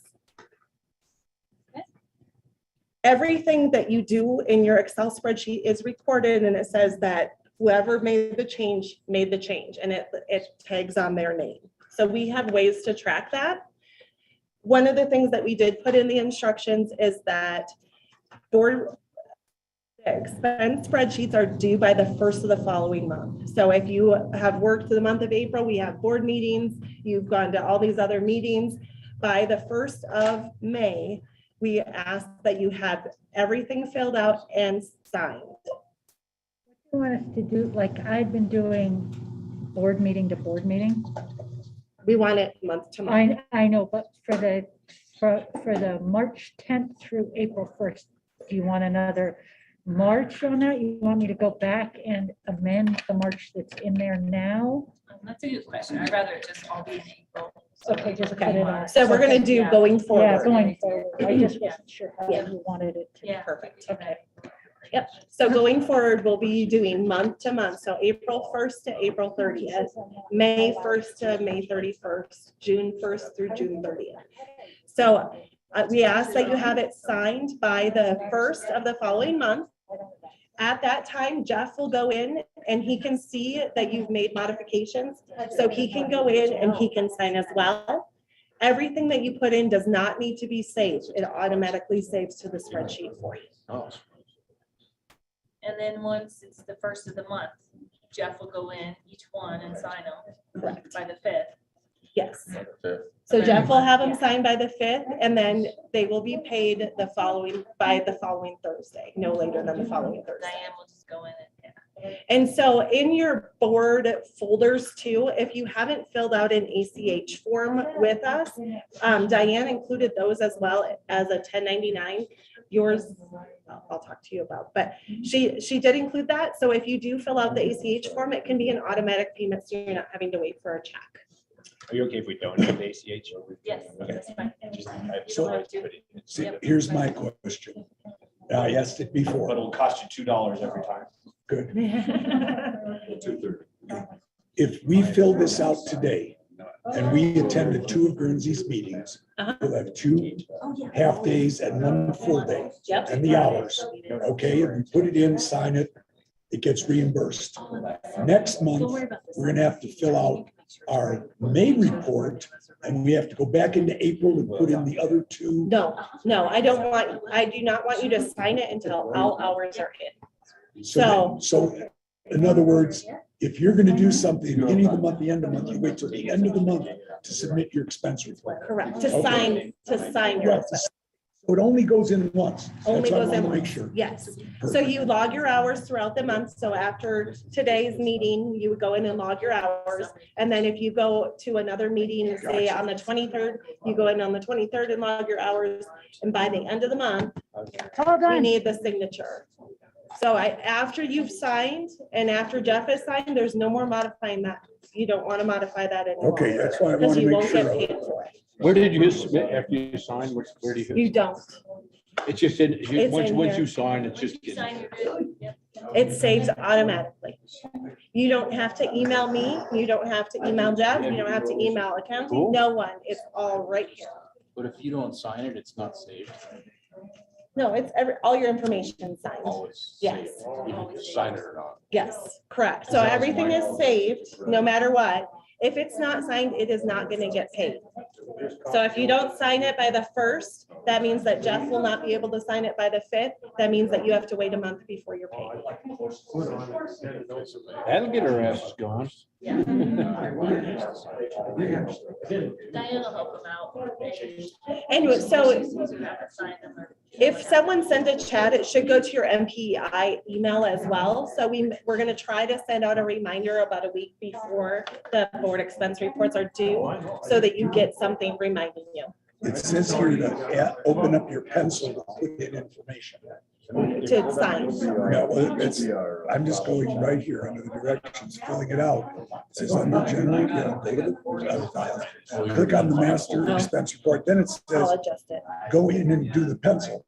So you fill it out first. Fill it out Okay, first and then gotcha. sign with the pencil. Okay, right. Sorry, Well, No, that's I missed okay. one. I'm glad you caught that. is this, once we do this, it's saved until? we It's send it in? saved. Okay, so it's automatic. When we open it up, it's gonna be there. No- Yep, no it's gonna save be button. there. Yes.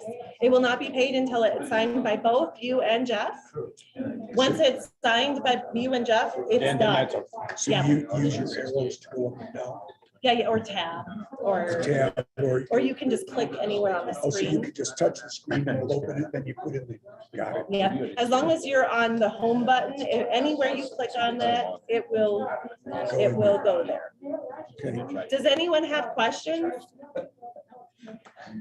It's like teaching second grade. No, second grade would be easier to teach. To add a receipt, that's interesting. Do you want to do the insert receipts real quick? Oh, yes, sorry, I missed that. So if you have receipts, so say you went to an NRECA conference and you had lunch receipts, you can click on the insert button, which is right next to home. See how it's lit up green? Okay, got it, So insert, click photos, right? then you would, You have to hold it.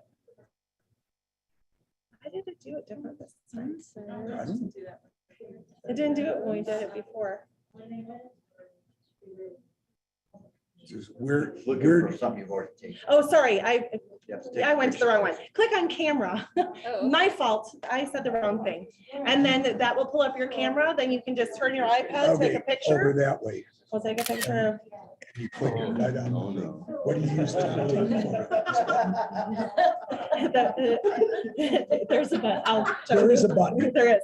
So we just took a picture of Dick's sandwich here, and you just drag it over to the side. You can shrink it. You can do whatever. You just use the arrows to shrink it. And where's the button for taking the picture? Comes up on the side of the screen, right? Okay, gotcha. Yes. So You will insert get- camera. See, there's that little That's it. button. You click that. Oh, now that time I got Stacy. Anyway, there we go. So fun with photos. Oh, nice. It's still there. It lost me again. Practice. Okay, so does that make sense to everyone? If you have questions along the way, Stacy knows how to do it. Joe knows how to do it. I know how to do it. Please ask. Diane knows how to do it. Please ask. We're hoping that this will be a lot easier, so you're not having to do calculations. You're not having to remember to email or remember who to email, and it'll just be in there. But remember, we need it by the 1st of the following month. So at the end of April, by May 1st, on May Gotcha. 1st, it can be on May 1st. Make sure that you have it signed so that you have everything in there. Gotcha. Okay? And then Jeff will have the responsibility of going in and checking. It'd be easier, Jeff. This way you get them all at once, Pretty much. right at the end of the month. Old dogs, new tricks. Yes. Yeah. Makes sense to everyone? Looks like it's written on a napkin. And Yeah, you can well, you make- know, hey, So if you need it bigger, as long as it's photographed. you can make it bigger too. So if you are having a hard time reading it, you can work on that as well. So, 2 months. okay, Perfect. let me know if you have questions. All I need to do is get, what's his name, to That's it, huh? show me how to get into Teams. And my email doesn't even come up. We'll do it afterwards. Yeah, okay. It's And I like can teaching walk you special through it. ed, isn't it? Hey, Joe, we'll special ed this after our meeting. Got it. Got it. I'll delete your stuff first and I'll get it fixed. No idea. All good. Well, you might be the only savvy one here. No, I am not So you're necessarily right. savvy on this. I've just had to bother Joe many times. That's you, right? That you can all sign. Yeah. You're gonna have half the month of April.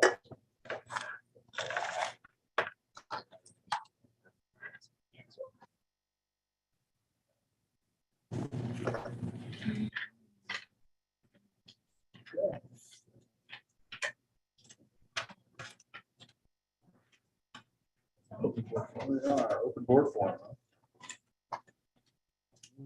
Start. Dick, you got anything? Sure.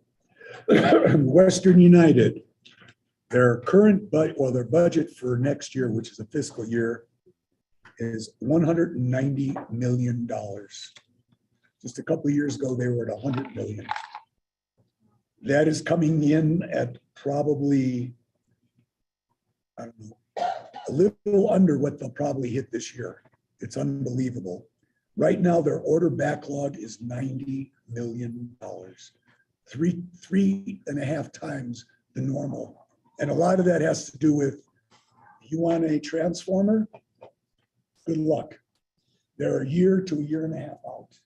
And the company that supplies the transformers is not guaranteeing any prices, not guaranteeing any shipments unless the order is put in, and they have to put in their order now for the next 18 months. Now, and whatever the prices are, they are. You don't get to do it. And if you don't get at least, I think it was with 80% or 85% of your order, you get charged.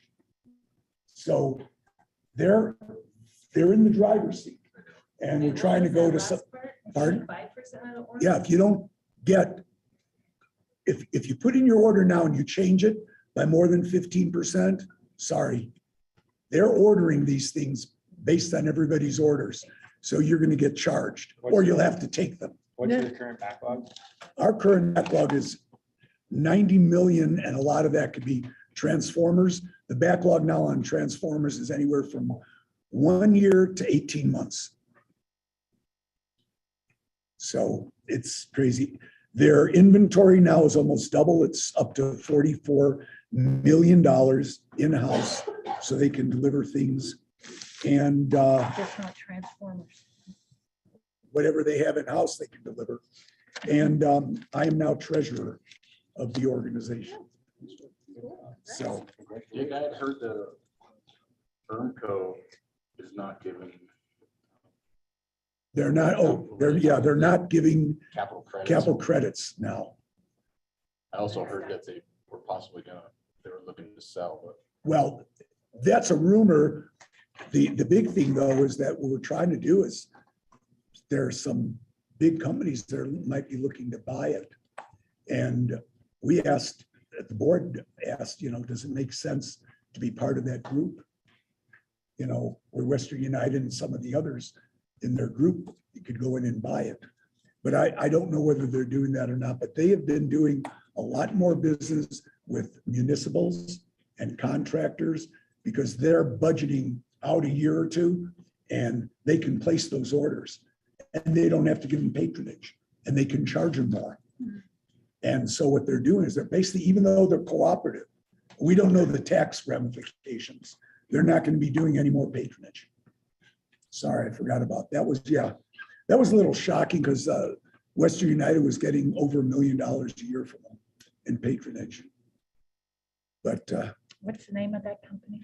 ERMCO. It's everything, and their cable cutting equipment is now finally, it was just reprogrammed and some additions made to it. I believe this next week or two, they'll be able to have that running at operational speed. But yeah, they're growing. They've got a new warehouse and center going up in Utah, St. George. They have the one down in Albuquerque, and now they're getting another one up in northern Utah. I don't know if they'll go into building one or just renting space from, there's a co-op up there that has extra space and we're leasing it from them, part of one of their yards.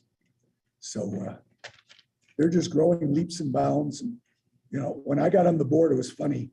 There were 31 board members and 29 employees, which to me was sort of what? And now they're about even, about 70 70 members. Some of the states have one for every 5, and they have about 70 employees now. But everything is crazy. They can't keep up with the shipments. You know, they're trying to hire drivers, and that's why you see a lot of the backlog. But the business is there. They're just, you know, they had another great month last month. You know, I think their total, for lack of a better word, profit right now is probably $11 or $12 million. We don't like it to see it that high, but you'd rather have reflected in the price and have people get the rebates now rather than 5 or 6 years. And that's sort of an ongoing battle with some of the board members. But we have a meeting again in the end of April and see what's happening then. But that was through March. How's our inventory amount on Parks Electric for transformers then with new services? We have bought in advance of what we had anticipated. We bulked up. That Randy had mentioned that you know, our inventory was higher now. Some of that's related to pricing, but some of it's that we're actually carrying more inventory. And we are working on a process to project out, you know, what we will need in 6 months, 9 months, 12 months. The problem is that we have what we need now. But as we get farther down, you know, as Dick said, you know, transformers can be significant lead time. And even if we order them now for something we need in 12 months, we still won't have them until 6 months after that. And if you don't order now and they don't put it in the order, they won't be available. Right. Which cuts into growth. He's actually been able to identify a lot of our like underloaded and overloaded transformers. And so instead of going out and just actually, you know, trashing those, we're going to keep those obviously. So our crews are going out off of statement sheets that these guys have identified, and we'll grab those transformers and put them right in stock. So Harvest them. harvest them. Harvesting. Yeah, we've done the overloaded ones. We haven't looked at the underloaded ones yet, but that's gonna be next because there's some transformers that we need. And we got a transformer that's sitting out there that's not being fully used to its potential. Then we should go get it, and change it out to a smaller unit. If we have one. And we're not the only ones doing that. I've heard from operations managers all over the state. They're doing the same thing. So. Yes. My supply house, I mean, of course, I order a lot of different things than you guys. But it's that, yeah, it's they make it sound like it's gonna get a lot worse before it gets better. There's You no just never supply, know when you there's call. no supply chain. They just laugh at you like, oh, you want that? Well, Yeah. They don't have enough employees to build the transformers, and they don't have the materials to build them. They have 2 problems, and that's in everything, I guess. You know, they can't even run 24/7 because they don't have enough employees. So it's So there's going to be a black market on transformers? We have to put locks on all our transformers. There's no black market for them. Retired linemen are making a fortune swiping transformers. No, that's actually happening. in parts of the state.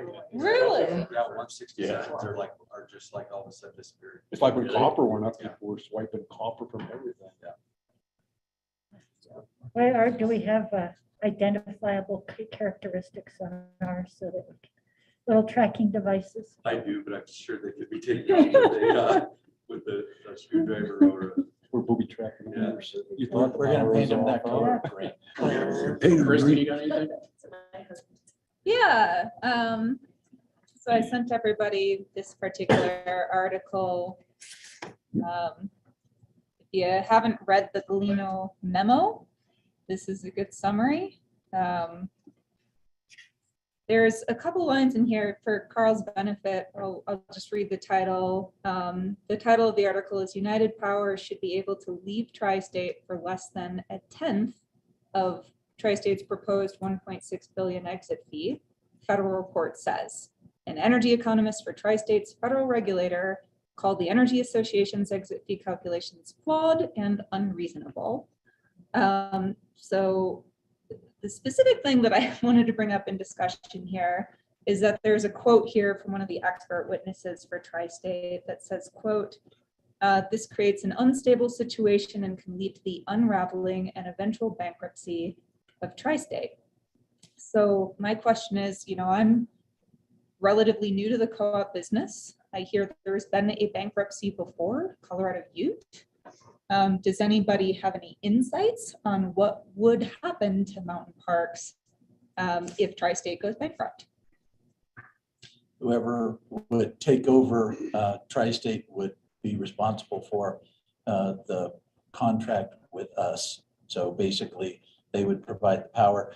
And in the interim, before there was potentially a buyer for it, it is typically the bankruptcy court, and they might appoint a special master to oversee it.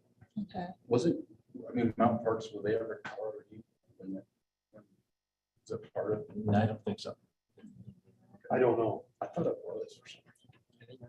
Would then, so the person or entity that takes over Tri-State's get our assets, would it be a co-op or could we be sold to some Excel could private buy it, sector? Okay. or anyone could buy it, Yeah, really. anybody's correct. Whoever Um, felt like buying it. could buy it. And realistically, as an owner, we can control to a certain extent some of the stuff that happened. However, if a bankruptcy court took over, then they could basically charge what they wanted to, because there isn't a lot of control or regulation on what the bankruptcy court does. So it is concerning, and it's not just their expert that it says. Dwayne has shared that a few times, and I think that some of it is, I think, more of a scare tactic. But there is, depending on what the number is, and if you don't make changes, then yes, you could put yourself in a position where you would go bankrupt. And that's I think one of the things that a number of the co-ops have expressed to Tri-State in various meetings, not just the Uniteds and the people that are involved in the case, is, well, this is concerning, what are we doing? And I think it was a big driver behind their, I think it's Project Ascent. It's the cost reduction project that they're doing with PricewaterhouseCoopers, and to lower the cost, because if you have members that buy out, depending on how you handle the money that is paid for the buyout, you need to cut costs associated with it at the same time, so as to make sure that everybody else a couple of years down the line is not still paying for the costs that are there. And I think that, for me, is the biggest concern for mountain parks, is that maybe you buy out, maybe you don't. But if you don't, and you stay part of Tri-State, if there are others that leave, if you don't handle the buyout number correctly and the money that you get, then over time, you're going to pay more money. I mean, there's no way around it. Well, that comes next in her testimony, saying that those who do not leave the system would then potentially be, like you're saying, left with more of the debt burden. And I think we're in a pretty good position. You've done an admirable job in making sure that we have a plan and that we're evaluating other options. But to me, like, this suggests that FERC is leaning in a direction that makes buyouts more favorable. And thinking from a fiduciary standpoint, we probably got to be ready to know what we're going to do. Yeah. Well, and what I will say is the United number is in line with what the previous two buyouts were as a percentage of where they Tri-State started with, this is what it would cost you to get out. And then through negotiation, and various other things, they got to a number that Tri-State said was fair, they would accept in both cases. And as a result, they were able to buy out. The United number, when you look at what Tri-State's methodology currently is closer to what the difference between the initial numbers were given to KC and DMEA and what the final number was. So I think that and this is just my opinion, but I think that you don't necessarily need the number that Tri-State is asking for to stay solvent. And you can get a lot closer to the United and still stay solvent. But the question that I have asked Dwayne a number of times in the various forums is the board, or has staff given to the board direction, and then the board has approved what you do with the money to ensure that the people that stay are there and taken care of. And I think that is the biggest issue, more so than what the number is what do you do with the money that you get? Well, and I just have a comment because from the rate design committee, and listening to the bankruptcy talk and all of that, there are other G&Ts out there that are far smaller than Tri-State who are financially healthy. Tri-State was far smaller than they are now 10 years ago, and they didn't go bankrupt. So the idea that you're losing load, you're gonna go bankrupt it's maybe you don't want to change, or you haven't figured out how to change, you haven't figured out how to spend that money, or you don't want anyone to think that you could survive unless you get a huge amount of money. So a lot of to me, I don't discount their cost of financing their debt, but I think that in some ways it would be more reassuring for a co-op like us to be hearing from Tri-State, not that if they get a bad FERC ruling, they're going to go bankrupt, but that they can persevere and offer their members good services, and this is how we plan to do it. That would be a lot more productive. Yeah, but that doesn't help them in negotiations. I'm just saying, it's not going to help them if everyone's in a panic either. Well, my biggest concern is. Liz, real quick, I was just going to respond real quick to what Tri-State claims is that it will trigger a default under their debt covenants. Yeah, but if they not that they necessarily can't make it work. At least that's what's always been. And I don't know if it's true or not. Yeah, but there's been debate on whether that's even true. That it would trigger default, but that's what I've heard is what it would trigger default, which would trigger bankruptcy.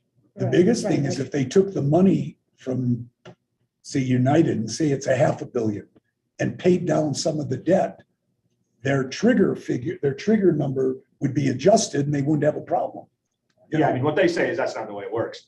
Well, they buy out, it's triggered, period. Buy out immediately. And I assume there's been no response from FERC on United's request for clarification on whether they No, started the tiers. Once you got into probably late March or early April, nobody expected that FERC was going to respond on the clarification because you were close enough to the hearing that they'll just deal with it in the hearing. Okay.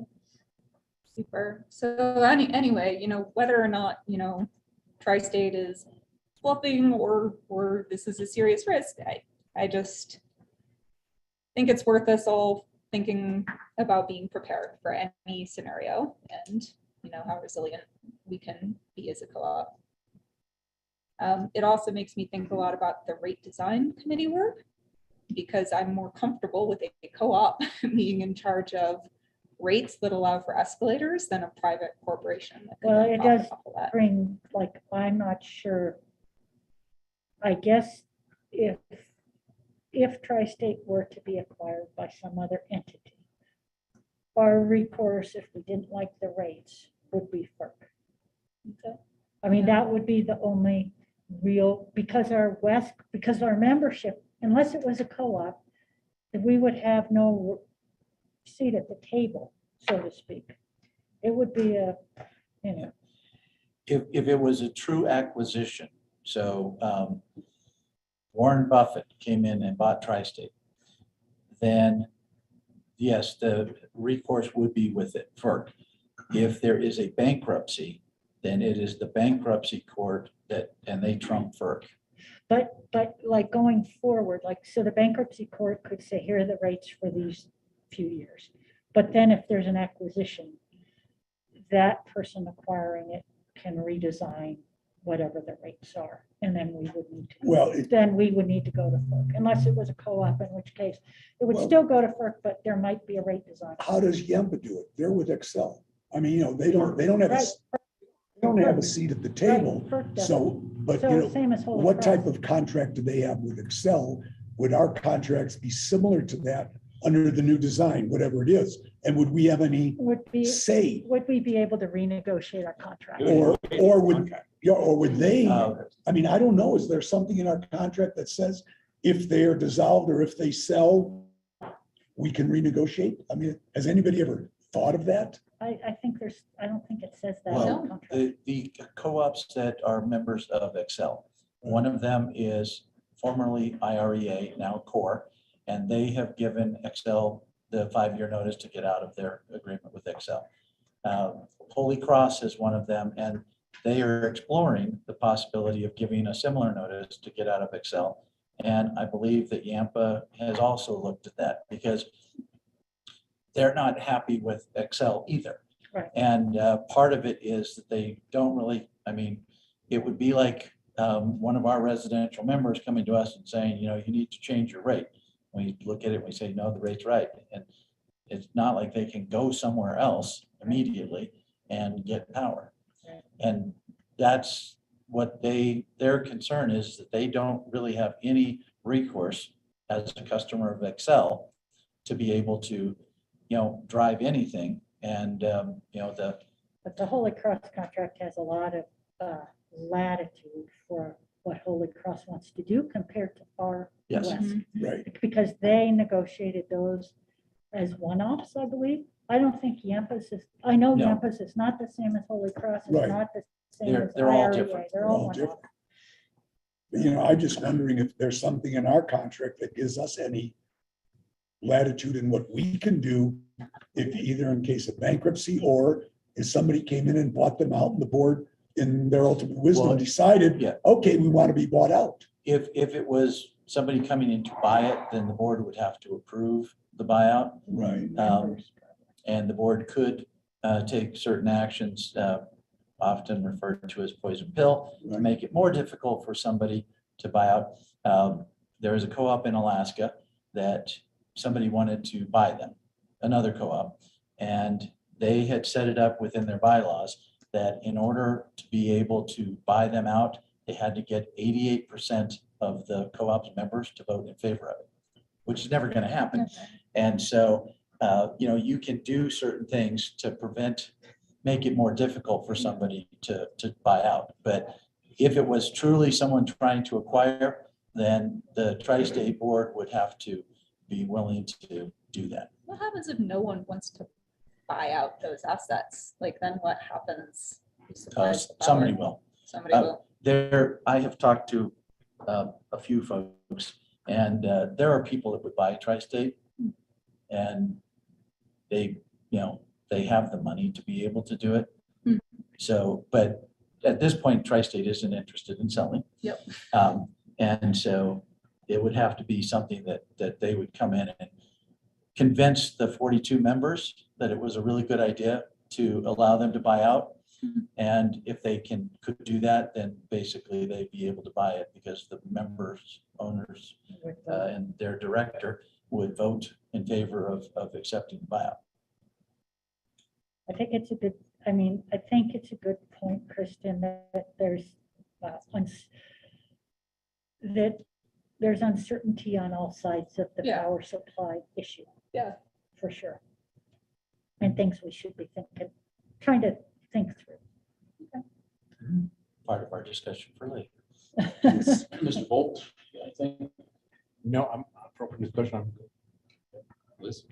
Two things, the Green Powers decided they're gonna try to issue, they had quarterly meetings, and that's when all the rebates were reviewed and decided on. They're gonna try to do them now as they come in, so members get their money, their rebates faster. From the rate design committee standpoint, a week from now is the next meeting. The sort of the point of that meeting is to talk about whether the current rate structure, which Carl was involved in and on that committee to design, is suitable for sort of the basis of this next design or not. And I guess I'd like to hear from you guys. One caveat, there's a lot of support for the way the current rate structure is, the rate design is.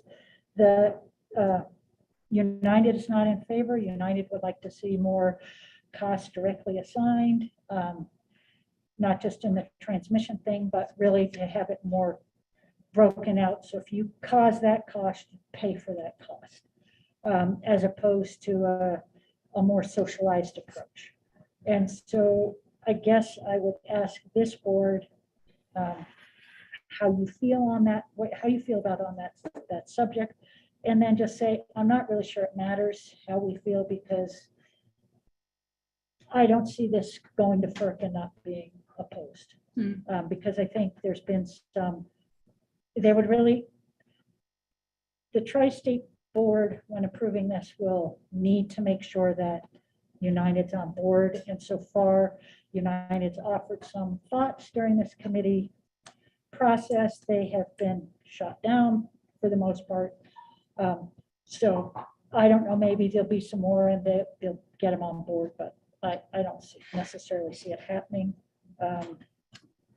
Liz, I have a The last question on thing that. I would say is that as we think about rate design, one of the suggestions was, right now, our demand charges from Tri-State are during Tri-State's peak period, which is a window. There's a talk about modeling what it would look like if it was actually coincident with Tri-State's peak, which we would know ahead of time. And so if we're thinking of time of use rates, having that, knowing when, I mean, we know when their peaks are somewhat, but we'd have to take that into consideration of our rate. But this isn't going to be, it's going to go to FERC in fall of 2023 if it gets, I mean, maybe it'll go into effect then, who knows? Well, it would But then it probably might be subject to subject to refund. refund, yeah, so. But then if it is opposed, it's probably a 2 or 3 year process. Yeah, so we need to sort of, I don't know, maybe we don't take into account how their rate may change, because it may stay similar to what it is for the next 3 years. It's not going to be radically changed. No, but I think that as successful as they want to be on the cost cutting side, they need that in order to leave the rate where it is and be even close to breaking even. Yeah. And so I would assume that as they get closer, if they continue to have issues with profitability, that they're going to have to increase the rate because they will run out of deferred revenue. And they can't for any period of time lose money. Right. Without being able to cover it. Go ahead, Kristen, sorry. You actually covered a point that I was gonna ask for clarification on. So right now, we pay our demand charges based on our monthly peak. So are you saying? During their peak period. So it's our share of their peak. So if their peak is 1,000 and during that time ours is 10, then we pay it based on the 10. Okay, but there's it's talk of also changing like, that? well, running numbers, running something to see what it would look like. But their peak time is what, noon to 10 on, the noon to 10 on all the weekdays and Saturday and not on the holidays. So the time we use the most in that period is what we're billed for. And right now we're billed for a generation demand and a transmission demand. The transmission demand is a reserved issue at FERC. That could, if FERC does direct assigns those radios, our transmission rate actually might come down a bit or stay similar. For some people, it goes way up, some people it comes way down. The other thing that the rate committee in the past looked at is the idea that if you look at the total revenue from a member co-op and you divide it by the amount of energy, kilowatt hours that you used, there shouldn't be that much range. Like someone shouldn't be paying 5 cents a kilowatt hour and someone paying 10 cents a kilowatt hour. The committee at that time thought that range should be pretty close. So it's like between maybe 7 cents and 7.3. So that price and that trying to get that to stay close means that those co-ops that have high demand charges but don't use a lot of energy,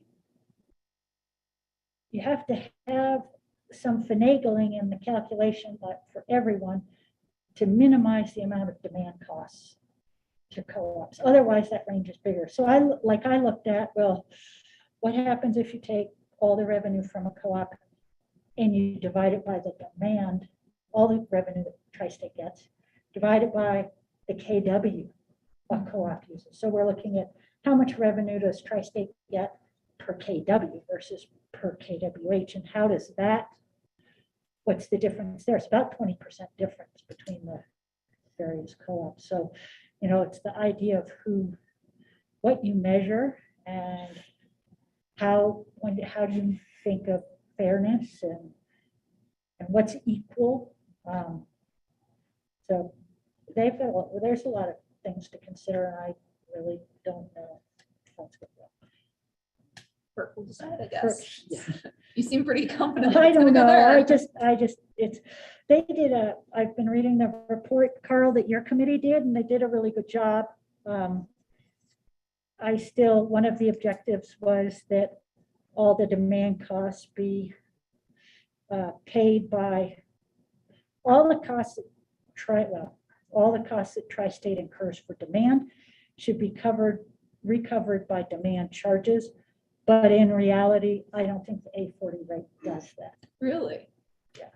So the demand charges right now we pay demand charges that are almost half our power bill. 40%, yeah. Yeah. But then they did that because if we paid the full demand, then for some co-ops, that price per kilowatt hour would be really that average price. So are you saying that that Tri-State probably incurs more for their demand component than they're actually recovering in their demand rates? In the A40 right now. Interesting. Then that's what they refer to as tilt. Are they considering any demand response to try and address that? Well, I would say that as we talk about perspective and listening to currency, revenue, the rate design can be viewed from different perspectives. One perspective is you're the consultant, you're the finance person. We need this much revenue. And so we're going to design a rate that gets us this much revenue. And if you, Kristen, shift your demand, so you're not paying for it, I have to pay for it. And that's not fair.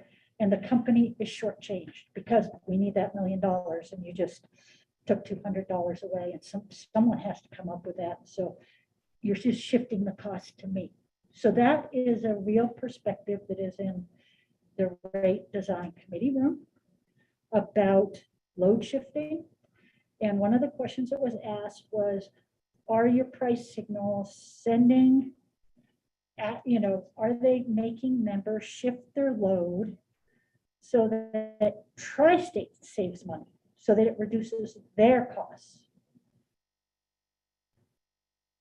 That's the way I would look at it. Like, okay, can we do this cheaper if people run their dishwashers at 11? How do we reward them?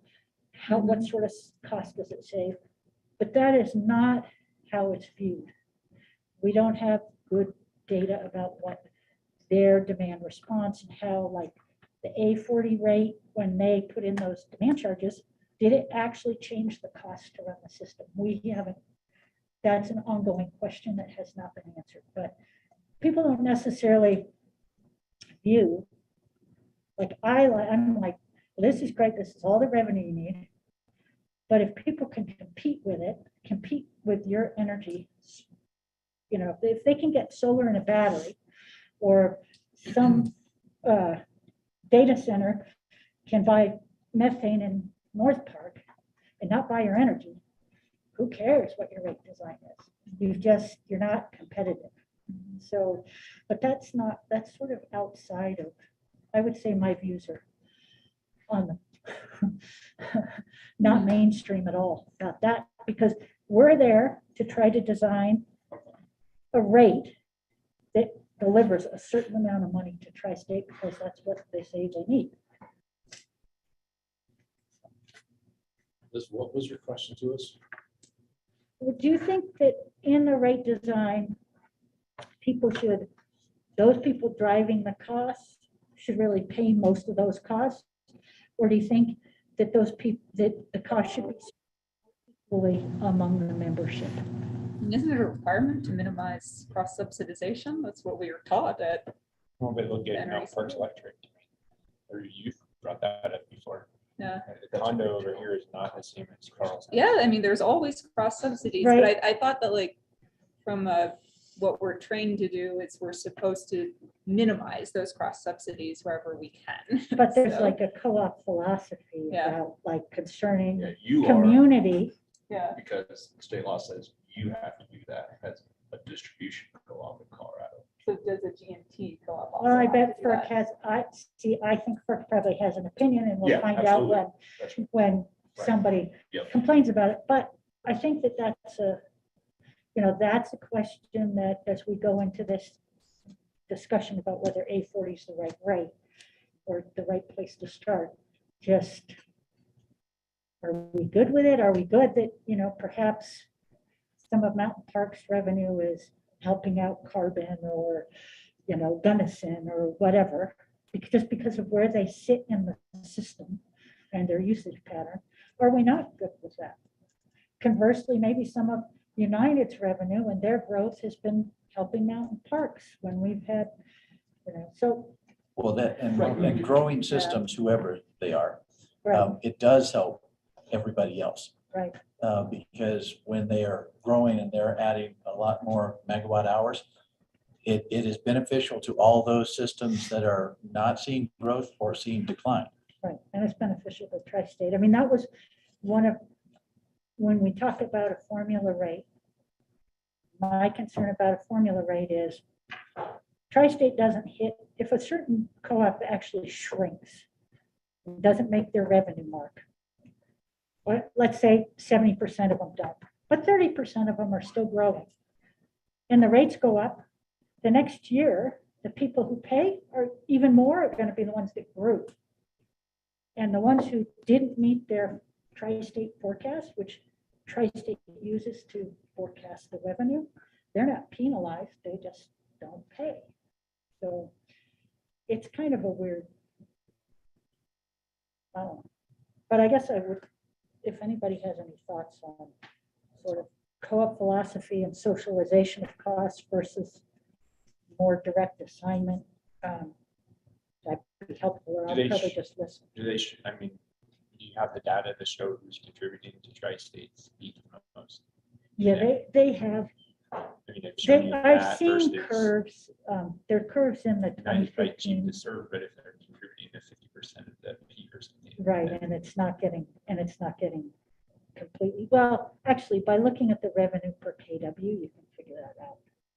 I mean, there's some people, if you look at the total revenue per KW, if I'm understanding it correctly, they're paying $39, like $39 of revenue per KW of their sum of their monthly demand. So they're like their annual demand, like we have on our US form. Other people are paying 48. The revenue coming in per that KW is 48. So those are the co-ops that have a higher load factor.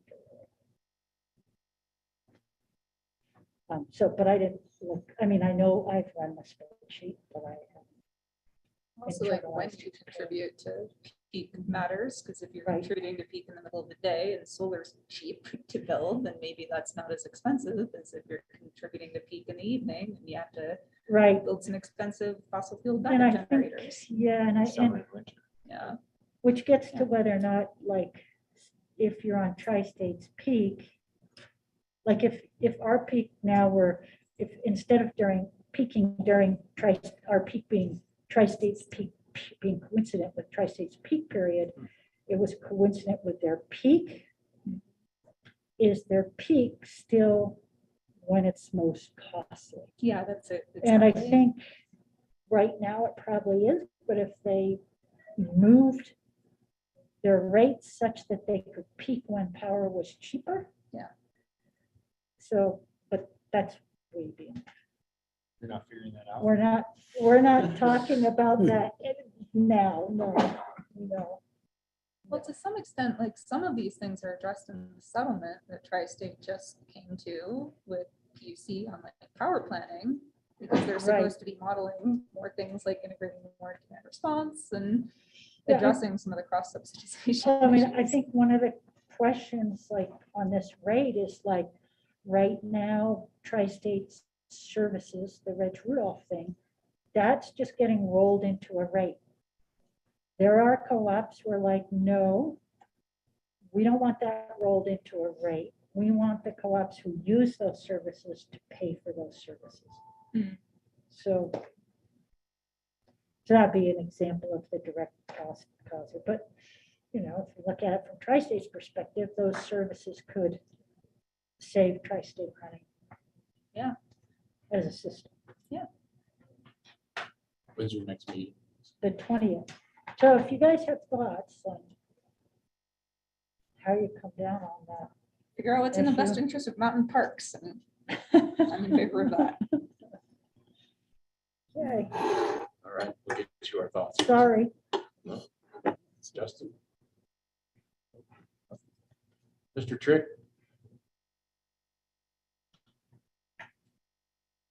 Yes, sir. You got anything for us? As far as Tri-State? Yeah, or anything.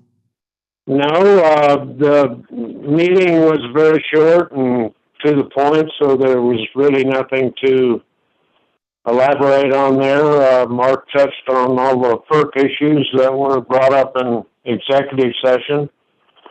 As far as the annual meeting, you were the delegate, so I'll defer to you to report on that if you feel the need to.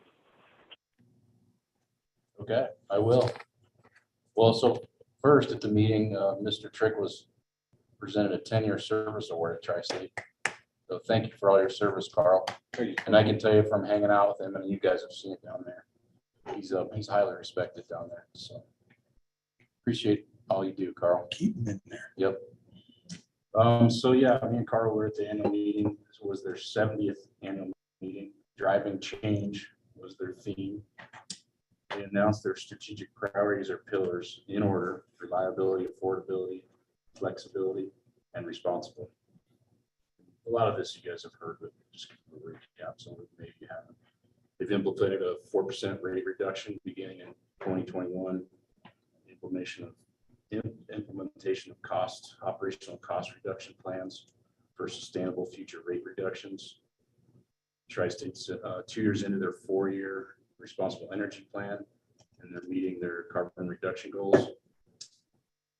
They're expanding transmission and moving towards 100% of their load to be in the energy imbalance market, on hourly market. At least 2 years before they'll have a clear picture of when RTO will happen. They announced the Tri-State GTNS that Liz brought up, which is Reg Root Office Services.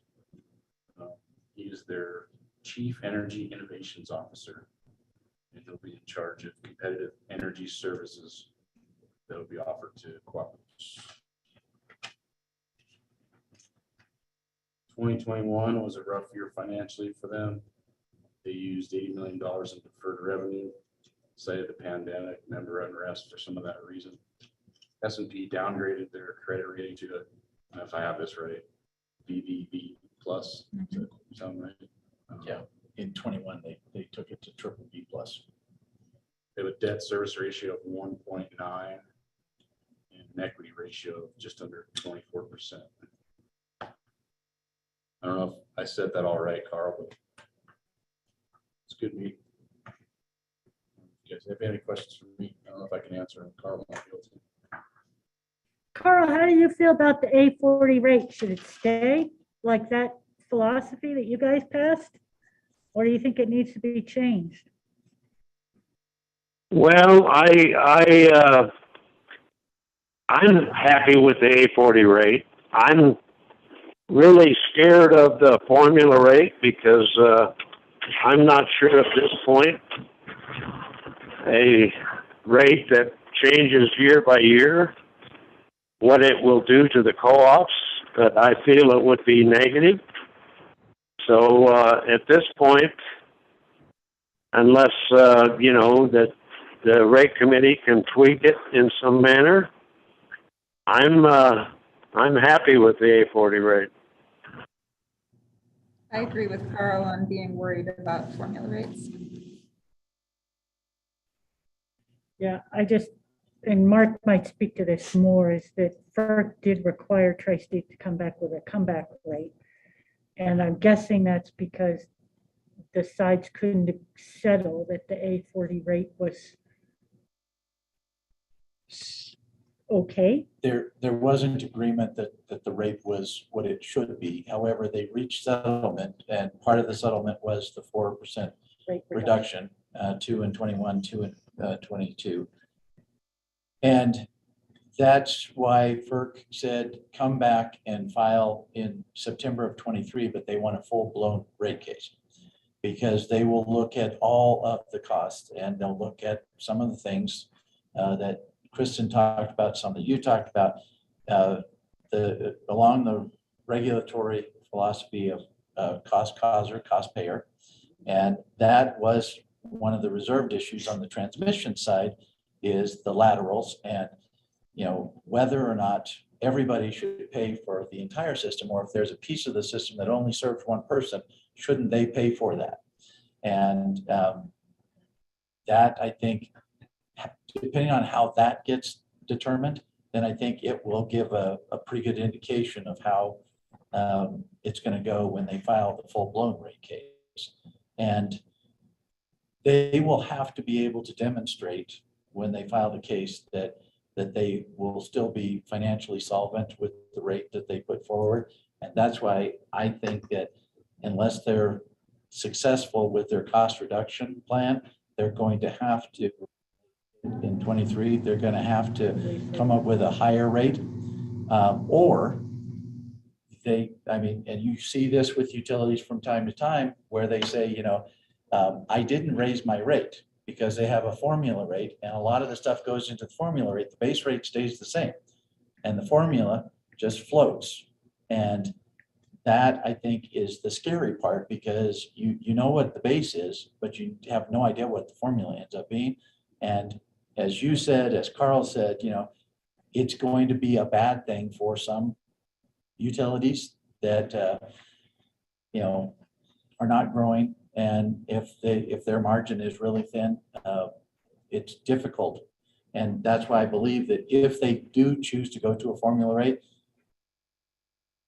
almost all the distribution co-ops have to go to a formula rate, because Otherwise, you have to be really financially sound in order to be able to carry it if they change it, because with regulatory lag, which is the time between you set the rate and then you start collecting the rate, it will cost you a lot of money in that period, and you don't get to go back and collect it. Judging from the 2 rate reductions we've received and their financial picture, what do you think 2023 looks like? I think they lose money in 23. No, as far as their rate to us. Well, do you think they're in 23, the rate will stay the same that it is currently until they file their rate filing with FERC, and it's required by September. That doesn't mean they have to wait till September to file. But they can still raise the rate if they have any problems. Nope. In other words, they're stuck now with the rate we're at now until they go into file, which is at least a year from now or year and a half from now. Well, no, the order said you have to file by September of 23. There's nothing that would prevent them from coming in January of 23 and filing. Or 2 months from now, but Right. they wouldn't be ready. Yeah, but the process that you go through to be able to put the rate together and then make sure that you can justify the rate that you put together is a multi-month process. You're And- probably 6-8 months. And they So- have policies that once they have a proposed rate, there's a 60-day or a 45 or a 90-day comment from the members. So not that it matters, because like the way they have it scheduled right now, they are like, yeah, we have this 90 days, but the board will approve it in, such and such. So a time. I think But if you had to make a WAG estimate, wild ass guess, you think we'd have a rate increase next January as things are now, if they get everything together? I'm looking at what we're going to be doing a year from now, because we're talking about refunding patronage. We're talking about things we have to do with all of the rebuild. Where are we going to be, 9 months from now? Are we going to be looking at conceivably a rate increase? And I would say that depending on the work of the committee and, the length of time that it takes them to put something together, and then the 90 days that it takes, or that they have to give the membership to give their opinion on it, they're, I think, looking at June, the May-June timeframe, having something in 23, having something to go before the membership comments so that they can then file with FERC before September. And so, no, I don't anticipate that we're going to see any rate increase until they file. And at that point, it will depend on what they file, but I would be surprised. I mean, I looked at their 10-year financial forecast, which was based on the budget, so it's 22 to 31. And there they kind of show that everything just stays the same for the next 3 or 4 years. I don't see how that's possible. I would be shocked if they didn't, when they file, try to recoup the 4% reductions that they give. That's what I was getting at. So the other thing the rate design committee timetable has been bumped up a bit.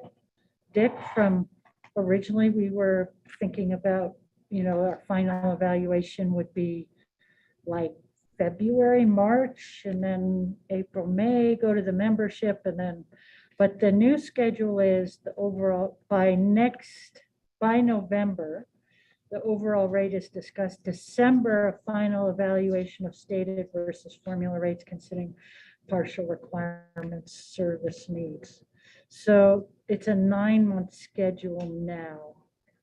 So they have moved it up a bit. So that could put maybe Tri-State A year from now, then. Yeah, a year from now filing it with FERC, which maybe they're feeling some sort of Well, urgency. I'm looking at what our plans are and what we've talked about. And if we're going to have a rate increase, then it's take those things into consideration before we make any decisions on either patronage or, things we have to do. Well, and that's one of the things that Stacy and I have talked about is currently with Guernsey, they're 18 months out to do a cost of service.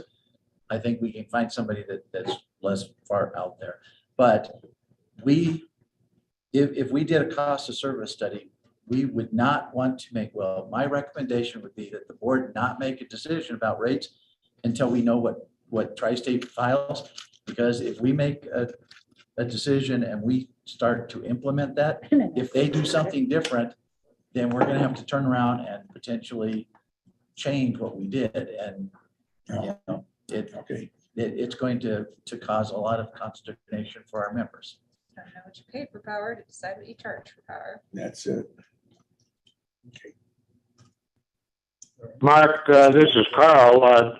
Another thing that might throw a monkey wrench in all this is what the FERC decision is on the partial buyout number and the complete buyout number, because that money will probably go into deferred revenue at this point. And if there is a lower number closer to United, and there's a flood of members that want to get out, Katie barred the door. I mean, that's what could possibly trigger the bankruptcy that Chris had brought up earlier.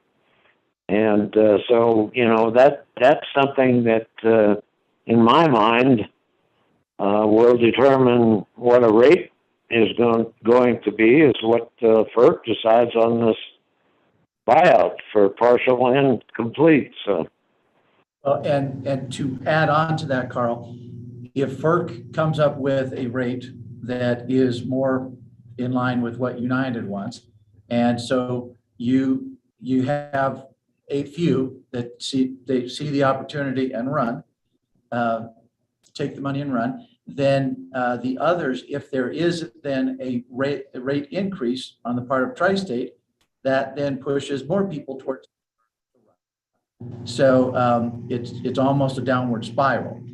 And I think that Jeff said that their bond rating was BBB plus, which was in 21 that they were rated that.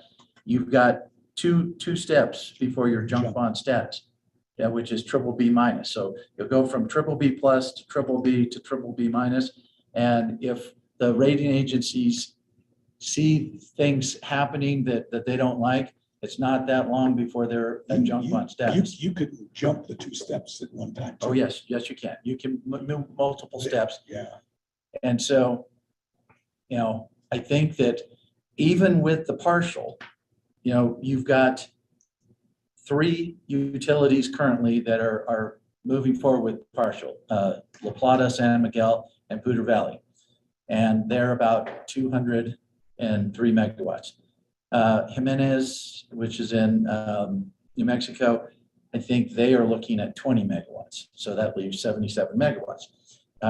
That 300 megawatts that you lose there can have an effect on the bond market as well, because the rating agencies could look at that and say, you know, yes, you had this settlement, but it's not enough. Well, you have 300, and then if United goes, what do you have? Another 350? They're 400 plus now. Yeah. Yeah. We all need good EV incentive programs, and then the load will grow. Yeah. Scary. So it is challenging. We're through the board forum. Oh, CRA report. Did you guys think that was valuable having Tim come in? Yeah. I'd like to do that, you know, I think a couple times. Especially during the legislative session. Yeah. Way better at summing up than I am, so. Yep. Nice having him come in. All right, do we have any old business? Not that I'm aware of. Any new business? I had one old business Go ahead. item. A long time ago, we had discussed as a board the issue of how the estimates for new hookups work, and help me remember, because my memory may be fuzzy here, but I thought that you had said that we give people an estimate and then follow up after the work is done with kind of a final invoice. Is that the process? What is the process? The process is that when it is designed and is put into the system, we will give them an estimate. And this is something that Scott, myself, his team have been talking about, is that as we go through, if we see that the number is going to be changed for some reason, they make a change in the design, we run into rock or whatever, it's going to cost more. Or in the current environment, as Dick talked about, we need a transformer, which we don't have, we order. And some of the, at least what Eric, not Eric, the lead guy, Greg, at Western United said that in some instances, you're ordering it and they won't give you a price when you order it. They'll give you a price when they ship it. So if we will be giving them a price, which by the time it gets there and we can do it, the price could have changed. And so we are communicating with the members as we see those price changes. And then when we get to the end, we do a reconciliation on our side, and we are working on refining that process because we've got a lot more information now from NISC and other things to where that we would do a final reconciliation. And if there is, additional money that we need to collect, that we would collect that, because we have modified the application and the contract that the member signs that says that for certain things, if it changes, we can charge you for it. And what if it costs us less than we had estimated? Do people get a refund? Below a certain amount, we have not been doing that, and we have not had a very many of them that have come in under. And we were looking at, I think, $500. It had to be $500 or $1,000. Not what we used to. We used to, but the problems that we're having right now is we don't have very many, if any, that come in under. They're almost always over. And part of what we have been trying to do is come up with a process whereby we collect that money from the person, because otherwise it just gets put into the cost for the co-op and everybody pays for those. Do those projects. people get a final invoice from us? They get a reconciliation. Well, are you talking about? No, like for example, like I hooked up about a year ago and I never got a final reconciliation. So that's one of the reasons I asked, because I was kind of like expecting that. But another is that I've been talking with several people who are doing new builds. Some are, as you often see, not pleased with the estimates that they're getting. And I just want to make sure that I fully understand how the process works. Aren't you also, I mean, if you don't get a final bill and you're a developer and you're selling that, you need to keep track of all your costs. How do they keep track of that cost? Well, if we are in a situation where the cost went up, then we do give them, or well, we should be giving them a final bill. We have not always. And that's part of what we're trying to address, because then what that does is it becomes part of the overall co-op's cost. And actually, I can talk to you about yours. That's quite all right. If I owe you more money, just let me know. Well, no, so, they do know what the number is, but as Kristen said, many times they're not happy because, well, we just had in the bills for payment a $40,000 check to a member that I assume had something to do with an estimate. Yeah, and we returned. There's some refunds out there.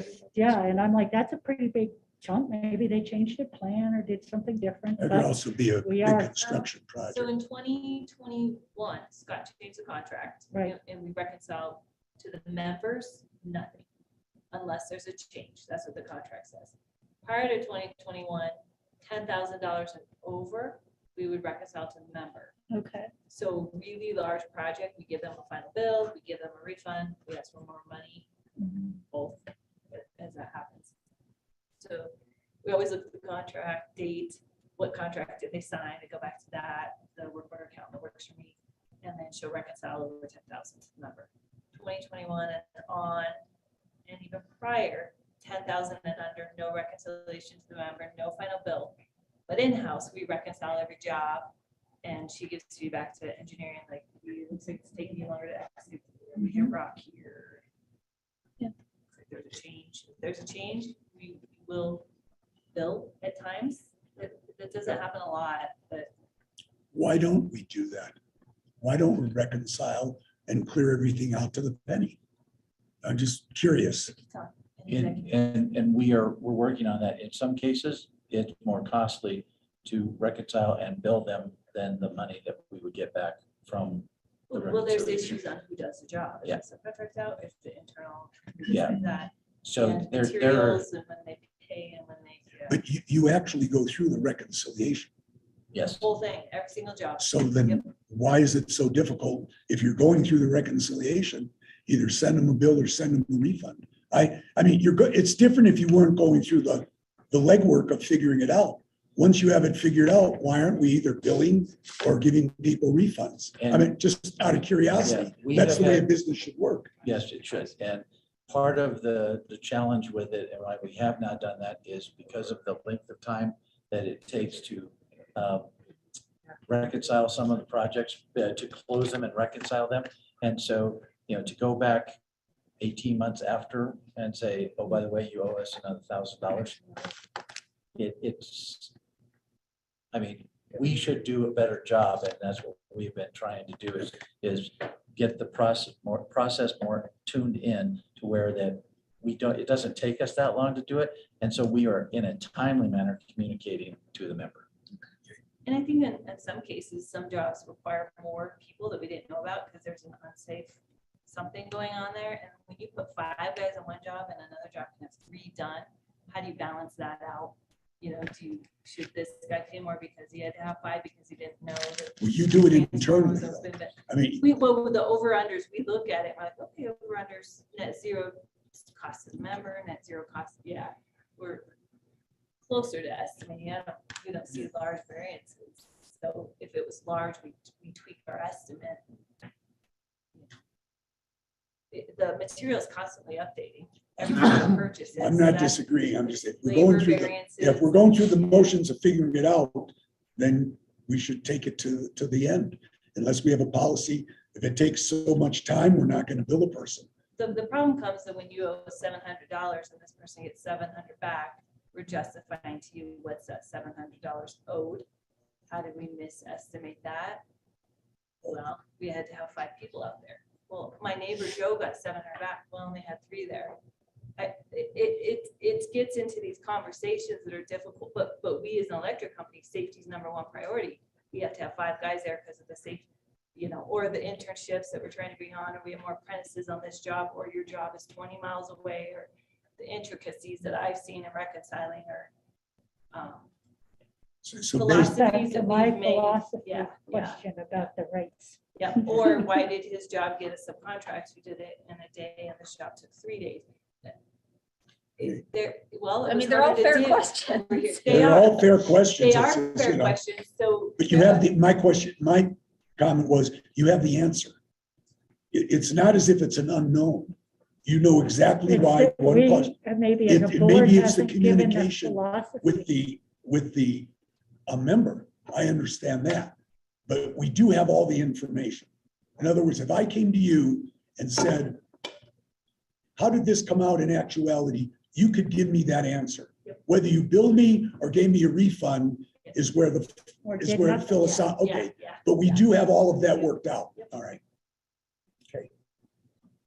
I mean, if somebody comes in and wants to know, we have to be able to tell them. It's all worked out. That's your only job. Yeah. So I guess kind of wrapping up. So at this moment, let's say there's a new residential connection. If it's under 10,000, the quote is the quote. We won't get back in contact with it. Correct.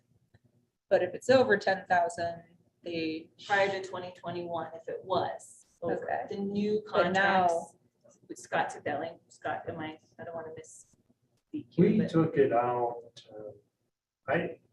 This has always been a tough part, and it's really in trying to figure out what's fair. Mm-hmm. Certainly the large jobs, we need to look at those because there's a potential for them to be significantly higher, depending on how the job goes. For the average line extension, there's a lot of variables involved, not just in the job, but in how we do the job. And so what's fair to the person? And that's, Stacy was trying to talk about contractors. So if Dick's job, Mountain Parks labor does, and Kristen's job, the same job, contractor does, Kristen's job is going to cost less than Dick's job is. So is it fair to Dick that we just happen to use our labor on his job and not on Kristen's job? And so, or should we socialize that and try to get everybody to pay somewhat the same, so that just because It doesn't, we have a basically, crew it doesn't matter available, who does your job, right? Everybody pays the same. And so that's kind of where we're trying to get with it. I mean, maybe we should spend some time as a board understanding this better, because in some cases, this is the majority of the money a member will ever pay to the co-op. You know, if I live in my house 5 years and move on, the $6,000 that I paid to hook up is going to be more than, you know, my rates, even if I didn't have solar for the whole period. So it's significant. It really impacts the members. I've built 10, 12 houses up here. Oh, and I've wow. paid a new connection fee every single time. Yeah. But I feel, for me, being conservative, that I do I'm my taste test with it, and I'm definitely okay with willing it, to but take, yeah. We could go through that. have discussion and get better direction. It's just nice, everybody understanding what we do. So if somebody brings it up to us, we're not in the dark, you know. There are good reasons for doing what we're doing. It has changed quite a bit too. So Yes. Scott's taken it over. I mean, it's been tightened up. Oh, yeah. And overall, what we're trying to do is to make it fair to the customer and make the process work. And so, and the overarching direction of the tariff is that the line extensions pay for themselves, so that membership is not subsidizing line extensions. But part of what happens with, especially with the smaller jobs, is Dick's job subsidizes Kristen's job because we did it differently, even though they were the same job. And you guys both paid the same amount, but his cost more than yours because of how we chose to do it. Those are all the kind of questions that we're looking at, trying to solve. Apparently, it's all But, comes well, out in the wash. If it does, that's good. It's good that as a board, we understand what's happening, because these questions, you know, are going to come up, especially now with things getting tighter and tighter, you know. Especially when the contractors start to steal the transformers. Yeah. There They you give go. you a used one that's been out there 30 years. I think mine's, well, they haven't changed mine since 1981. But if we do give you. I don't, and before that, I don't know. And it fails, we'll replace it. We'll replace it. Then you'll get a brand new one. So far, it's Your good. copper will be so much better. Yeah. All I know is when We they have did an underground in mine from the old house, it totally sucked. Yeah. I came out. I'll tell you how long ago That was a long time ago. Any new business. It's 19 6,000 for me. 19 No new business. No new business. Okay. Mountain Park Services meeting. We need to have one of those. I don't think we need one. All right, we don't have any emergency business. I skipped that. That gets us to executive session, which I think you have a lengthy list, Mark. I do. We need an executive session to talk about the employee housing timeline, the Fraser Housing Project, legal advice regarding policy B3, the annual meeting, partial requirements, litigation, fiber easement, and capital credits for inactive members. And community solar. Yeah, fiber easement. I make a motion, we go into executive session to cover. I don't write that fast. You have those written down, Mark? Yes. I'll give them later. Okay, we'll get them later. I'd He's got like them written down. make a motion to go into executive session to cover the topics our general manager just stated. Motion by Dick and a second by Liz. All those in favor?